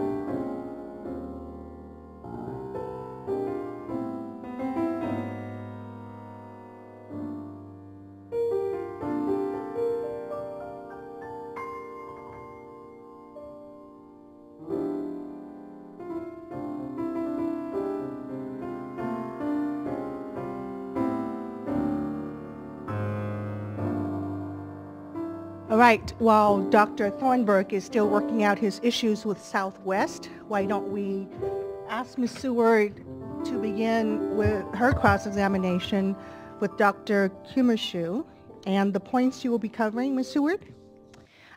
Yes, hi, Nikki Seward with Snug Harbor, and I did ask Mr. Keeling to assist me in talking to the economist because I'm not really used to litigation and cross-examination, especially somebody in the economy. So, but I would like to talk to, ask Dr. Kimmershoe, just a few questions. I did want to point out I put on my tag that I am, I believe from the last discussion, suboptimal, because I am one of those riparian water rights in the Delta that was listed or claimed to be suboptimal use, and I object to that. So hold on. Could we get? Hold on. Don't. When you use words such as object, I actually have to take notice and respond. So is that a formal objection, Ms. Seward? And if so, to what specifically? The phrase was used, riparian water rights holders in the Delta could be considered suboptimal use. That's what I heard. However, I think I'll withdraw it. Thank you for withdrawing that. Yeah. Robin McGinnis, Department of Water Resources. I just for a point of clarification, I'm wondering, Mr. Keeling, I'm wondering who he's representing right now. Is he representing his normal clients, or is he representing Snug Harbor, or is he representing Nikki Seward? He is assisting Ms. Seward. Yes, I requested that he assist me because there are some questions about the economics of what was presented that do directly impact Snug Harbor. Similar to the way that Mr. Berliner assisted Ms. Offenberg previously. So, Ms. Seward, putting aside that objection now that you've withdrawn, what are your questions for, is Dr. Thornburg officially back? All right. So what are your questions for both Dr. Thornburg and Dr. Kimmershoe? I'll start with Dr. Kimmershoe. Sir. I'm sorry, your topic areas. Topic area is specifically related to his testimony on EC and crop impacts, and specifically on Steamboat Slough. Are you familiar with where Steamboat Slough is, sir? I am not. Okay. Can we get SHR 354, I believe it is. We had to change the numbers. And it's page 4, if that could come up so we can help them to understand where this is. And what is it that we are looking at? We're looking at a map of the North Delta with Steamboat Slough emphasized, and there's a bunch of blue arrows. That map comes from, it's a screen print on 430 or something like that, CDEC. And what I added to this map, as I say over to the right, I put blue arrows to show where there are different people, residential houses, commercial properties that are on Steamboat Slough, not behind the levees. So they're on Steamboat Slough. So I wanted to emphasize that that is what happens on the water, on the waterways in the Delta, may be different. I'm going to ask you the question. Is the water quality on the water side of the levees, in your opinion, is it the same as the water quality on the other side of the levee on Steamboat Slough? Objection. Hold on. Ms. Morris? I'm going to object to the question first as outside the scope. I'm not sure how any of this has anything to do with Dr. Leinfelder-Miles' analysis and the bleaching fraction, which is what Mr. Kimmelshoe's entirety of rebuttal testimony is about. And I'm going to object to this map, and it's unclear where it came from and what kind of circles are the monitoring stations, what kind of monitoring they are, and there's just no foundation for this map. Ms. McGinnis? I will just join. Dr. Kimoshu, to what extent do you have any familiarity with Steamboat Slough that was considered as part of your rebuttal testimony? I have no familiarity with it as considered with my rebuttal testimony. So do you have any knowledge about water quality conditions in that area? No. Okay. Then can we go to your testimony, DWR page? So, I'm sorry, so does that mean that you are now withdrawing that exhibit to which Ms. Morris objected? The only purpose of presenting this, which I've actually prepared for something else, is so our witness could understand the location in the delta, because the North Delta and South Delta are different, the water quality is different. I thought it would be important to understand we're talking about water side versus within an island issues. So I don't mind, let's take that one back down. I'm fine with that. Okay. Let's just... Objection sustained. Okay, so can we go to DWR-85, page 8, please?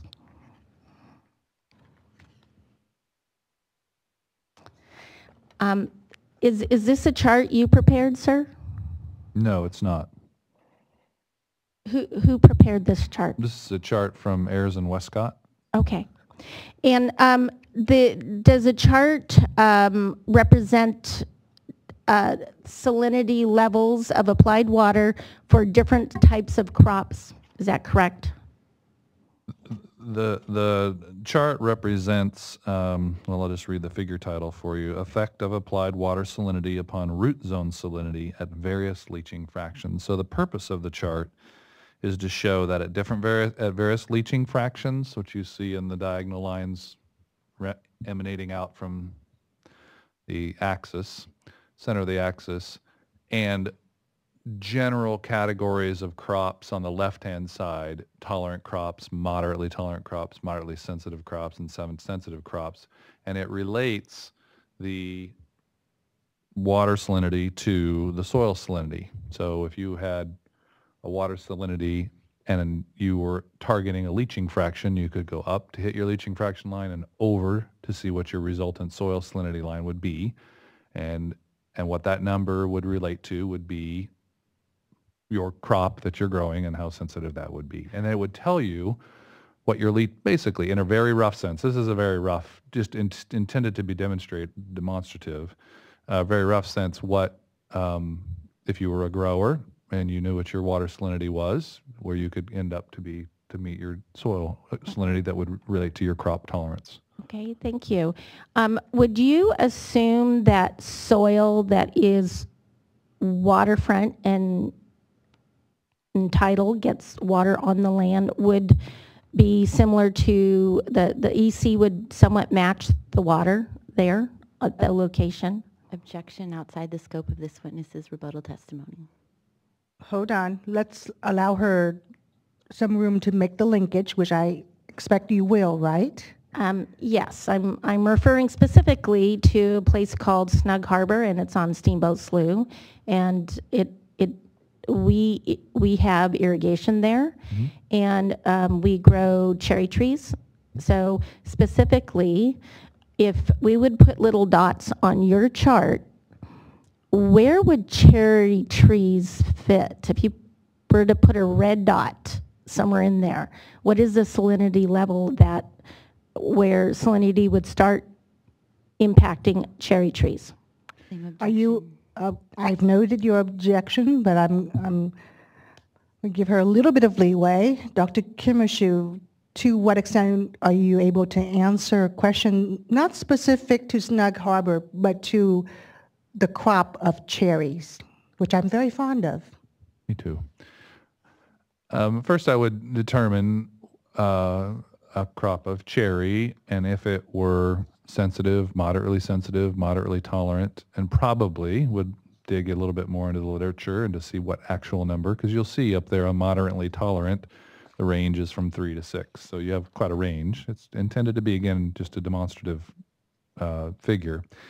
And then I would understand what my water quality was, and again, come up from my water quality and over from my soil salinity.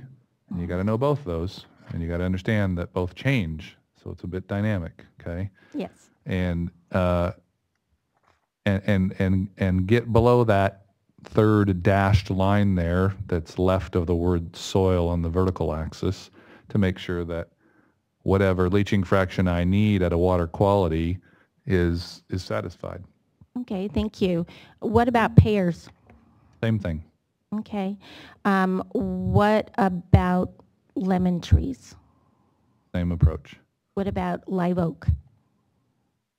This is a chart that is based on agronomic crops and not necessarily native or natural systems. Okay. There's a lot more research that's gone on in agronomic crops, as you might imagine, that create figures like this and other research than there has been in native systems. Okay, thank you. Sure.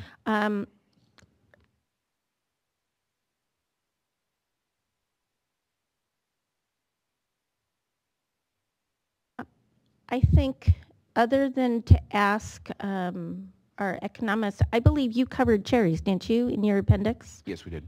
Okay, and what was the EC expected for, like, as a sensitive plant? That was at the end of your appendix, right? I'm sorry.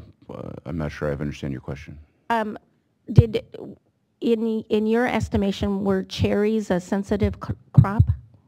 No. If you look at our empirical analysis and you look at what happened in terms of cherry yield in, shall we say, high salinity years versus low salinity years, there was no evidence of reduced yield in those high salinity years in the Delta region. In fact, we came up with positive results that were a tiny bit statistically significant. Now, again, does salinity help cherries? I doubt it. I have to assume that that's a weather effect that we weren't able to fully control for.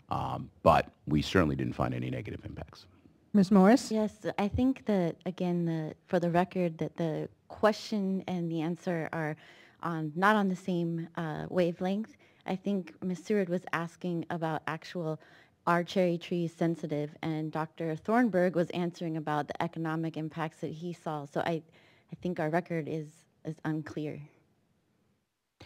I was just asking about sensitivity of cherry trees. To which, I object. It's outside the scope of his testimony. thank you, Ms. Morris, to which then Dr. Thornburg would not have that information. I would not have the direct information, no. I only have the ability to look at the history of the situation and surmise accordingly.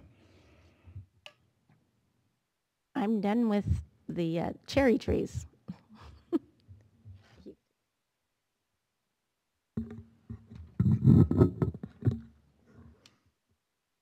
And what topics are you exploring on behalf of Ms. Seward, Mr. Keeling?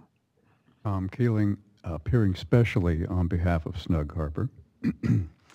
And the bad news is I have a lot. The good news is that as a result of the myriad questions about injury and compensation that we heard earlier, along with all the colloquy, I've probably cut that down by 80 or 90%. So although I may still have a couple of prefatory questions that are repetitious, for which I apologize in advance, I think I've managed to cut it down to just a few of the spots that weren't covered. So if you'll bear with me there. Hold on. Ms. Morris? I am going to object. This seems like a second bite at the apple for Mr. Keeling. Unless these questions are specific as to Snug Harbor and his special appearance just today, I think that this is unfair that he's having a second chance to ask additional questions. Actually, I don't believe he asked first questions. I never had a first chance. I understand. I ask for it. Ms. Morris, I understand your concern. I will take Mr. Keeling at his word that he is representing Ms. Seward in this matter in asking these questions. Obviously, if anyone believes otherwise, they may object when his questions are asked.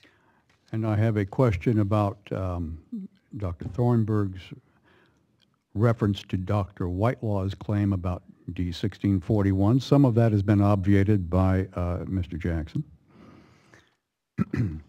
There's a specific quote. I'll give page and line. Please. And I have a specific question about a quote, about a statement, another statement made later in his testimony regarding legal users. And a question about his testimony concerning the financing of the proposed Waterfix project, which is in his written testimony. Which others have touched upon as well. Yes, and I've cut that back. Okay. And an initial clarification question on his basic economics.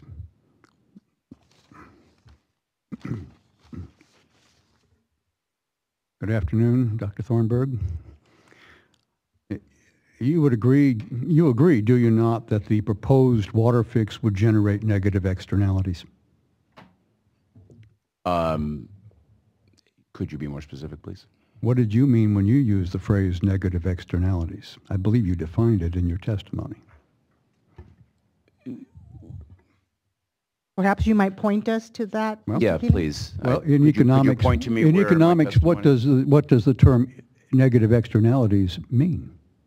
Is that a question on its own? That's a question. On its own? It is. On its own. Negative externality. Well, first of all, there's an externality component, and then there's the negative impact. And I realize you've talked about positive externalities as well. No, I talked about positive impacts. You're confusing terms, sir. An externality is a cost or a benefit that is not being captured for some reason. It's a specific type of cost and or benefits. And before we go down and have a lecture on externalities, absolutely, are you alleging that that is a term that is in his testimony? That's where I remember seeing it, but maybe... Would you tell me where maybe, it is, sir? Maybe while we're here, we can search for it. I don't have a computer to search for it. Ms. Meserve might search for it.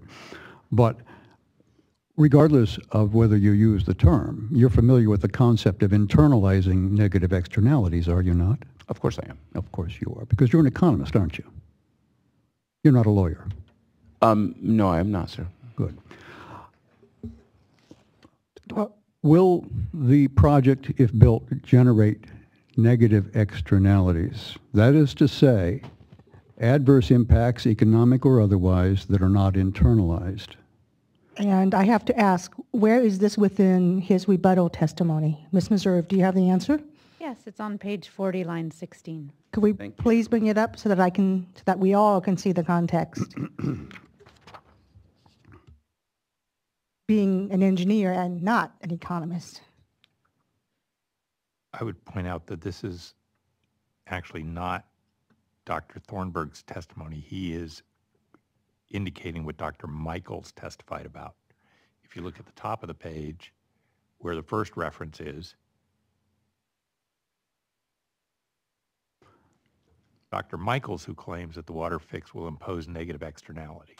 And at line 16, Dr. Thornburg takes on that phrase and then says that Dr. Michaels ignoring the positive externalities, and that's why I'm asking these questions. And your question again is? Well, you would agree, wouldn't you, that the proposed water fix would generate negative externalities?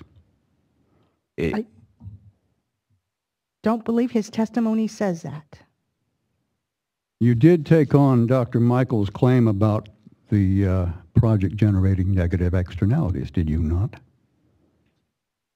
Again, sir, I'm a little confused by where you're going here, but to answer your question, does this project create some potential negative consequence to some aspect of the overall economy? The answer is probably yes. There will be some costs somewhere along the way. I think of any major construction project as creating, at some level, some basic logistical difficulties for the economy. And you've criticized Dr. Michael for not offsetting those negative externalities with a discussion of positive externalities. Is that correct? I think that if you're going to bring up issues such as the claim that the Waterfix might hurt the logistics industry because of traffic congestion, that you also reasonably have to discuss the possibility that the construction of the tunnels can help the logistics industry by the business it would bring to the local economy. I think that's a fair general assessment, yes. Have you attempted to quantify these positive externalities you refer to? To be clear, sir, that was outside the, shall we say, the testimony I was asked to provide. Is it your position that the negative externalities should be balanced against positive externalities in this board's decision-making with respect to the proposed water fix? Yes, I hear the objection coming. Scope. And yes, it is sustained.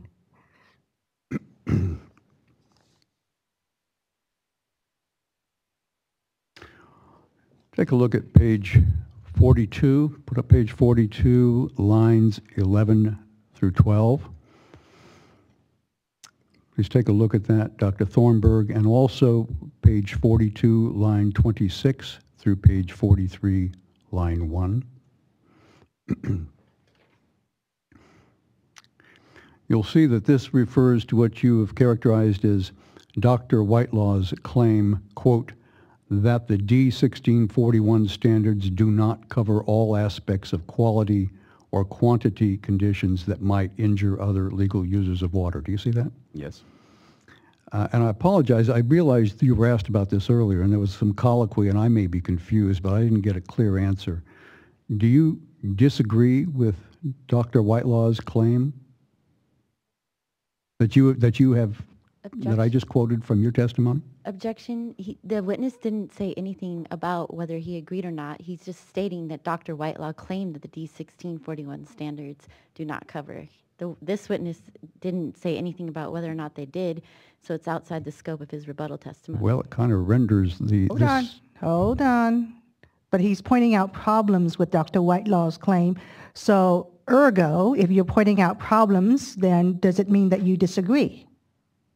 I think, again, going back to this idea that he's just sort of waving his hands and saying there might be some other issues here. You know, candidly, if you think there are other issues, I guess the question would be, what are they? And can you please define them? And if you can define them, then perhaps we can, again, reasonably bring that into the context of a fuller analysis. But beyond that, again, my primary testimony here was about what these researchers were saying, and clearly I don't have a distinct opinion as to whether or not that statement is true. So the answer is you do not have an opinion as to the truth or falsity or accuracy of his statement? That is outside my testimony, sir. Take a look at page 42, lines 14 through 17.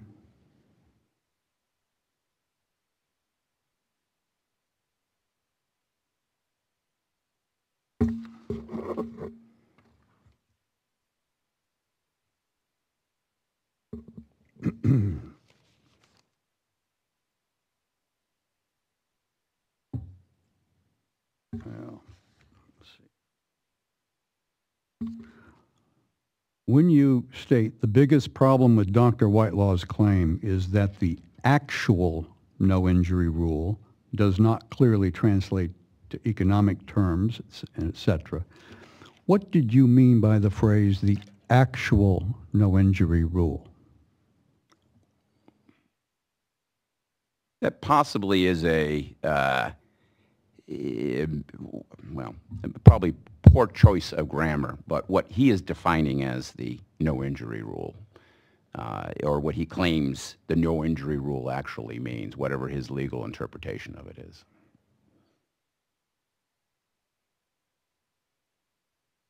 So when you use the phrase the actual no injury rule, you're referring to something you think Dr. Whitelaw said?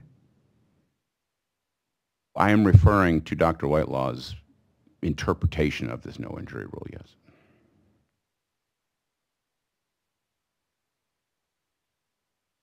So there's no distinction between the actual no injury rule and some other no injury rule that you're talking Objection about asked elsewhere? and answered.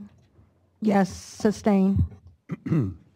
Did anyone tell you that this definition, that this definition, the one you apparently are using, of no injury is relevant to this proceeding?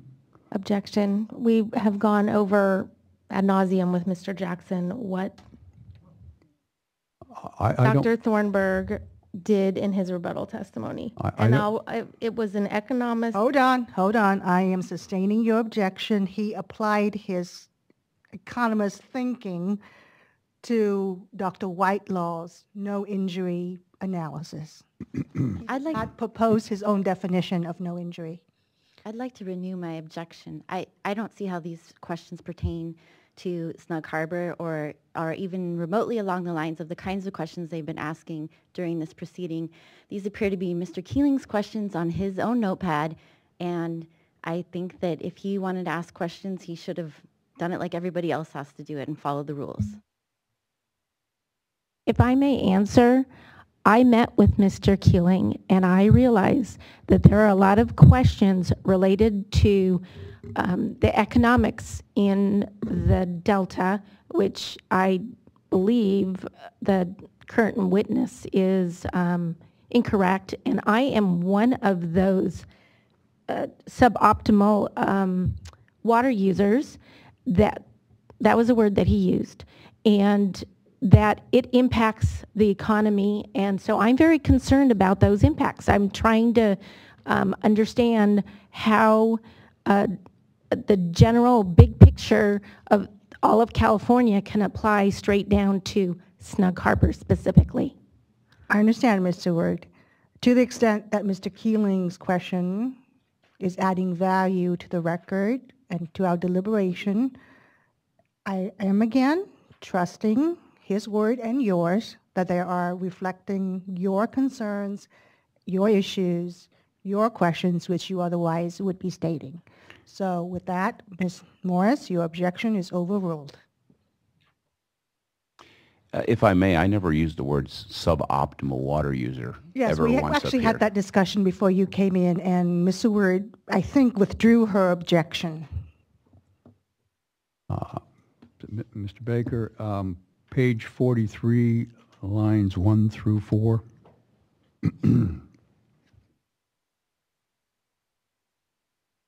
Dr. Thornburg, I would direct your attention to the two sentences that read as follows.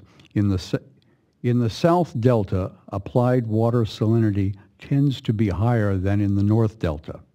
This creates a scenario where, entirely independent from Waterfix, demand from allegedly legal users outstrips supply. Do you see those two sentences? Yes, I do. My question is, I simply want you to explain, frankly, the word "this," which begins your first sentence, because I can't make the connection out between those two sentences. No, and I'm glad you asked this question, because as I was reviewing my materials the other day, I saw this and I realized there was a horrendous grammatical snafu that happened here. But I can explain the broader context of what this means. Please do. Okay. Again, going back to the idea of Dr. Whitelaw's idea, this no injury rule, that is this fixed standard. Our point was very simple, that let's say, for example, that one farmer in the Delta decided to change what he was growing on his particular hunk of land, and as a result of that, his needs for irrigation increased substantially. Well, that, because he's pulling more and more water out, someone downstream of him, particularly in some of these, say, canals, may actually find the water quality remaining for them, or the salinity remaining for them, or even the quantity of water remaining for them diminished. Thus, if we're going to take Dr. Whitelaw at his word, then by definition, different farmers within the Delta should not be allowed to change what they're growing simply on the basis that it may harm somebody else in the Delta. Again, this no harm rule leads us to all sorts of, if you will, absurd conditions when you look at it from an economic standpoint. Now, again, that's not a legal interpretation, but that's what we were attempting to get across here, and I have to agree it was very poorly worded. All right, hold on. Mr. Jackson. Your microphone is not on, I don't believe. Sorry, I got sidetracked on listening. the point I wanted to make is that Snug Harbor, like every other private property owner and water rights holder in the Delta, was not looked at individually. And consequently, the only way they can go forward, like the rest of us, is to deal with the sort of unspecific nature of the regional conclusions that are being drawn in this report. So I think it's perfectly all right to ask these questions, and I think they add value. Did I not say that? If you did, Are you not listening to me again, Mr. Jackson? No, actually, I was listening to something else that boggled my mind, but on my way up here. But I didn't think that you had ruled yet on this I had issue. overruled Ms. Morris' objection.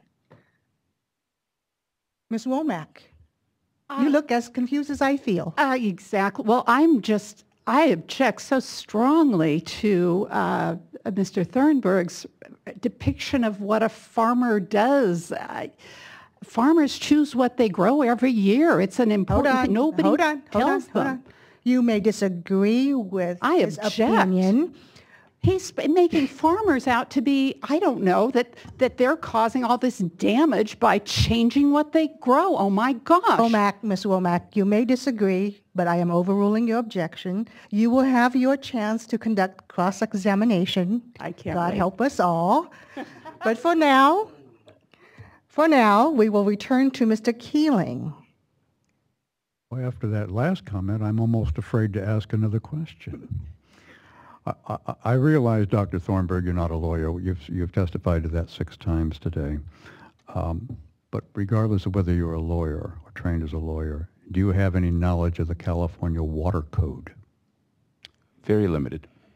Yes, and it is outside the scope of his testimony, yes.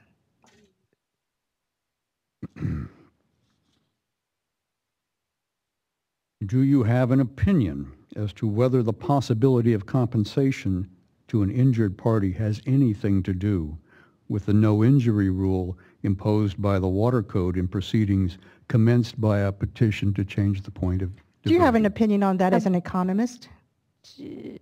That wasn't what the question was. Well, I'm changing the question.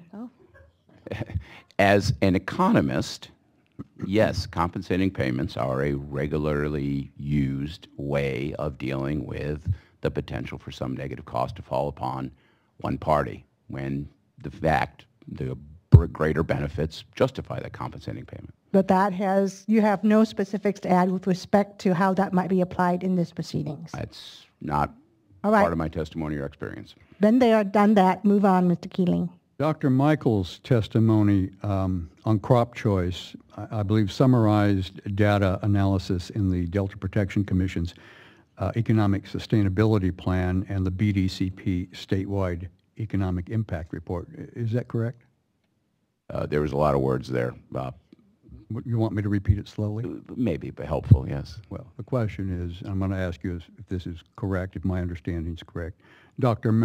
Michael's testimony on crop choice summarized data analysis in the Delta Protection Commission's Economic Sustainability Plan and in the BDCP statewide economic impact I can report. hear the objection now. Isn't that correct? Well, actually, it would be helpful if we could have the testimony pulled up, specifically where you're referring to Dr. Michael's testimony, so the witness has a frame of reference. I believe it might be on page 6. The references to if you want the references to that testimony in Dr. Michael's, I thought that was pretty clear, but I don't have it in front of me. But do you recall references to these 2 sources in Dr. Michael's testimony? Again, I studied Dr. Michael's testimony. Do I remember every aspect of what Dr. Michael's referenced himself? Not really. BDCP, If you scroll down a little further, I think there's a footnote that Right, Mr. that's Keeling all is right. referring to. So that's a direct quote from his work. Yes? Do I correctly infer from your response that you did not review the analysis in the economic sustainability plan? No, I was not asked to do so. Do I infer correctly from your response that you did not review the analysis in the BDCP statewide economic impact report produced for DWR by Dr. Sunding? No. Outside the scope of this witness's testimony. This witness can answer that he did not review such I documents. did not review those studies. I reviewed the studies of Michael Machado and Dr. Michael. You did criticize Dr. Michael's testimony for lacking sufficient detail. Did you not? Regarding his multinomial logit model, yes. Mm-hmm. And as a result of his, what you claim was his inattention to detail in those respects, you suggested, did you not, that he had marshaled the data to support his conclusion in a less than forthright way? Objection asked and answered. Again, sir, I'm not one to... We went through this particular portion already, Mr. Keeling. Move on, please. Well, in light of that conclusion, didn't you think it would be important for you to review the sources, the data sources for his testimony? I believe he did. He just testified he did not. I think this is confusing the record again. This witness was asked to review the testimony that was provided by Dr. Michaels. Dr. Michaels, unfortunately, didn't include a lot of backup material that we would have analyzed, or this witness likely would have analyzed if it was provided. All right, enough. Mr. Keeling, you need to move on. This is not adding the value that I was expecting from you. Well, since these are already exhibits in this hearing, I thought that was appropriate. But I have only one other line.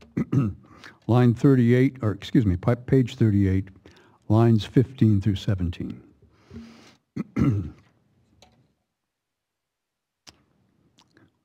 I'm referring to the language to the effect, quote, the Waterfix will be funded entirely by the various water agencies that receive State Water Project and Central Valley Project water supplies. Do you see that language? Yes. What is your basis for saying that? Some work I've done in the past for the Metropolitan Water District. What work? As Objection noted. relevance. What work did you... Overrule answer, please. ...did you perform that gave you this conclusion? I had done some work on the, as noted before, one of the reasons I was selected for this is I have studied the California Waterfix project in the context of some work I did internally for the Metropolitan Water District. And you concluded from that this will be paid for entirely by the water agencies that receive state and federal project water? My understanding is the bonds that are going to be put forward to fund this particular project will be paid back through increases in water rates. Without any federal funding? Objection relevant. All right. I'm going to sustain Mr. Keeling. Well, are you going to move? I'm going to link that up because my next question is, why was this important that you say this? Why don't you strike it then? Hold on. Mr. Keeling, are you about to make another motion to strike this portion because it exceeds the scope of Part 1? It goes towards the economic feasibility of the project, which we, in the prior ruling, had moved to Part 2. In the page and line references you will receive tomorrow, yes, this will be part of it. But in light of the fact that the board has, and I'm following Mr. Jackson's point, in light of the fact that this is a submitted, not ruled upon motion, I'm protecting the record here. And I would point out, this is germane to the motion that Ms. Morris made earlier. This goes directly to the motion that Mr. Keeling made, not joined in by Snug Harbor. So it seems to me we are now drifting into an area that has nothing to do with Snug Harbor and has everything to do with Mr. Keeling seeking to support his motion. All right. That's enough. That's enough. Your motion has been made. We look forward to getting the specific citations tomorrow. If you would like to file any written response to that tomorrow, please do so as well. Does that conclude your cross-examination on behalf of Ms. Seward, Mr. Keeling?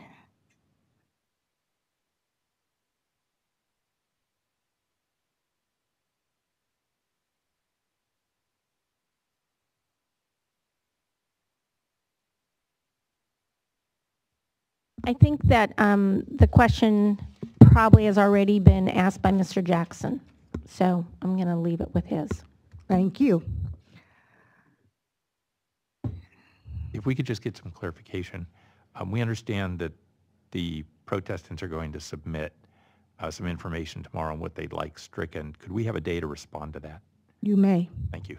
All right. Ms. Womack.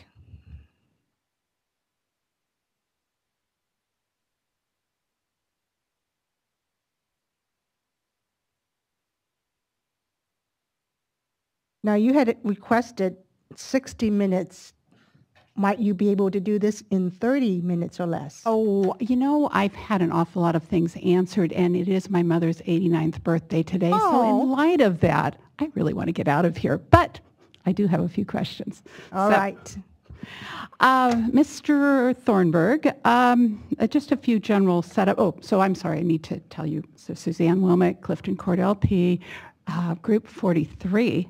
And my general things are going to be just very quick, injury, economic injury based, looking at production and, of course, salinity, seepage, just very briefly.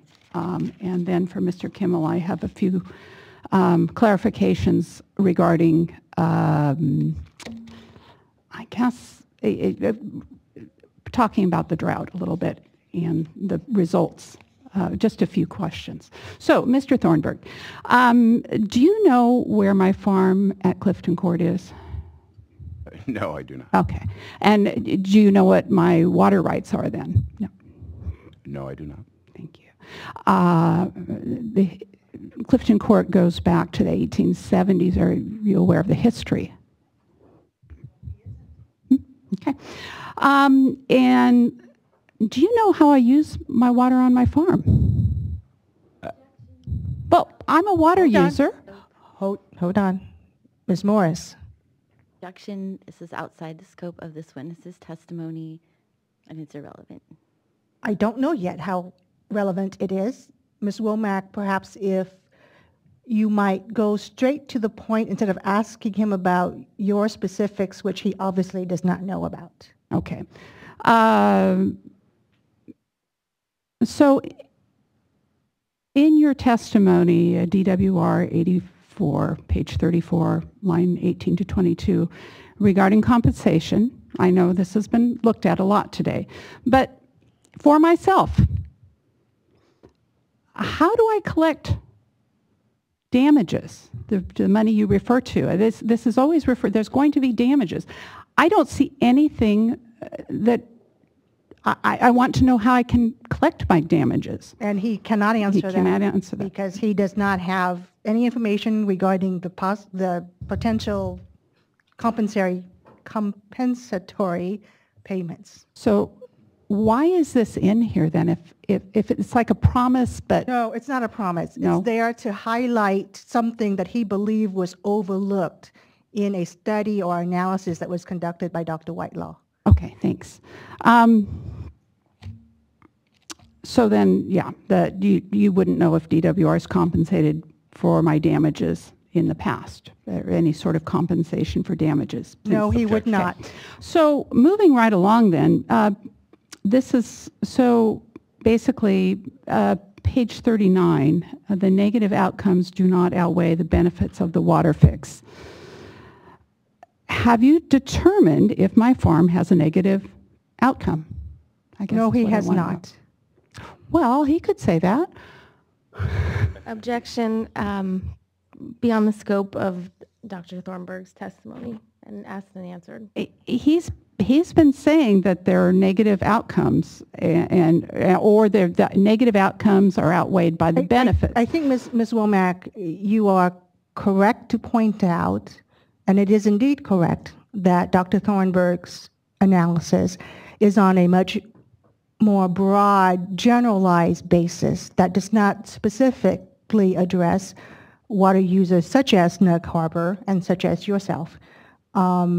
That is indeed something that is lacking in his analysis, and therefore he would not have any information that he can provide that goes to that specificity that you are seeking. Yeah, I just don't want to be injured. You know that. I know that. Okay, so I won't talk about the benefits then, because clearly you wouldn't have that. You talk about the I'm sorry, page 40, line 12. You talk about the gross regional product in the San Joaquin County and how it has grown, and that it hasn't been, it's been growing and growing. And I know there's been quite a bit of back and forth about not getting data. How does that refer to my farm in Contra Costa County, talking about San Joaquin County? How does that doing well affect my farm? Why? I don't know. I heard that you couldn't get data is why you don't have data. Did you request data from my farm for salinity and different things? Objection beyond the scope of this testimony. And I'm going to make a broader motion, which is to request that Ms. Womack be prohibited from asking questions specifically about her farm. It's not touched on in this witness's testimony at all. We've already established that he doesn't have information about her farm. Do you have any information about Contra Costa County? Actually, no, because it's not in your rebuttal testimony. Mr. Jackson. Yes, this rebuttal testimony was, this is the area where the rebuttal testimony is to Mr. Whitelaw.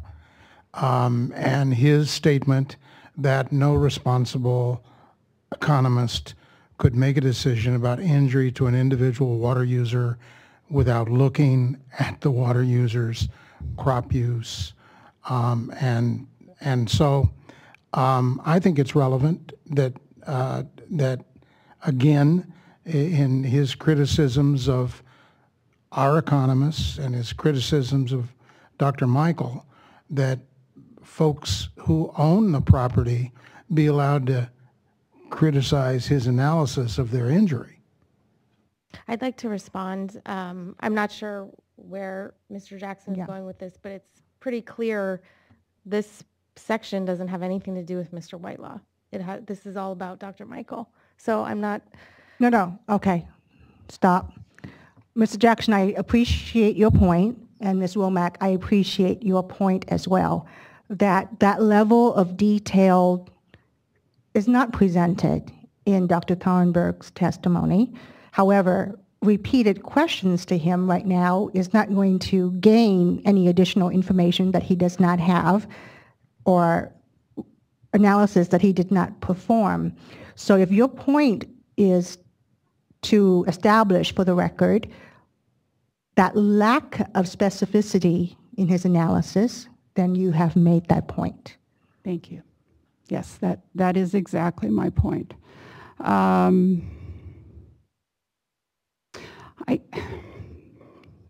don't know if this, well, I'll move on to, you were speaking when you started about the $32 million that Michael Machado referred to as a loss that would from salinity. We're dealing with salinity. My farm has a lot of salinity and seepage problems, so I'm very interested. And you're saying it's only $32 million is just a drop in the bucket. It's only 10% of the San Joaquin is what you'd said of their... I didn't say 10%, ma'am. I said less than 2%. Less than 2%. So it's just so tiny. It's just minuscule. But I guess what I'd want to know is, then you would think 50 to 100,000 is just a laughable amount of money to deal with. Is that correct? Since 32 million is 2%, so 50 to 100,000 is just, it's a very small amount. Well, let me take a step back, because I think you're misinterpreting my comments. My comments were from a broader economic perspective, because candidly, Mr. Machado and, of course, Dr. Michael both referred to general damages to the local economic region. They don't specify who suffers those damages and whether certain people would suffer those damages more than others. It was simply a broad claim. And my response was that, look, relative to the overall agricultural part of the economy, these are relatively small numbers. But with that in mind, I then went the next step and say these numbers are actually too large. The mistakes in the analysis, what seems to be mistakes in the modeling, what seems to be errors in Tom's X regression. But you did no analysis and offered no opinion with respect to the individual economic harm or benefit of any particular party. What I did was looked at overall yields within the region for 17 different crops, and I basically, through a variety of statistical... I'm sorry, I'm not finished. Oh, I'm sorry. I thought, but you're talking San Joaquin. That's true. I never looked at Contra Costa. It was not part of my testimony, and indeed, Dr. Michael didn't talk about Contra Costa either. In the context of San Joaquin, what we looked at was, again, variations in salinity over time, over the past 15 years or so, and asked ourselves the basic question: does the data suggest that there was a true loss of yield when salinity levels in the delta were high?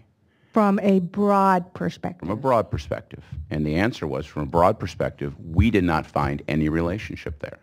So as such, I don't even think that that $32 million you're citing is right. I think that the actual number is considerably lower than that. Now, within the context of that, might there be some variation? The data I have does not support that degree of analysis, and candidly was outside the scope of what I was asked to testify on.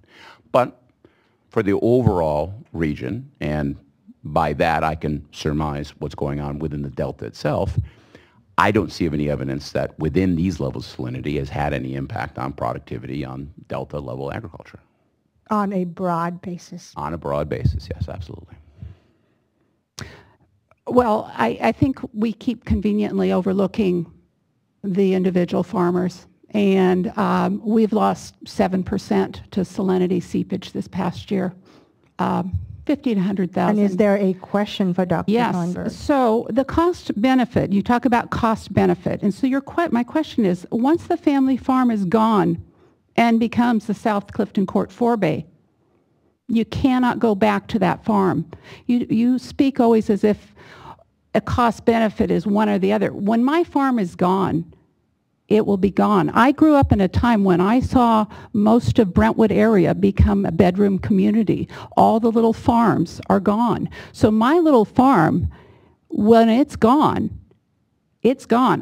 There is no cost benefit. It's only a cost to me. Is there a question? Yes. So what is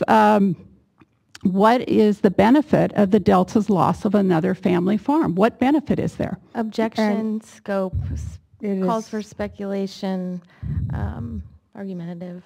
Sustain. It is argumentative. You know what? I have a farm. I am affected. Ms. Womack. Well, you know what? Ms. Womack, we understand.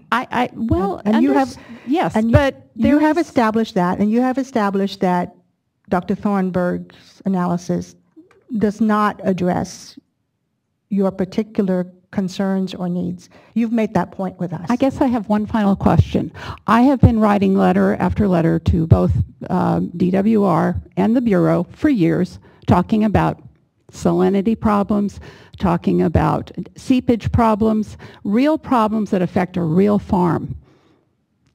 And nothing. We've had zero. If I am supposed to be able to get all these benefits, why have I received zero all these years? All right. That was not a question directed at you, Dr. Thornburg, because I understand you are not able to answer. Ms. Womack, Ms. Womack, Unless you have other specific questions? I have very specific for Dr. Kimmelshu. Okay. So you were referring to the study from August 2016, and where you said it's at the peak of the drought. And when I filed my water forms this past year, actually 2016 was above average water year. My farmer couldn't get on the farm, on the property to harvest the winter wheat. We didn't get to use water until May. And your question So is? my question is, how can you say that is at the peak of the drought? The peak of the drought was 2014, 2015. So why did you quantify that? When I talk about what I say is the peak of the drought, and I mentioned that earlier today, it's about when that rainfall comes, its duration and intensity. And so when you look at the total time frame, quantity of rainfall that occurred up until August 2016, it was limited over that hydrologic year. Going from January, we had over and above the rainfall for January, February, March, April. The hydrologic year beginning in October through September.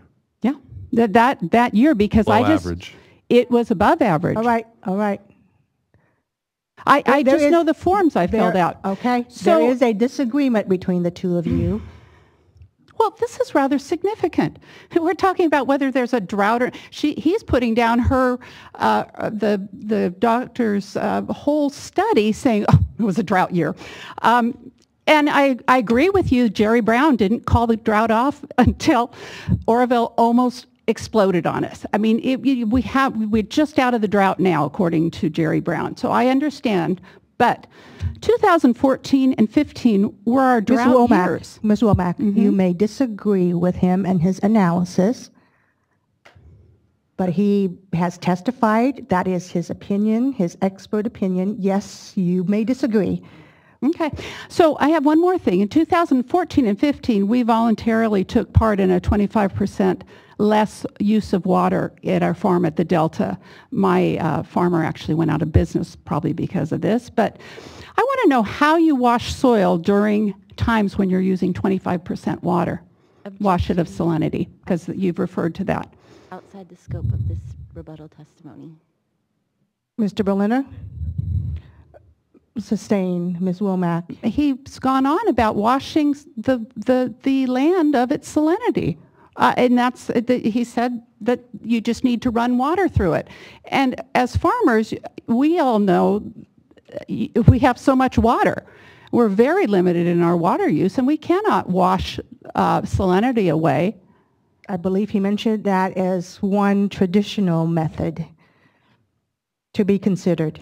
It does not apply in every instance, in every time. Well, yeah. Ms. Womack. And then finally, I want to know how I'm supposed to wash away salinity on my seepage soil. I have seepage soil that's brought up the salt, 40 acres. I can't farm. Objection outside the scope. We've already discussed seepage issues. Salinity. The salinity is brought up by the seepage. Do you have any else to add on the issue of seepage? And no. Okay. So, yeah. Thank you so much. Happy birthday to your mother. Thank you. Is she as feisty as you are? She's worse. Oh, yeah. And you redirect.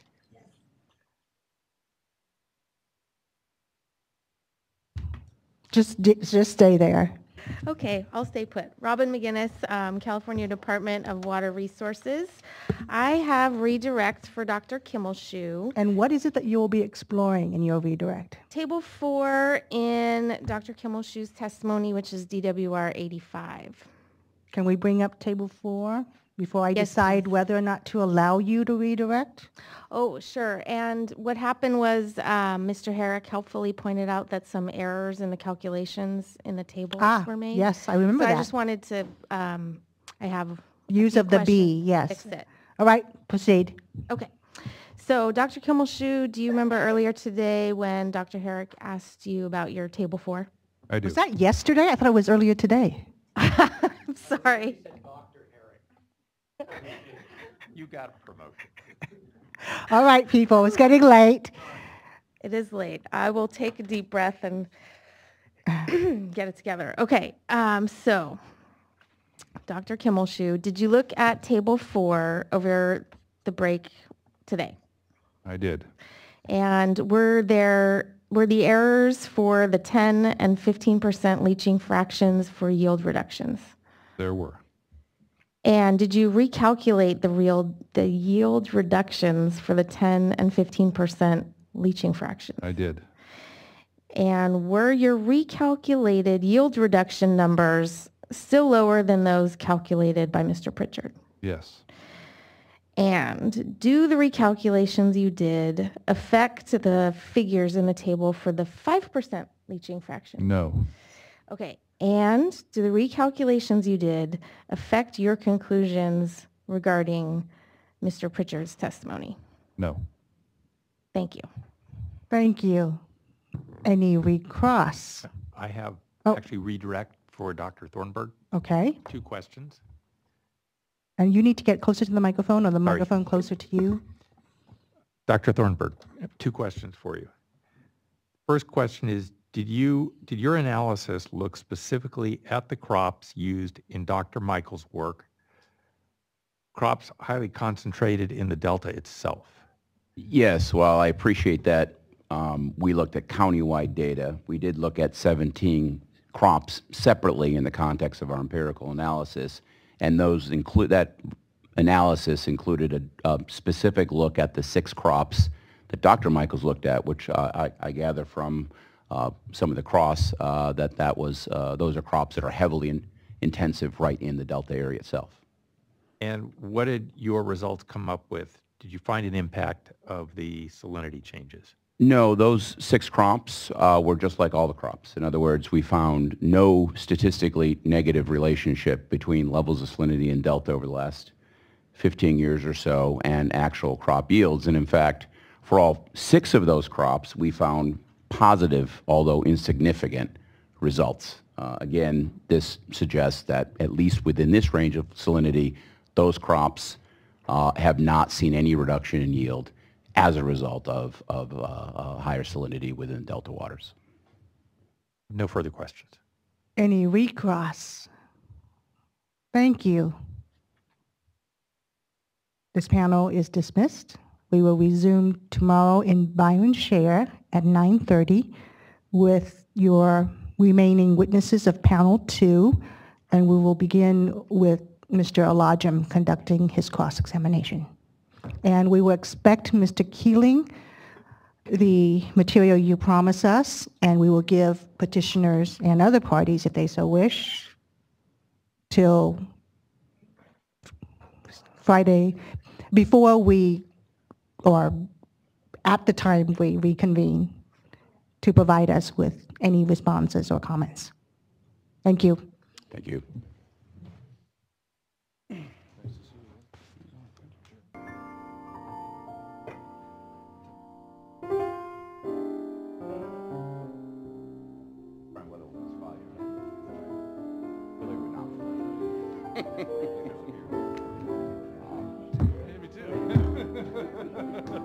Take care. Which also, actually, we can find it in terms of